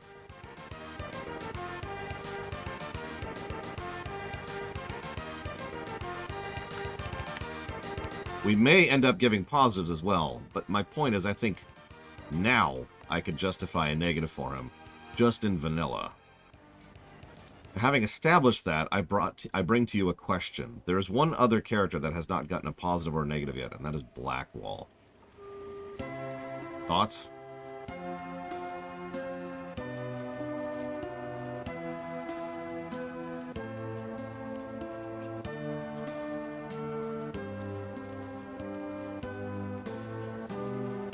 Yeah, meh, which is kind of exactly the point I was trying to reach. If I'm being blunt, a meh character is a negative in a game like this. He had a good scene, which I even gave a positive for, if you remember. But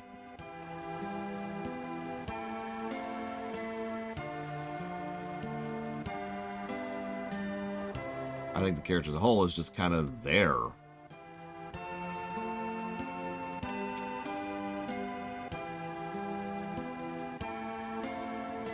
I mean, even Blackwall's ending, which I looked up off earlier because I was looking up something, is just like, and then he goes and gives hope to the hopeless, is the exact quote. And I'm just like, oh, okay. Yeah, he's no Sebastian. That's actually an interesting question. How many negatives do we give Sebastian? That's a good question. Let's look that up. See, the other thing is, he's in... I feel like several characters, Vivienne would also fall into this, just did not have the time they really needed to be developed into a good character, to put it very, very bluntly.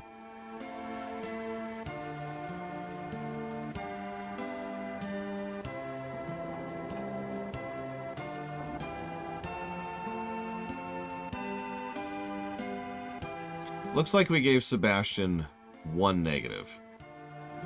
Alright.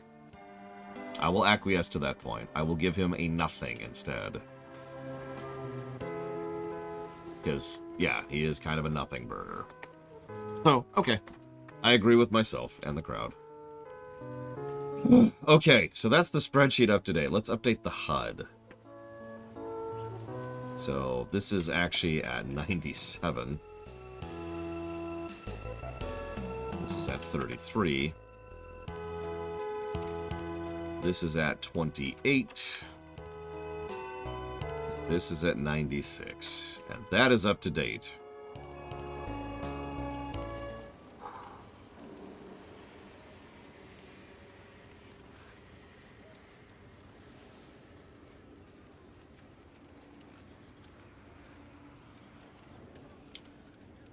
Actually, hang on. Before we move forward, I'm going to give a negative to story. For Lord Harrimont! Or, no, sorry. See, that joke only works because his username is Lord Harrimont.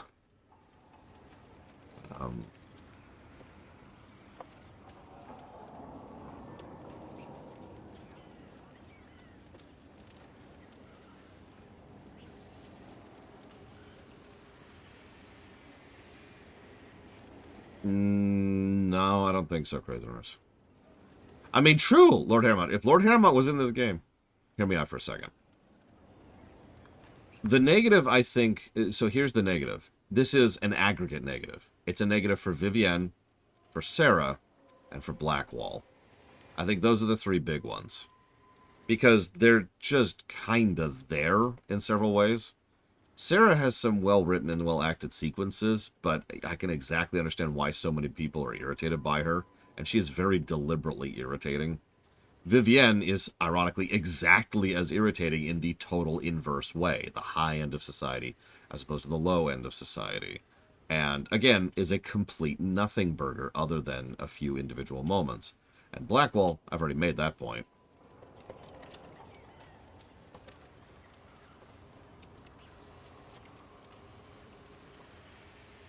So this is an aggregate negative for 3 characters. And I gotta stand by that. Which, brings it there. Okay, let's go talk to people. My favorite thing to do in this game. Where's the game? Where's the game? I've lost the game. There we go. Hey, we're here. No, see, I agree with you. All 3 characters I just mentioned feel unpolished and unfinished. And that's the problem. That's the problem. I mean, the mere fact that banter only triggers in open world zones by itself drags every character down. Okay, so before we move forward, actually, there's one other thing I want to do here really quick. Is this it? Is it these 25? Let me double check. 1, 2, 3. Nope. 24 of the negatives we have given to gameplay. 24! Which is more negatives than some games get ever. Are Frostbite engine negatives. And those are the only ones we're sure about.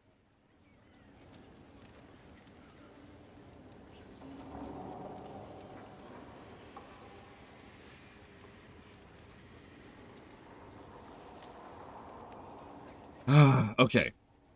Oh, right, I can't talk to Solus. He's not here. Yeah, no, there's probably several other negatives that I'm just not sure of that I'm not going to jot down that are because of the freaking Frostbite engine. Oh, yeah. Romance. Ah, right, we need to talk about romance. God damn, I'm never going to get back to this game. All right, hang on. Let's get another song going. Let's do a classic. No points if you recognize what this music is from. All right, so hang on. Did I really give no positives to Dragon Age Origins for romance? I know I didn't in 2. I remember that because I deliberately didn't in 2 because I wasn't really overly fond of 2's romances. They were there, but they were whatever. Yep, this is Dark Souls music. Actually, I might have given like a romance positive for 2. I'm actually double checking right now. Yep, I gave 1 plus to romance in 2. That's what I thought. 1 aggregate, essentially. So, let's check Origins now, because that's correct. That's exactly how 2 should be.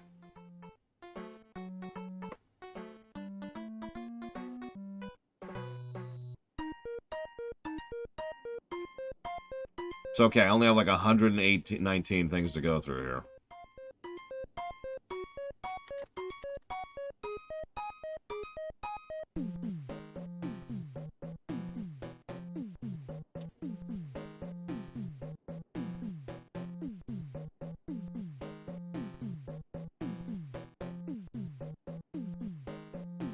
It's okay, I read quickly.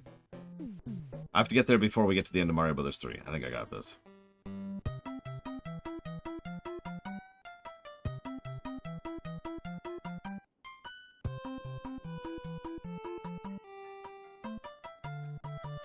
Personally, I would eject Solus. No, sorry, I would not. I would actually eject Blackwall and Vivienne and Sarah. I would just eject all 3 characters like that. I honestly don't think the 3 of them... Speaking as a manager, I think the extra time and effort in modeling and designing and voice acting and writing for them, when they're not going to be fully fleshed out, is worth the time and effort. Just eject them completely from the party.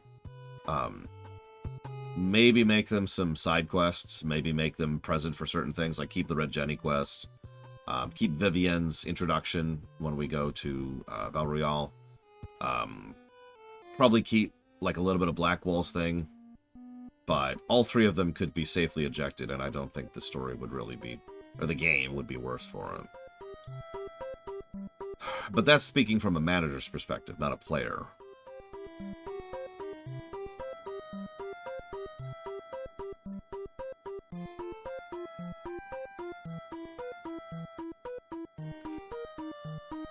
Fascinating. Did I put it into the negatives on accident? I've done that before.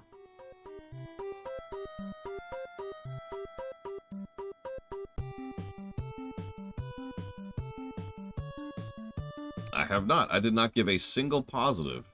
Hang on, let me double check the gameplay. Because I might have put it in... I've done that before, too.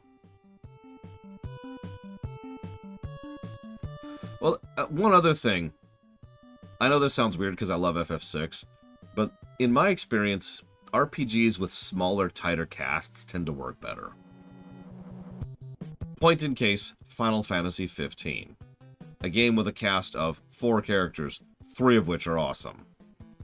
And those 3 characters carry that game on their backs. Like, I honestly think the only reason that game is even worth playing is because of those 3 characters, and because of how much time and effort was put into the 3 of them. And yeah, 3 out of 4 is not bad, really.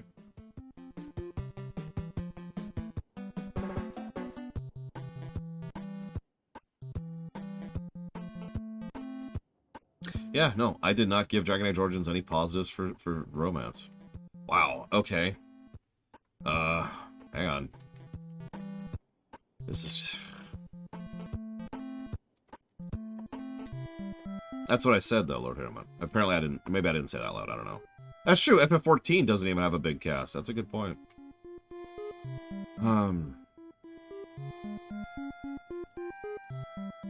You know, I thought I did too, Valvedrix, which is why I had to just triple check myself just now. Because Morrigan gets a plus to romance. In fact, she gets 2. Alistair gets 2. Liliana gets 1. Like, we even had a discussion about this on camera. Fair enough, Raven King. Zevran gets 2, because Zevran is a great romance choice. And I think those are the 4 of them. Like, I think that's it. Pretty sure. Yeah, so 2, 2, 1, and 2 is how that's going to line up. Like, we already talked about this. I don't know why it's not in the document. Is it in the spreadsheet? Like, did they get deleted somewhere along the line because of a glitch or a screw-up? Won't be the first time. I'm human, after all. Don't put the blame on me.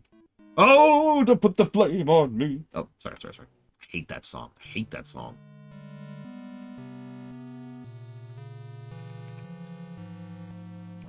Nope, it's not there. Wow. Okay, whatever. This is easy, because I already know exactly what the positives are. So I'll just add the really quick alike.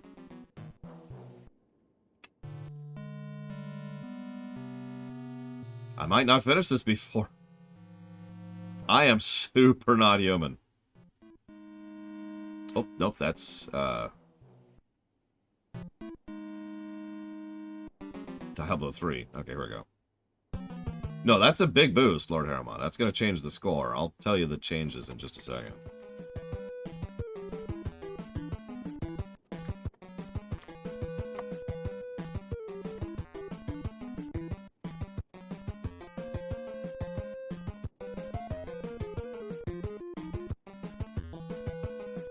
Because I stand by this. I'm pretty sure, by memory, Dragon Age Origins has the best romance options of any BioWare game.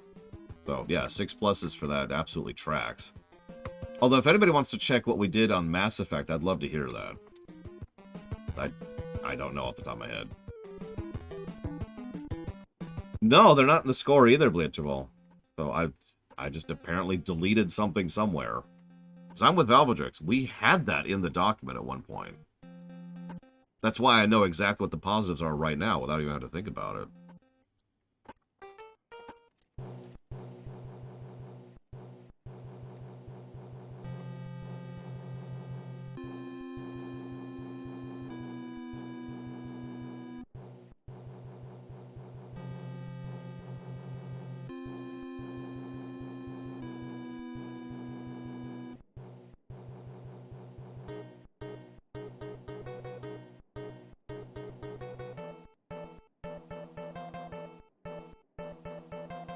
Actually, hang on a second.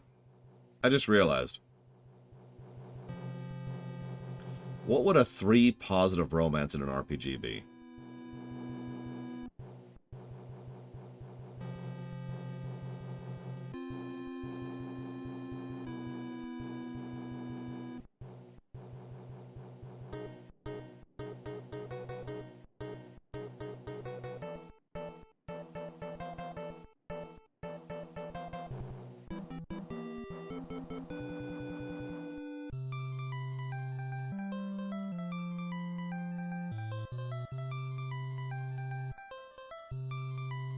Lizelle.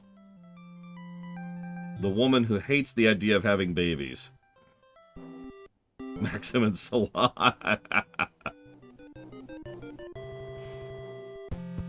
Let's say what we do, Valvatrix. Because I agree. I agree. And let me track my thoughts on the matter here. Let me really look into that.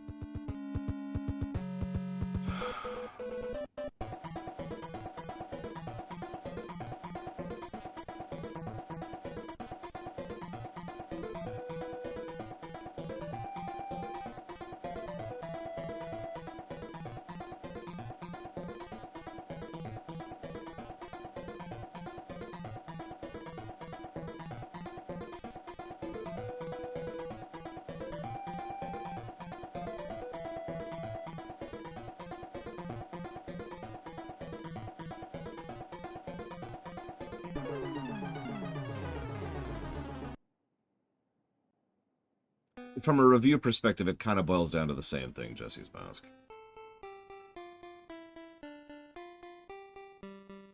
Because we're talking narrative right now.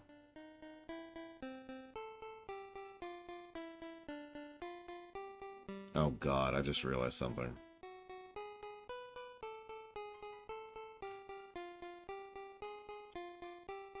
I think I would give Locke and Celeste a triple positive. I do. I know, I'm biased, blah, blah, blah. Whatever. I have re-examined their entire arc in my head multiple times. I think that is actually a triple positive romance.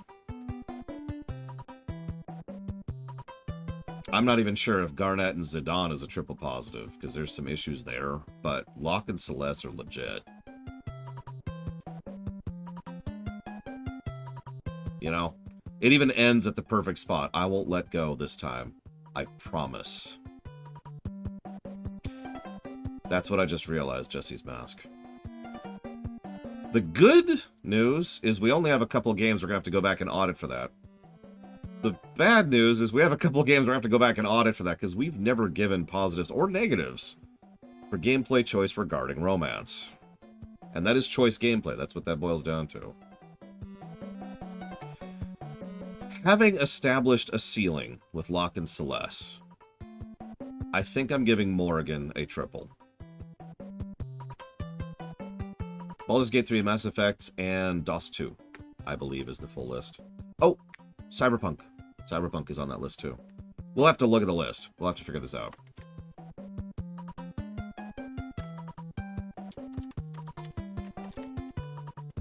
I don't think Alistair quite deserves the triple.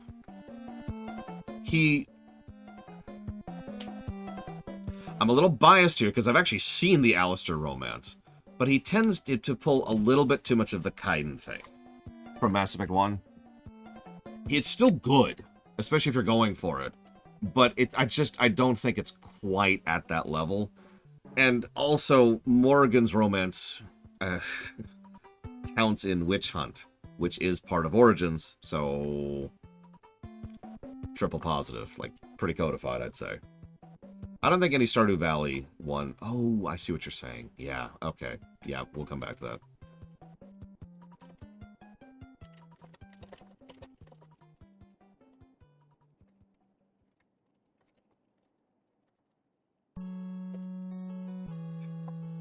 The game really the program really wants me to have a Mega Man 3 music playing.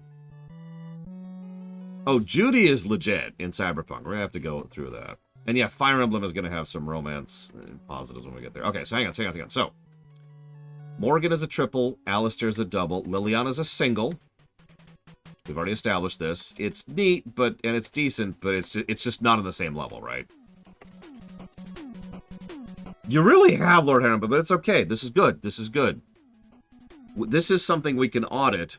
We don't have to go back and replay the Mass Effects and Cyberpunk and Baldur's Gate 3 and Dragon Age. It's okay. This is something we can audit. We got this.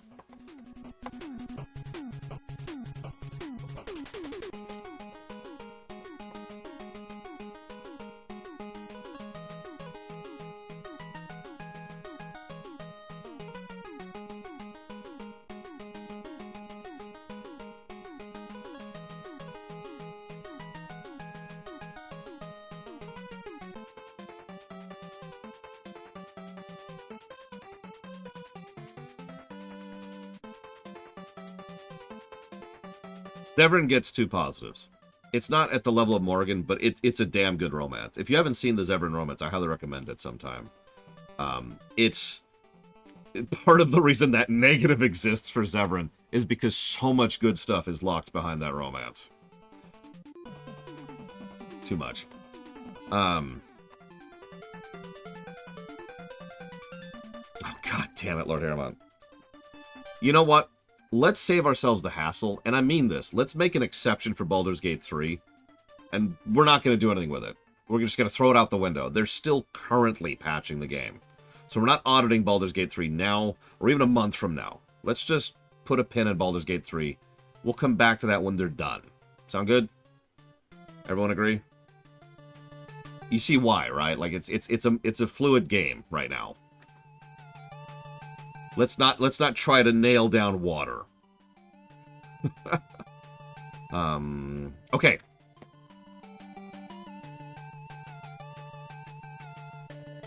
First question. Do we give choice gameplay positives at all, as a concept, to a game for having romance options? Like, is this something that should be available, period?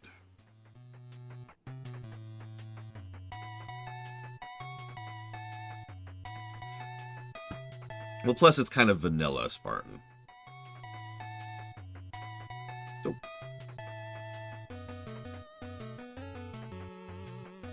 As usual, I would like some reasoning here, too, if you don't mind.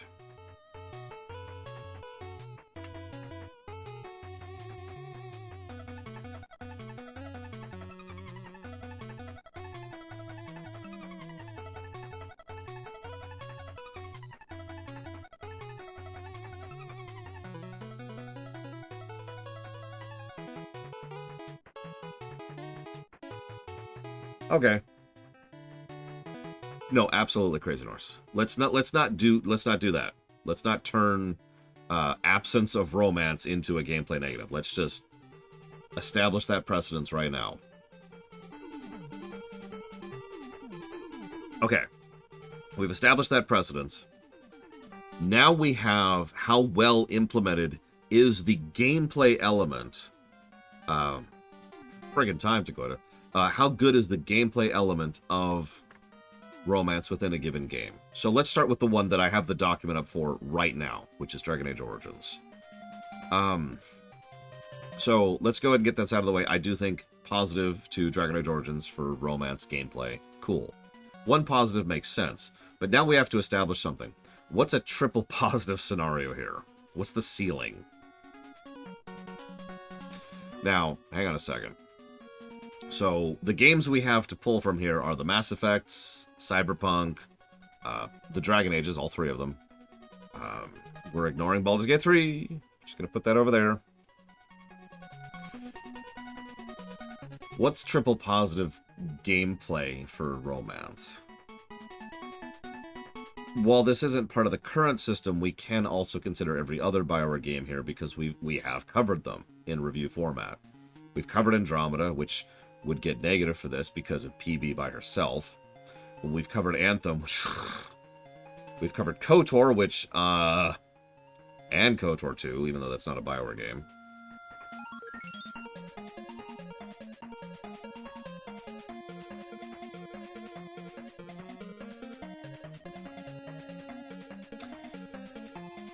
So here's what I'm feeling. Here's what's going through my head here. I feel like Mass Effect 1 and Dragon Age Origins both deserve a negative to gameplay for romance choices. For the same reason. It's because in both cases, the game can just kind of be like, you're in a romance. Just, that's a thing it can decide. And it's kind of the antithesis of choice gameplay, which is what this is, which is categorized under. We could also argue for Dragon Age 2 being a negative for that. Probably 2, actually.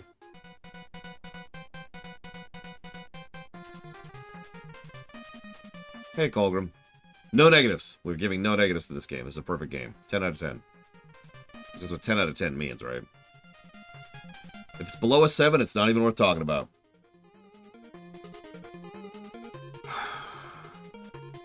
Can we think of an example of that, Shadow Machine?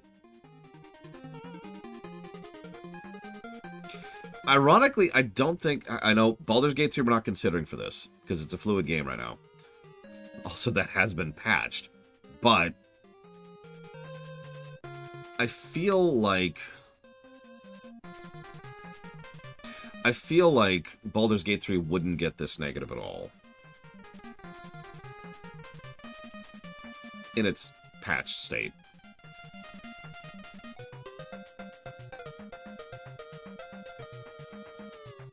Sorry, Blade Chaval. Here, hang on. Oh yeah, Persona 5. I already gave the opinion that the romances in Persona 5 were a bit threadbare. So I'm not sure if I agree with that on that axis.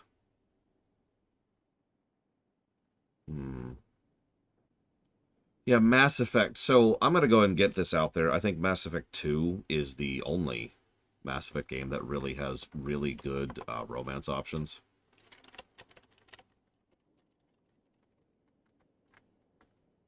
Give me a second, though.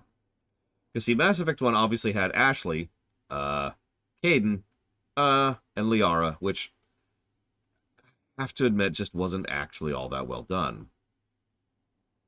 But then Mass Effect 2 has Miranda, Tali, Jack, Jacob, Garrus, and Thane, all of which are well done.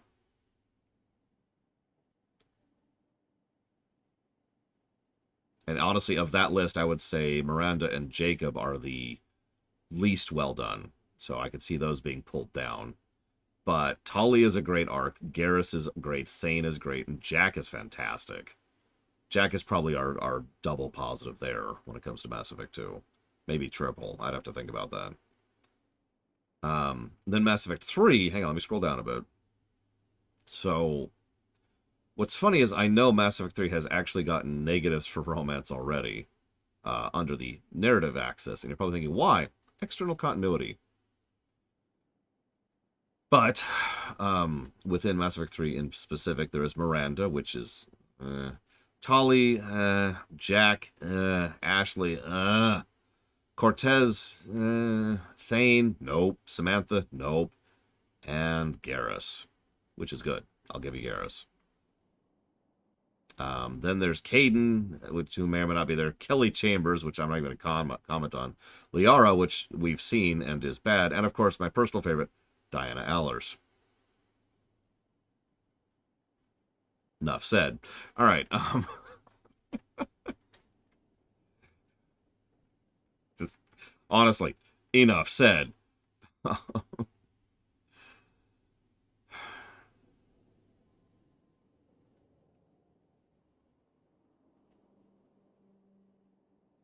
Hang on. Mega Man 3. Here you go.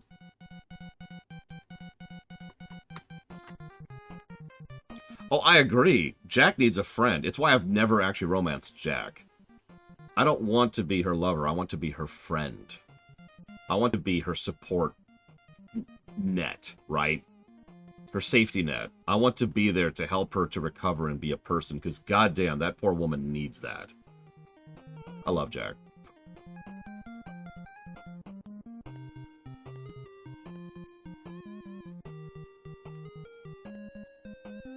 That's an interesting question, Savakam.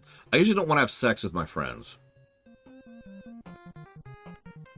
I'm sorry, that's the meme answer. I mean, it's true, but it is kind of a meme answer. For me, this feels like a polemic question. For me, friendship, romance, and sexual attraction are the three things there. 3 parts of the category of being with someone.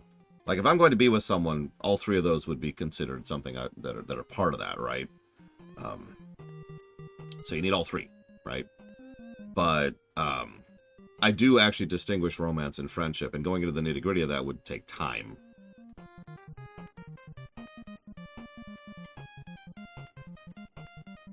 So, Jack, I love her to death. I care about her greatly. She needs more than just someone to do that, in my opinion. Yeah, let's just put on, like, yeah, let's just do this. There we go. Okay.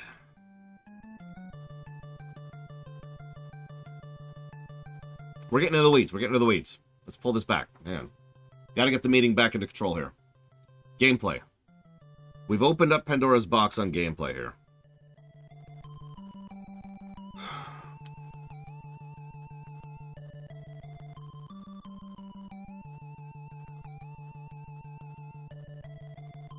I feel like... I even asked you to hold on to it, Colgrim. I apologize. Friends with benefits. I mean, that actually makes sense. If you're thinking about it, that means you are a friend and you're sexually attracted to them, but you do not have a romantic interest in them. This is actually a pretty mutable system, too. You can be romantically attached to someone and have sex with them, or have sexual attraction to them, but not actually be their friend. Actually, that probably describes a decent amount of relationships. And then, of course, you could just be sex, just be romance, or just be friends. Or friends and romance, or... you get it. Every one of these combos works.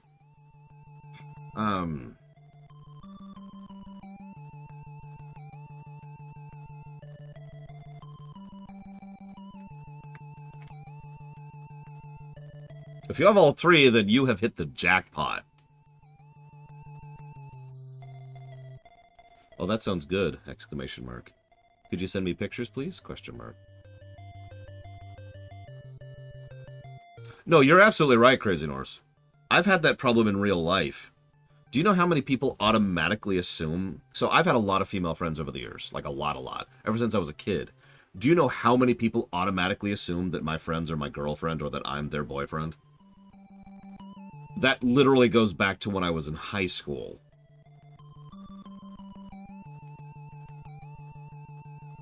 So, yeah, no, it's a thing.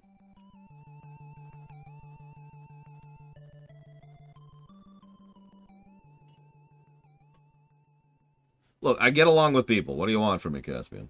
I'm also out of this thing of water. Gotta stay hydrated. I'm thinking about your point, Lord Harriman. Give me a second.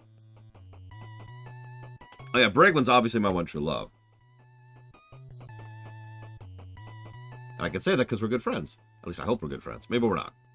Someday I'm going to win the lottery. I'm going to be like, all right, you're moving out of the place you live in. That's just happening. We're making that happen. Done. No question. No questions. This is happening. Also, I found you a good hospital. We're going down the list, okay? All of it. Anyways,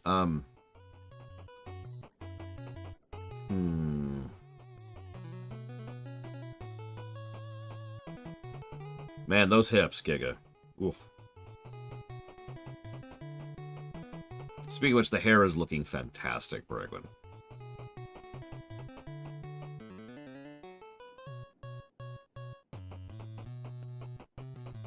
I don't know, Colgrim, what was your negative about?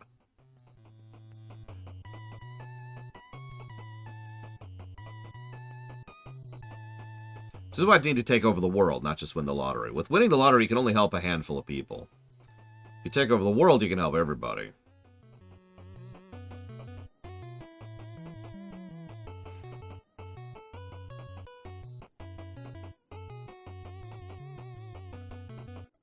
Actually, I have gotten that, Valvatrix, although not as often because most people don't automatically assume a relationship if they're both guys, for reasons I don't feel the need to elaborate on. Gary and I used to get that all the time, too, because he and I used to hang out all the time.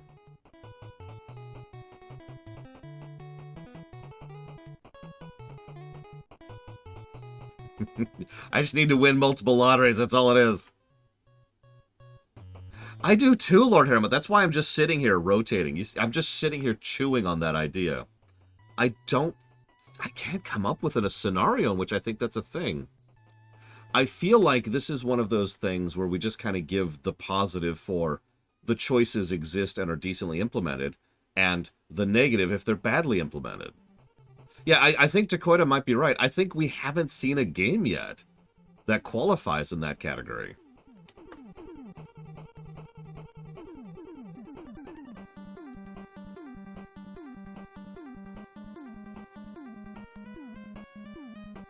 In gameplay, Shadow Machine? That could be. Both Caspian and Jesse's Mask, that could be. That's not a bad point. Context, please. Romance! Any questions? I admittedly have not played that many digital dating sims or visual novels. Maybe a proper choose-your-own-adventure? Which, I mean, we're drifting further and further away from gameplay at that point, but it is. It is gameplay.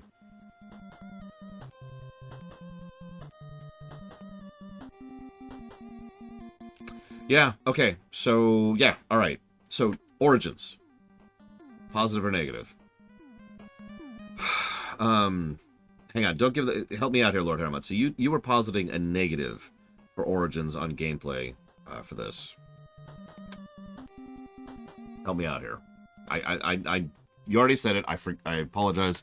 It's kind of scrolled off the screen. I need to have a Snickers. It's okay. I got a Snickers right here.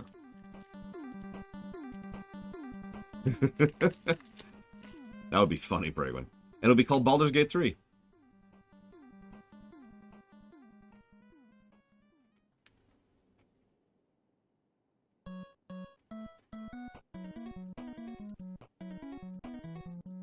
Just saying.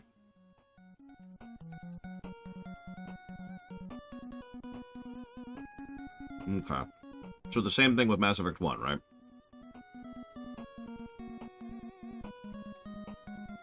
We have to...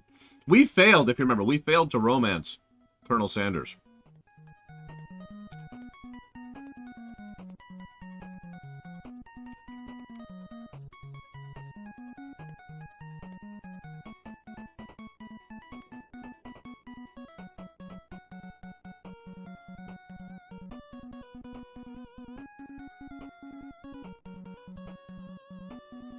No, remember, we didn't get his trust, Savacum.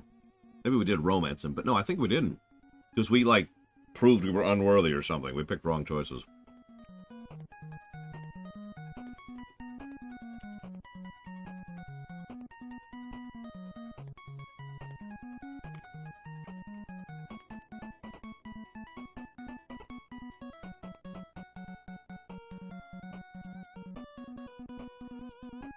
So we're thinking 2 for Mass Effect 1, Lord Harriman?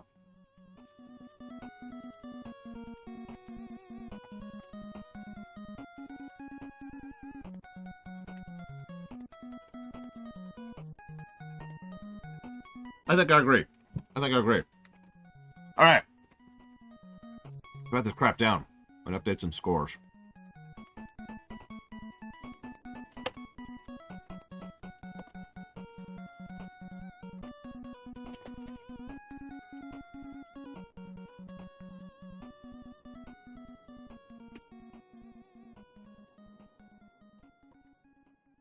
Sleep with me! Oh, sorry. I think that's bad. You should even see me play a paladin. Which is pretty much what I am in real life at this point.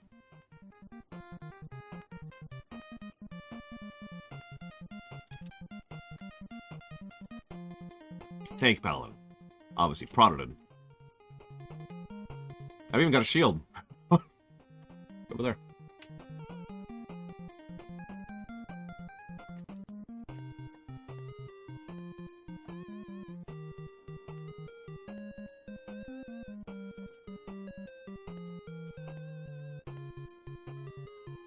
Okay.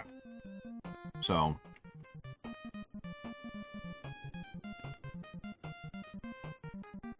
me a second.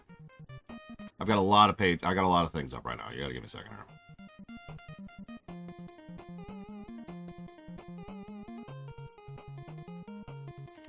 I have two. I have two Lord Harriman. And I was thinking about it. Another thing that's kind of related is the fact that you can't back out of it. Like, all you can do is Alt F4 or load a previous save, assuming you have one. Right? Or you could break their hearts. Actually, I'm not sure if Dragon Age Origins lets you do that, but you get my point. That's all terrible.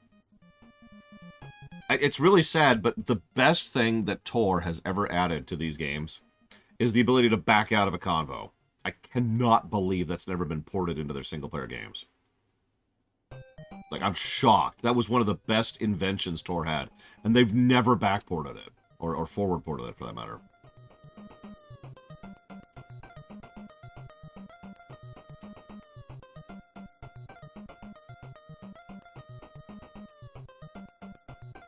Okay.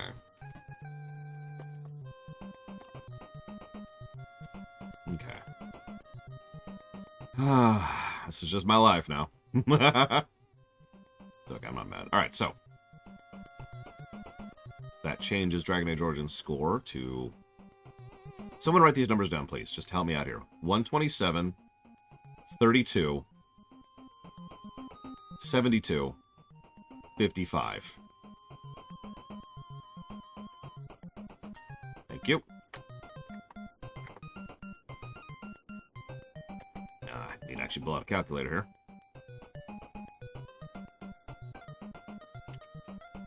So right now, Dragon Age Origins has a 210.9 golden number. How much do you think it's going to change?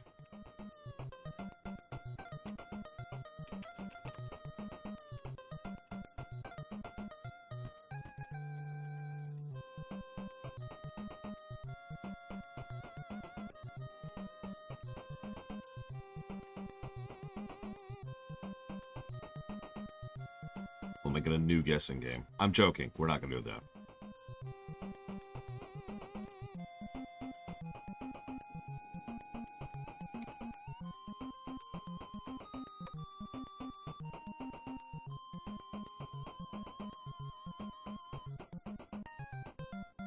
Ooh. Listen, Colgrim. It's okay. Okay, Dragon Age Origins boosts up to 217.27.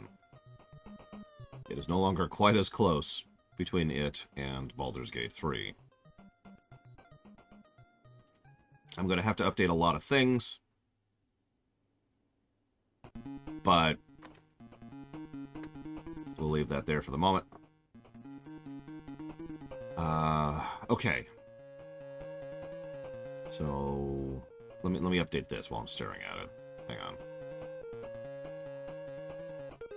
Not yet, Anguished One. We're getting there. We're getting there.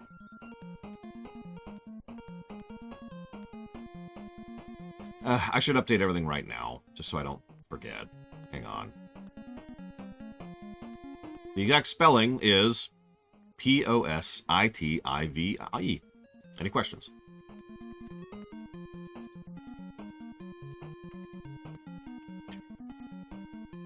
Alright. Alright.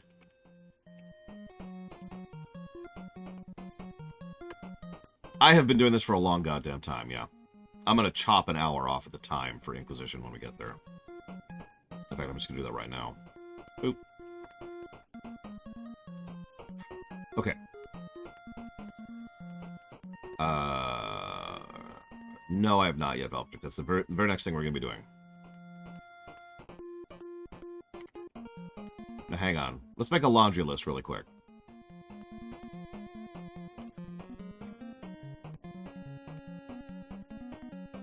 Yes, Crazy North. Someone do me a favor and jot these names down, please. The Outer Worlds. Cyberpunk. DOS 2.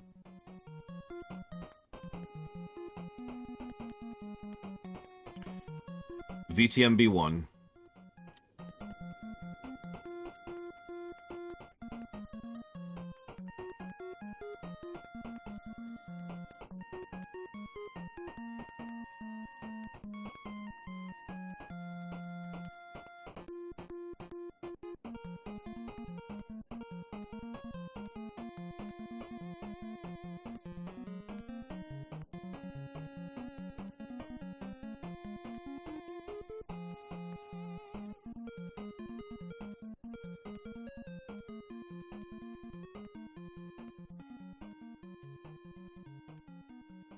Wasteland 3?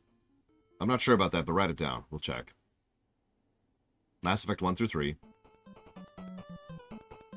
Fallout 1, Fallout 2.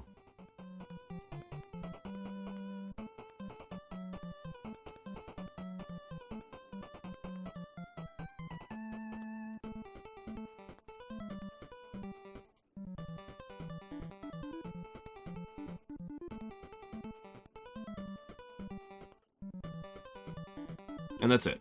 Okay. Major Tom. Okay. So these are the ones we need to re-examine right now, really quick. Let's do some quick Googling. Is there romance in Outer Worlds? I don't remember. There is not. Okay, done. All right, we're cool there. Moving on. We know there's romance in Cyberpunk. Is there romance in Divinity Original Sin 2? I mean, I know there's sex, and it's hilarious, but I don't think there's romance in the gameplay concept that we're talking about here. Which is why I'm double-checking myself here. Like, you can sleep with Fane, like, right at the beginning of the game, and it is hilarious. We actually have not, Lord Harriman.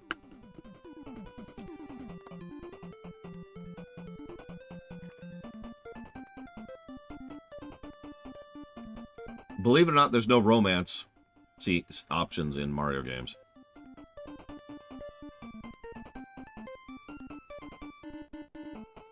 As I say, Dragon Commander actually did have romance as a primary gameplay mechanic.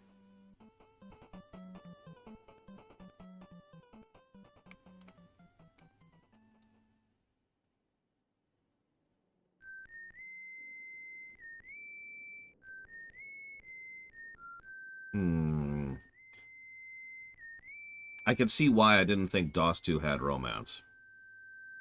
Because, yeah, it's just... No, Lord Harriman. Because it's just kind of... not, you know? Like, it's so not there, it might as well not qualify as a romance option. Honestly. Because now that I'm looking at it, I'm looking at the full list of people you can romance in DOS 2. At best, I would feel maybe a positive.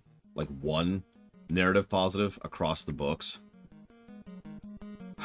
I forgot about Tor, yeah. It wasn't in the list I was looking at, because the MMOs are in a different list. Let's do Tor last. That's a whole other ball of wax.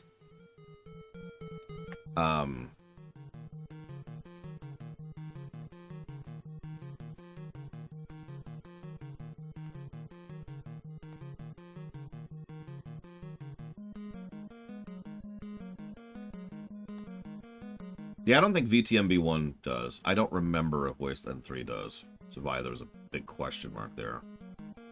And Fallout 1 and 2 were kind of before the romance ante, which was Baldur's Gate 2, I think. With the big 3. Big 4, excuse me. You can all... I mean, I remember in VTMB1 you could have sex with the sisters, and that's all I really remember about that. And there's got, like, so little reason to do that.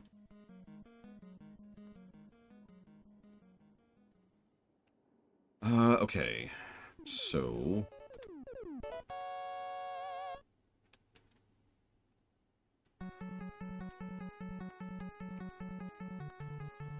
I mean, Knight Enchanter's a good build. No, it's what I've been doing. But Blood Mage would be the other one I would highly recommend. Either way, I strongly recommend, and I mean this, I recommend you pick up this ability. I'm going to show you it. It's under Lightning. And it's this thing right here, Energy Barrage. Didn't I say Necro? What did I say? Anyways.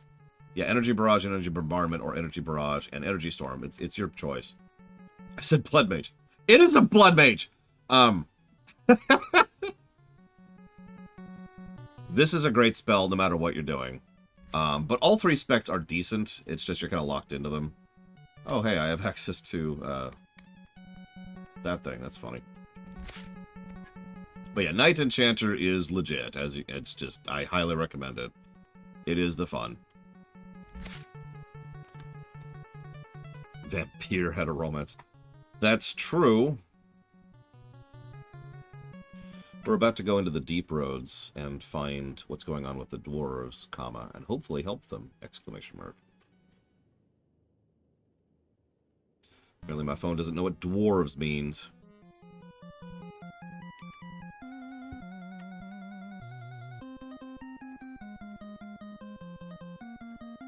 We haven't reviewed the Pathfinder games under the current system. Seriously, Colgrim? Wow. Tolkien. Or Tolkien. Nobody can agree on how to pronounce that. Like, Tolkien experts, because that's a job, do not agree on how to pronounce his name.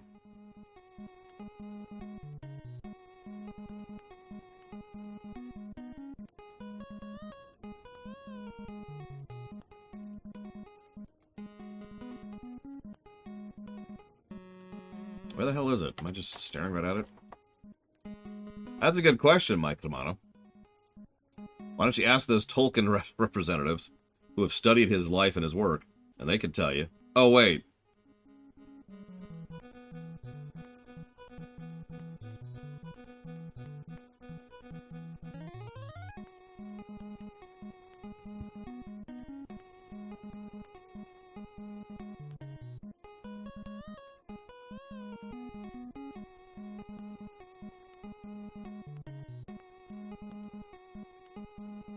Is he even alive, 040?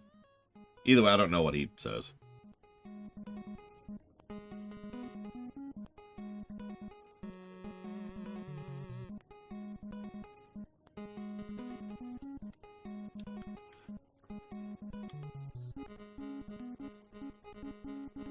Oh, I can't wait to play all of those games, Shadow Machine.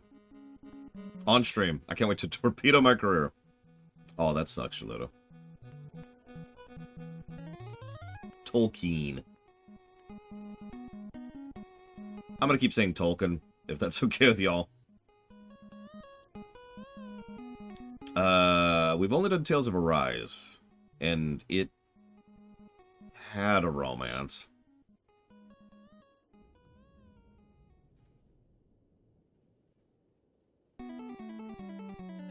Best song in Mega Man 3.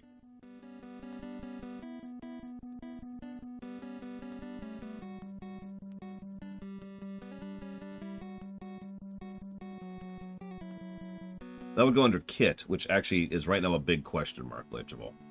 But I have considered it. Thank you for bringing it up.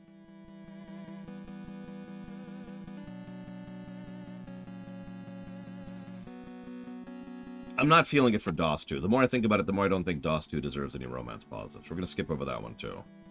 What was the rest of the list? Hey, let me scroll up for a second here. Oh, you put it in the question queue. Perfect. There we go. Okay, so Outer Worlds is a no. DOS 2 is a no, and BTMB is a no.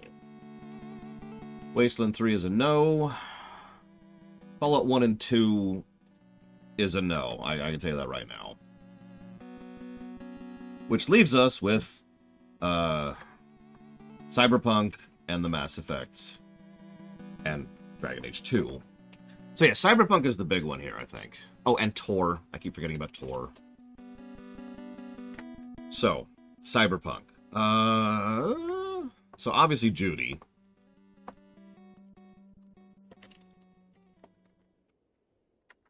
Hang on a sec. So it looks like we can romance Judy, Carrie, Panam, knew that one, or River. Yeah, okay. We can also have sex with several other people. Like 8 other people. But that's not what we're counting here. This is just about those 4. So let's get this out of the way. Judy is obviously well done. Duh. Carrie's okay. River's not okay. I have seen all 4 of these, by the way. I've actually looked this up. That's why I can speak to this. So from a purely narrative perspective,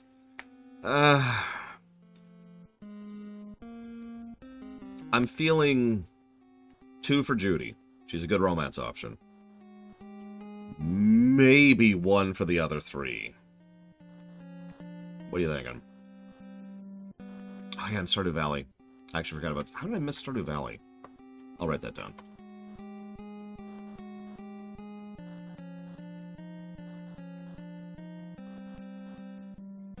Oh yeah, you can have sex with a bear in Baldur's Gate 3, which honestly just sounds really, really painful.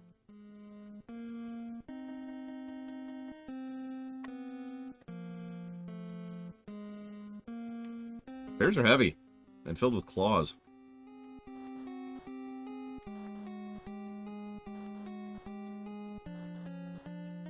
Where's...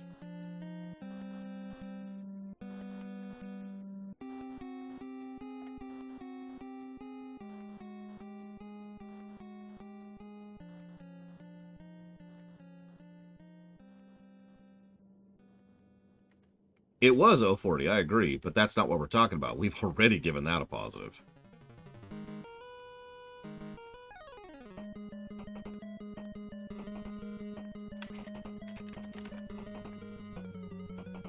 In fact, we may have given the romance a positive. We're going to double check ourselves here.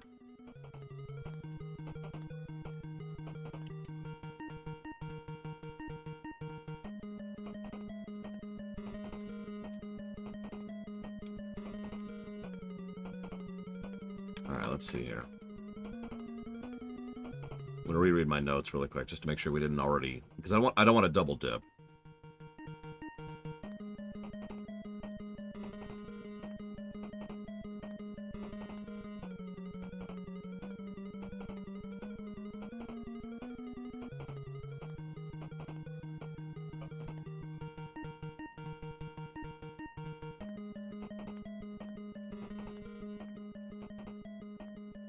And then we would give one gameplay positive to Cyberpunk.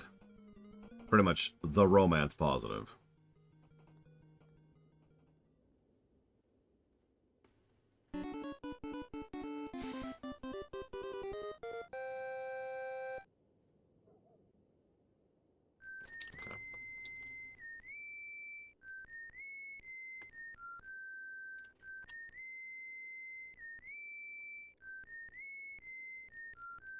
Mount Halcyon. Oh my god.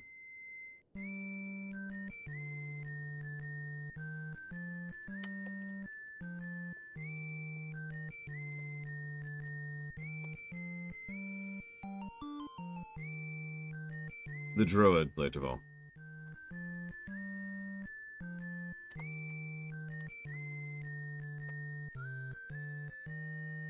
I don't know. I don't know.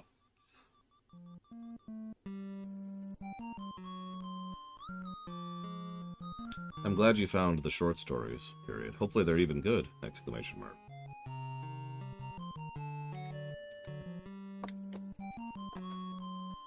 He's still in the temple, just hanging out.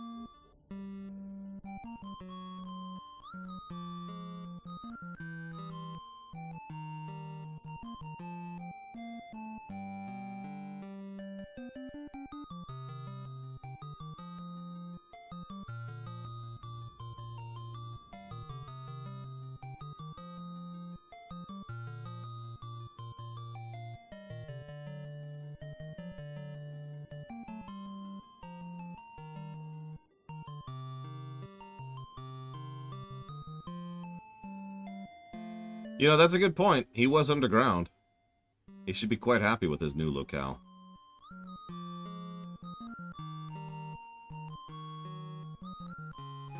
Okay. I need someone to write some numbers down for me again, please.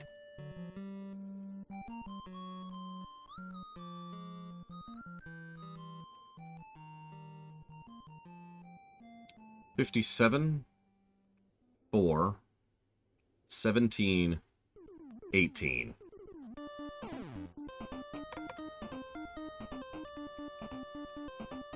We've already been giving positives for that, Colgrim, so my answer to that would be yes.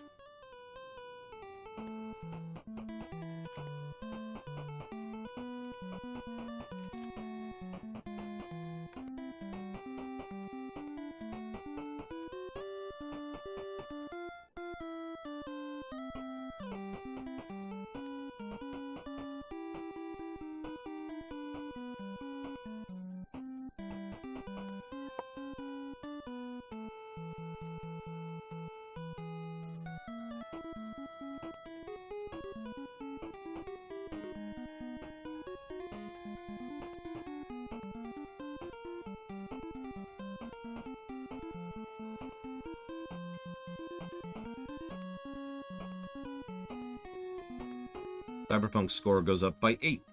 109 now.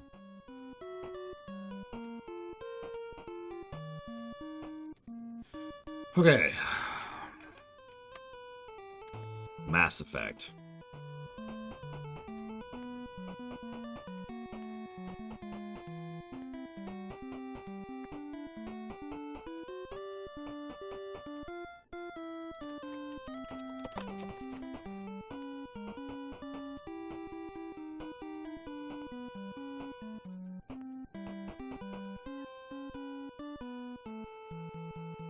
So, let's start with Mass Effect 1.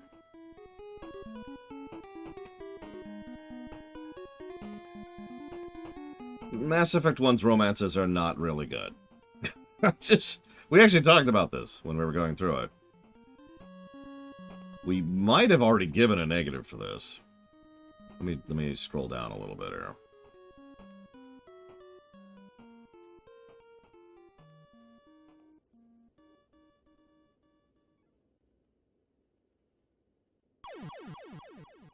No, we're dead.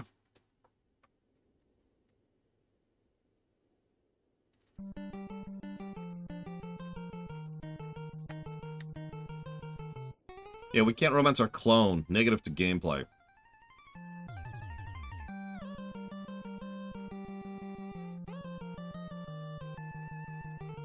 Skyrim for a 12-year-old? Yeah. As long as giant spiders don't bother him.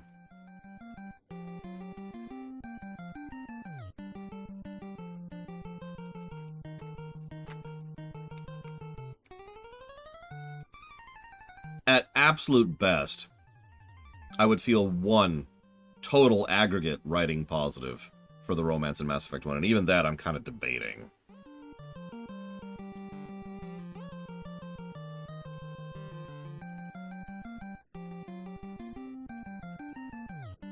And we've already decided we're giving it 2 gameplay negatives.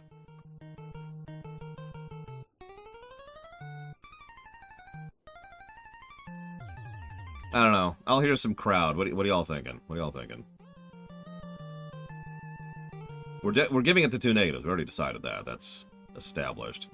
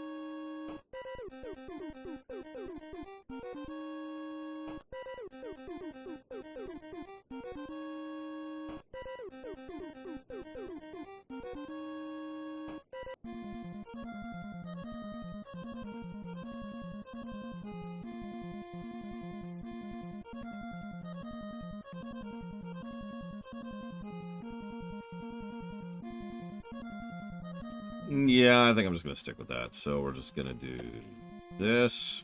It'll be funny, Triaxia. I don't even need to ask you guys some numbers. So let's just go back through Mass Effect really quick here.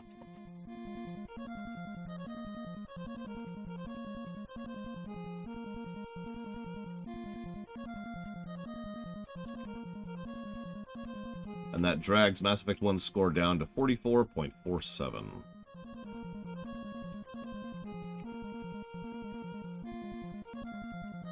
Someone opened Pandora's box, Wandering Doll. So we're actually auditing Mass Effect 1 right now.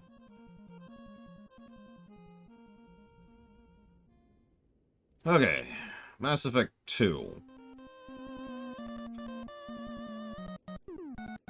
Generic gameplay positive. I'm feeling immediately. Sean's gonna hate this. Because Mass Effect 2 is about to get a boost to its score, and it's already one of my highest rating RPGs ever.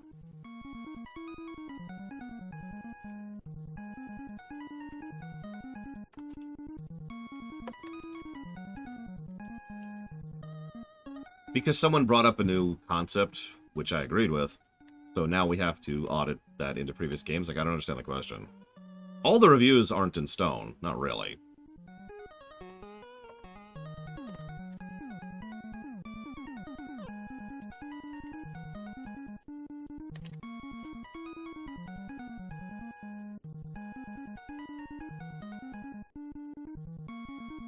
So, Mass Effect 2 romances.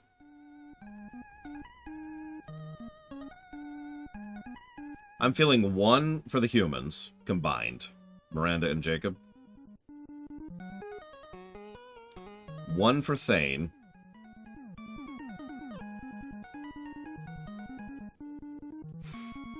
Okay, fine. 1 for Miranda, then. Jack isn't human. Stop disagreeing with me. 1 for Miranda. 1 for Thane.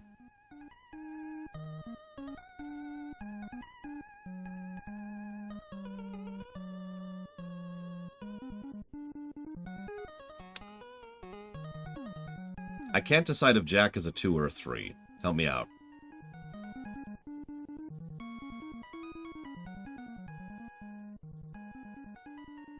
I'm fine with Jack being a 2. Because, yeah.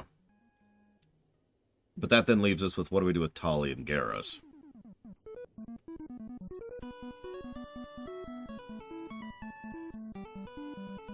Garrus is not a 3. None of these are 3. Jack's the best romance in Mass Effect 2. If she's not a 3, nobody is.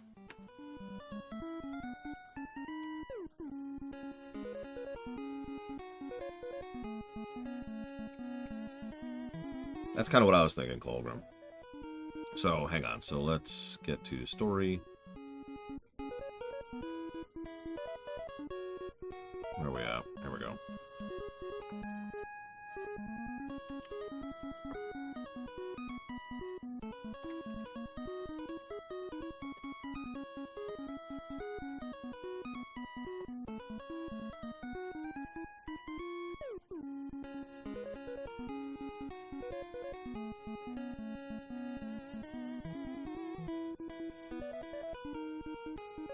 Mordin is awesome.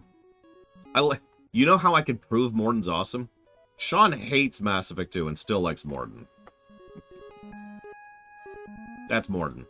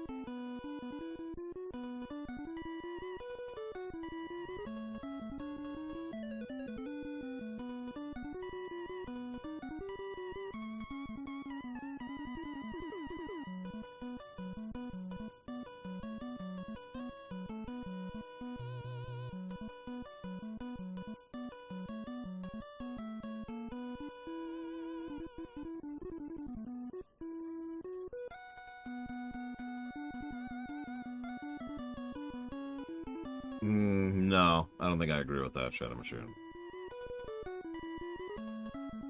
Sorry. We actually have precedence with that over in DOS 2. 149, 23. 149, 23.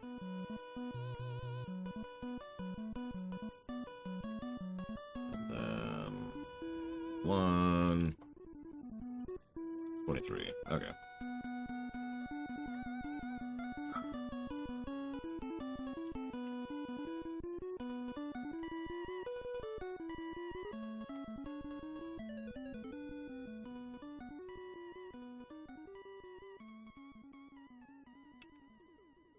Damn it. Yeah, Morinth. Stab! Don't worry, you're totally different, Shepard. You're the player character.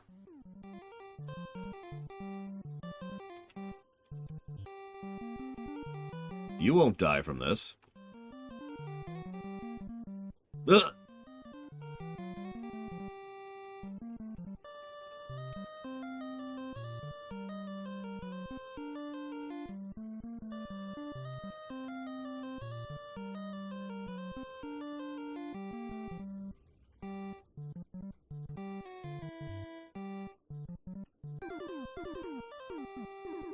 Oh, it's the best, Colgrim. It's almost as good as that weird shoulder walk thing they started doing in Dragon Age 2.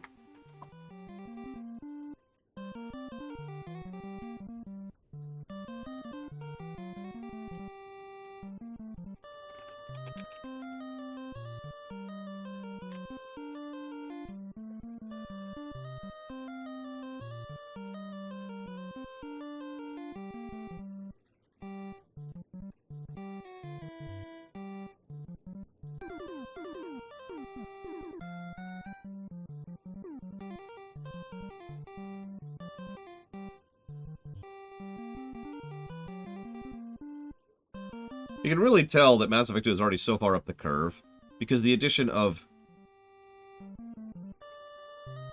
8 additional positives to story only changed the golden number by 1. Of course, it's also pushing the story further away from the gameplay, which is part of the problem there.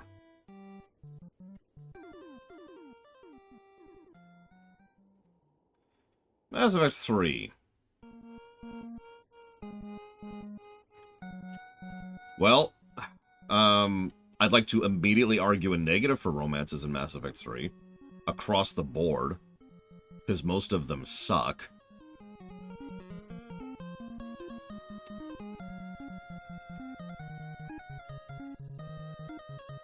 Wait, you would like to argue for no negative, Colgrim? You? I don't know. Check Colgrim's blood. He might be a shape changer.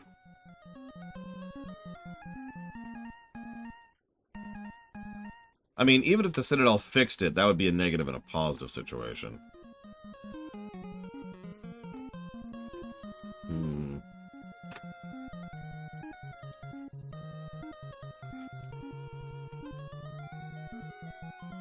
Thank you, Caspian. As always. No, I stand by that, Lord Hermon. Have you seen some of those romances? They're not good. They drag the game down.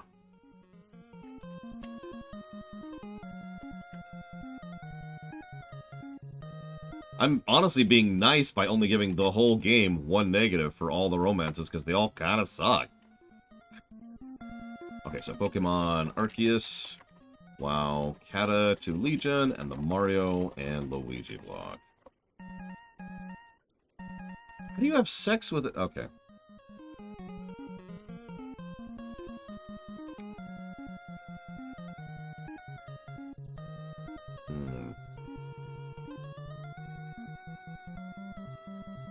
No, that's actually separate, Lord Hermon. We already gave a completely separate negative for the lack of external continuity in romances from 2 to 3. For those of you who don't know what I mean by that, every romance just kind of, in 3, pretends like it didn't happen in 2. So it just kind of doesn't.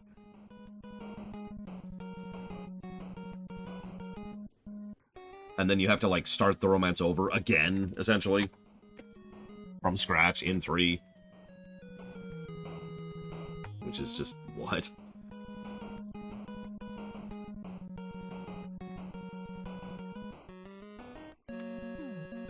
Yeah, or just get mad because Jacob... Jacob's his own negatives, we already did that.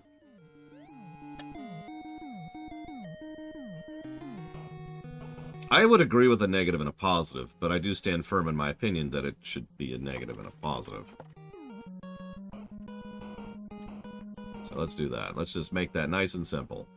That probably won't even really change the score. Like, it will change it slightly.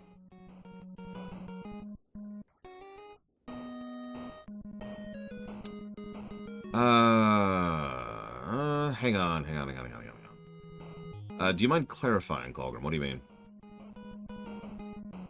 Explain yourself, sir, and/or madam. Yeah, Liara's just like, hi, and I'm like, Liara? You know, my one true love. Soon to be eating lunch, phone hugs, exclamation mark.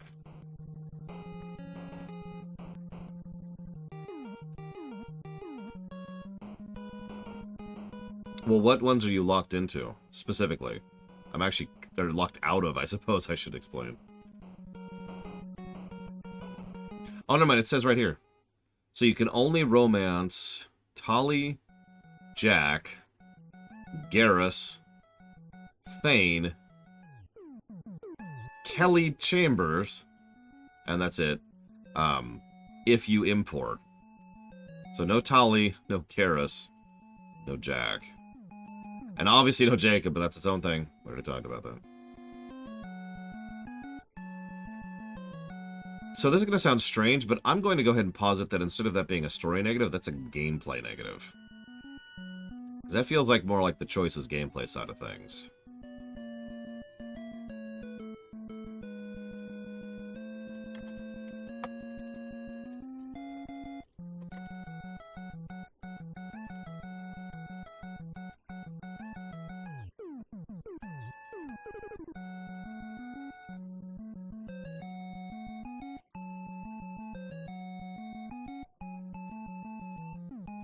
Yeah, I think I'm meant to that.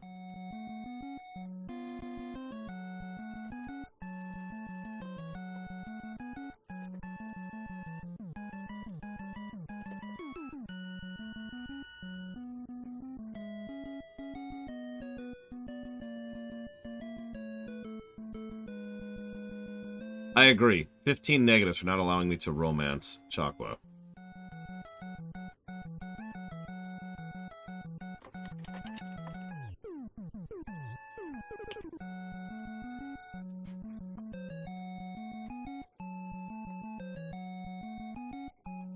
I've actually seen that Shadow Machine, and yeah, it is hilarious.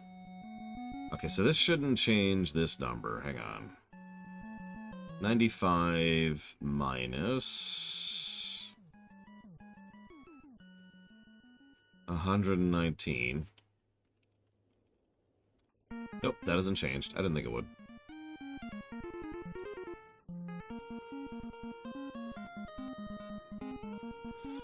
That was right there! 80 minus 39. That does change that. Mass Effect 3 score goes down.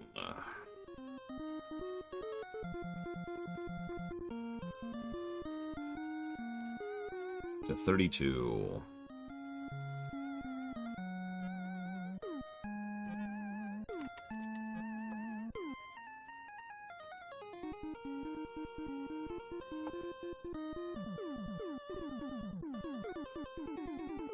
There's romance in Jade Empire, but we don't actually have a current review of Jade Empire. You're right though, they do suck.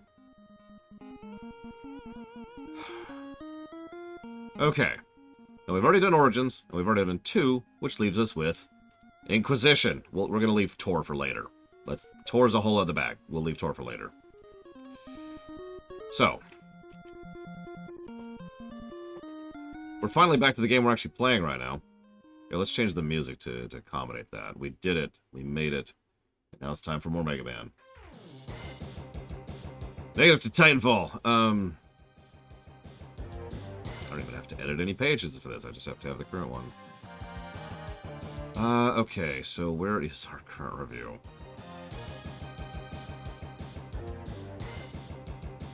Let's get rid of all this nonsense. Get all this crap off my screen.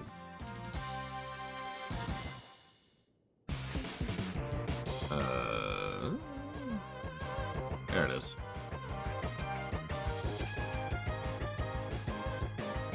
Hang on. The new Dragon Age Origins score is 217.27.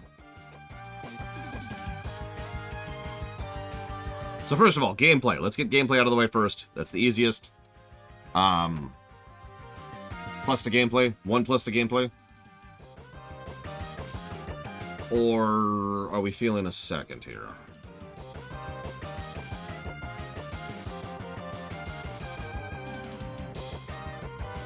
No, I'm still feeling just... I don't know. What do y'all think? What do y'all think?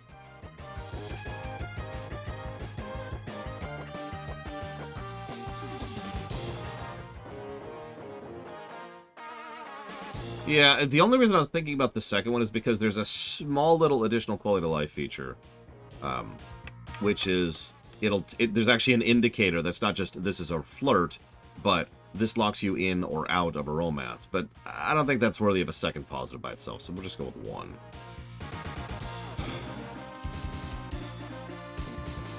Yeah, I feel like that's just 1, so we'll do that. So hang on, let me look at our options here. We've seen Cassandra's, that was adorbs.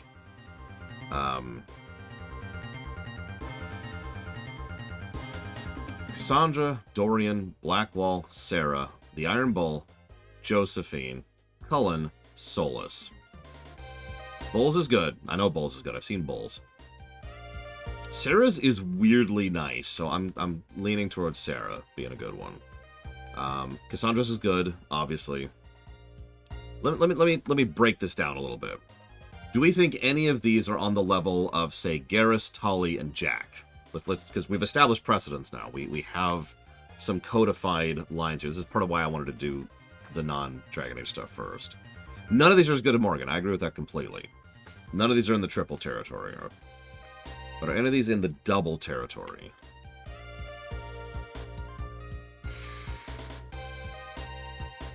Having seen most of these, I would agree that Cassandra's the only one I would even consider maybe, and even that, I don't know that qualifies.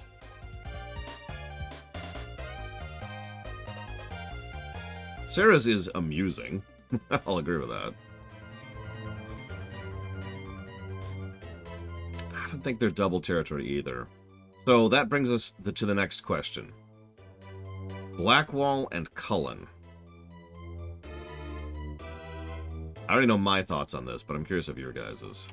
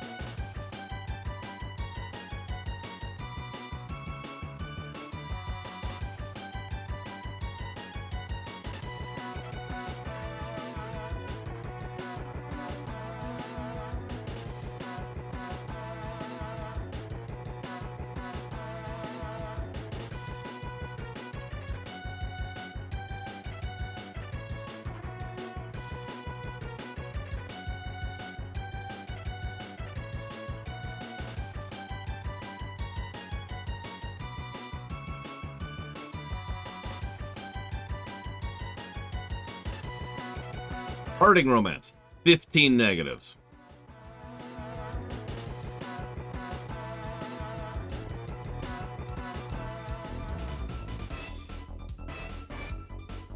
So here's what I'm feeling personally. Here's my thoughts. I can see Cullen being a positive. I can see Blackwall being a negative. Thoughts?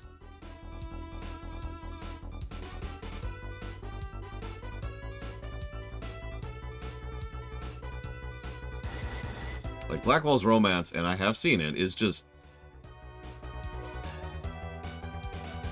It feels very much, and then it's there, to me. Which is a problem I have with several characters in Dragon Age Inquisition, and it's just... In fact, no, I'm sticking by that. Negative to Blackwall.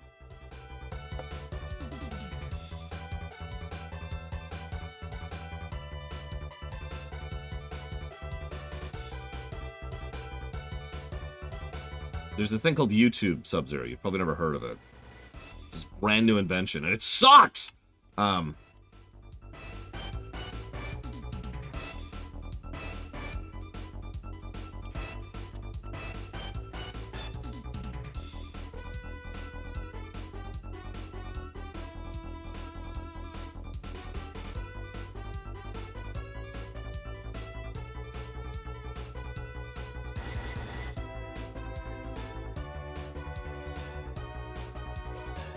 I've actually already given the Sarah positive. I agree with that immediately.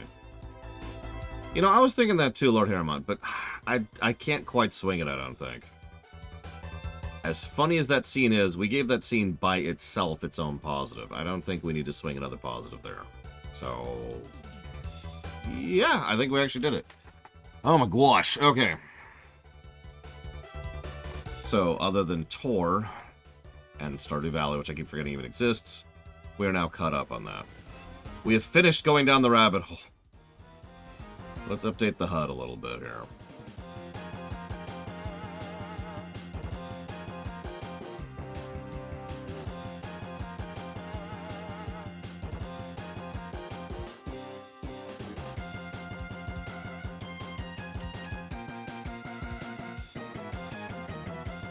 Okay.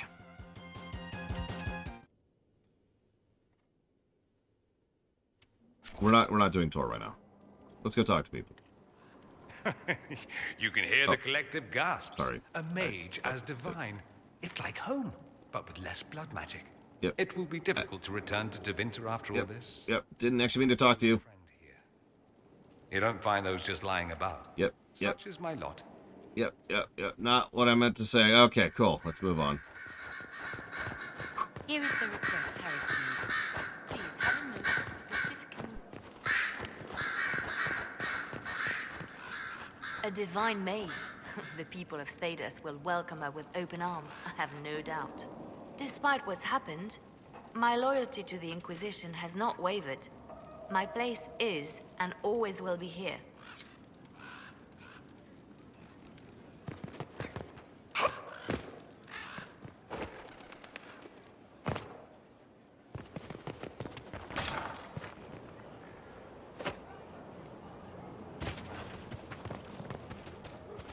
Your worship.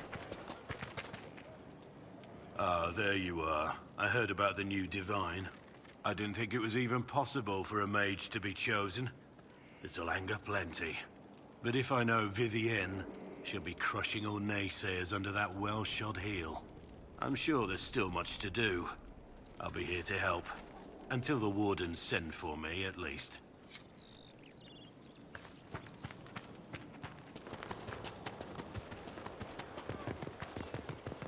How is the running today? I'll think about it, Colgrim. Because I agree, that wouldn't be a negative to other games. That's a little silly. The amount of games we'd have to give a negative for have to use a party is gargantuan, and I don't agree anyways. But a positive for benefiting having a solo. Huh. Yeah, by the way, Vivienne is the maker because this is the worst timeline. A mage is the divine. I would never have thought to see the day. Yeah. At least it is Vivienne. If anyone can handle the forces that will oppose the Sunburst throne, it is her. We live in strange times.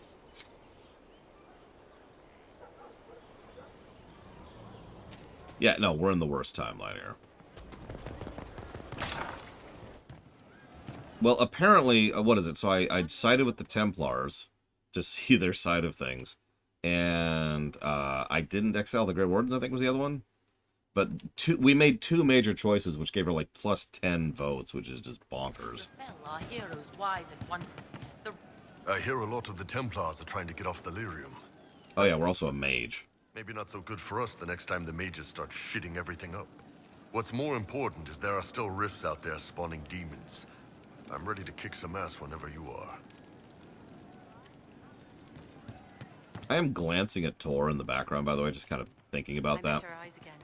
I'm pleased to hear it. Yes, sir. She has softened. I'm not sure how many of these deserve a positive. Hey, Hi. good talk, yeah? Nice and relaxed. I mean, maybe everyone's shaking a bit with Vivian in the big hat. Rightly. I'm staying, though. You find fun often enough. I'm not sure where else I'd be. Like, for example, did you know a romance option in Tor is Felix Ireso? Now, if you just found yourself thinking, who? Then I've made my point. Oh, wow, I literally can't talk to Cole. Okay. Consular is correct, but I stand by my statement. Who?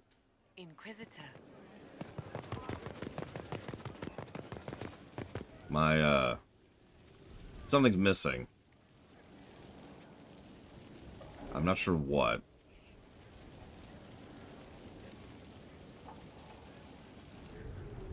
Now, the Risha romance, maybe. Jorgen romance is awful. Jace, that's creepy. Vet's actually pretty sweet, I'll give you that one.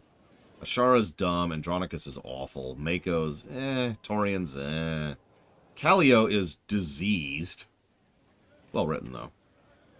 Vector is horrifying, and Reyna is, And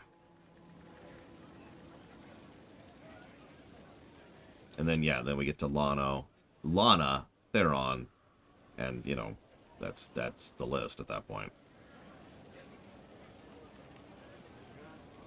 A lot of those are very, possibly negatives.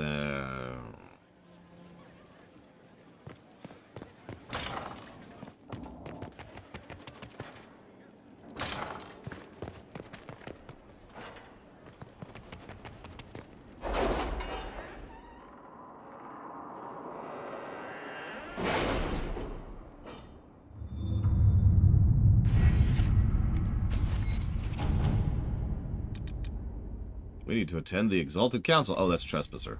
Right. What we want to do is this. Wow. Yeah, Kalio's is going to be a positive, but, like, for all the wrong reasons. That's something. There will be guidance. No doubt Madame Vivienne will deliver edicts when she becomes divine. The people won't accept a mage. We shall see. The Inquisition has received an urgent request for aid from Orzammar. A subterranean earthquake has collapsed one of their lyrium mines and endangered several others. Yes and no, respectively, Lord Aramont. Even worse, the tunnels preventing the Darkspawn from overrunning the Dwarven-occupied deep roads have crumbled, allowing hordes of the enemy to invade. Orzammar is a key provider of the Inquisition's lyrium supply, and as such, its security is a top priority. The earthquake opened a fissure in the Storm Coast Mountains, granting direct access to the surface from the threatened region underground. Constructing a mining lift at the fissure site will permit the Inquisition to transport forces directly to where their fighting is the fiercest. But now we gotta go talk to Vivienne, because I keep forgetting she even exists. Because I'm a mage and I let go of the Warden's Anguished One. And I joined with the Templars. In short, I didn't. Inquisitor.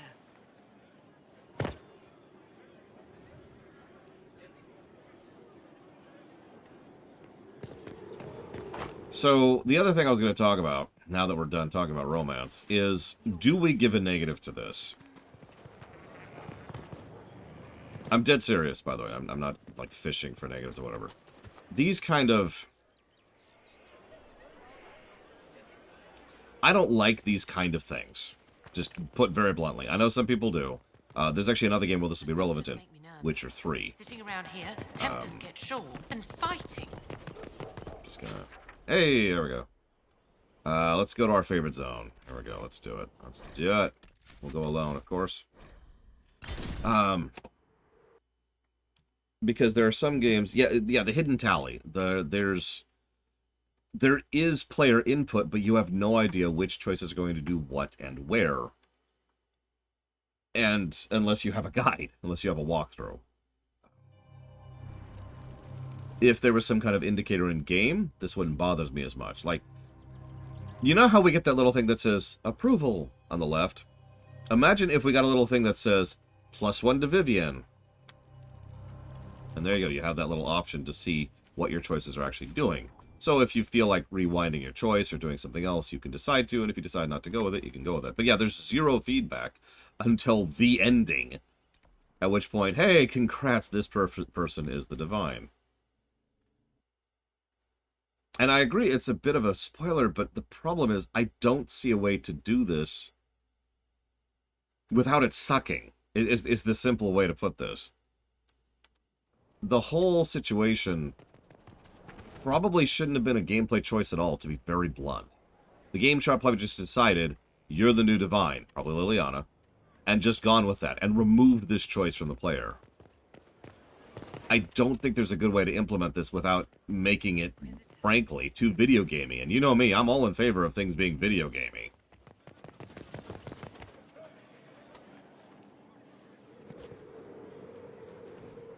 I'm dreadfully busy preparing for my coronation, but I always have time for you, my dear. Enjoying yourself, I gather? Being the divine elect suits you. I suspect that being divine will suit me far better. I shall be glad when the ceremony is done.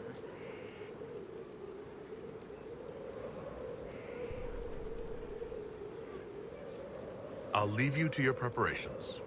Thank you, my dear. We'll speak some other time.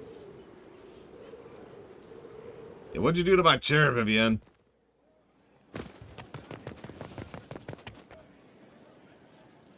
Yeah, I think I am. I'm gonna give it. There's technically like 5 or 6 different things. But I think I'll specifically put it under choices because this is effectively removing choice gameplay from the game.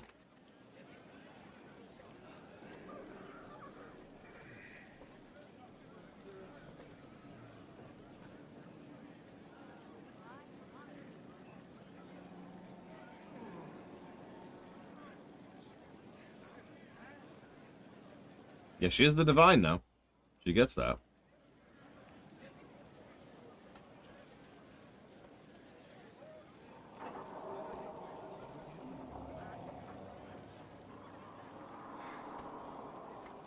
Okay. With all that done, it's time to finally start the descent.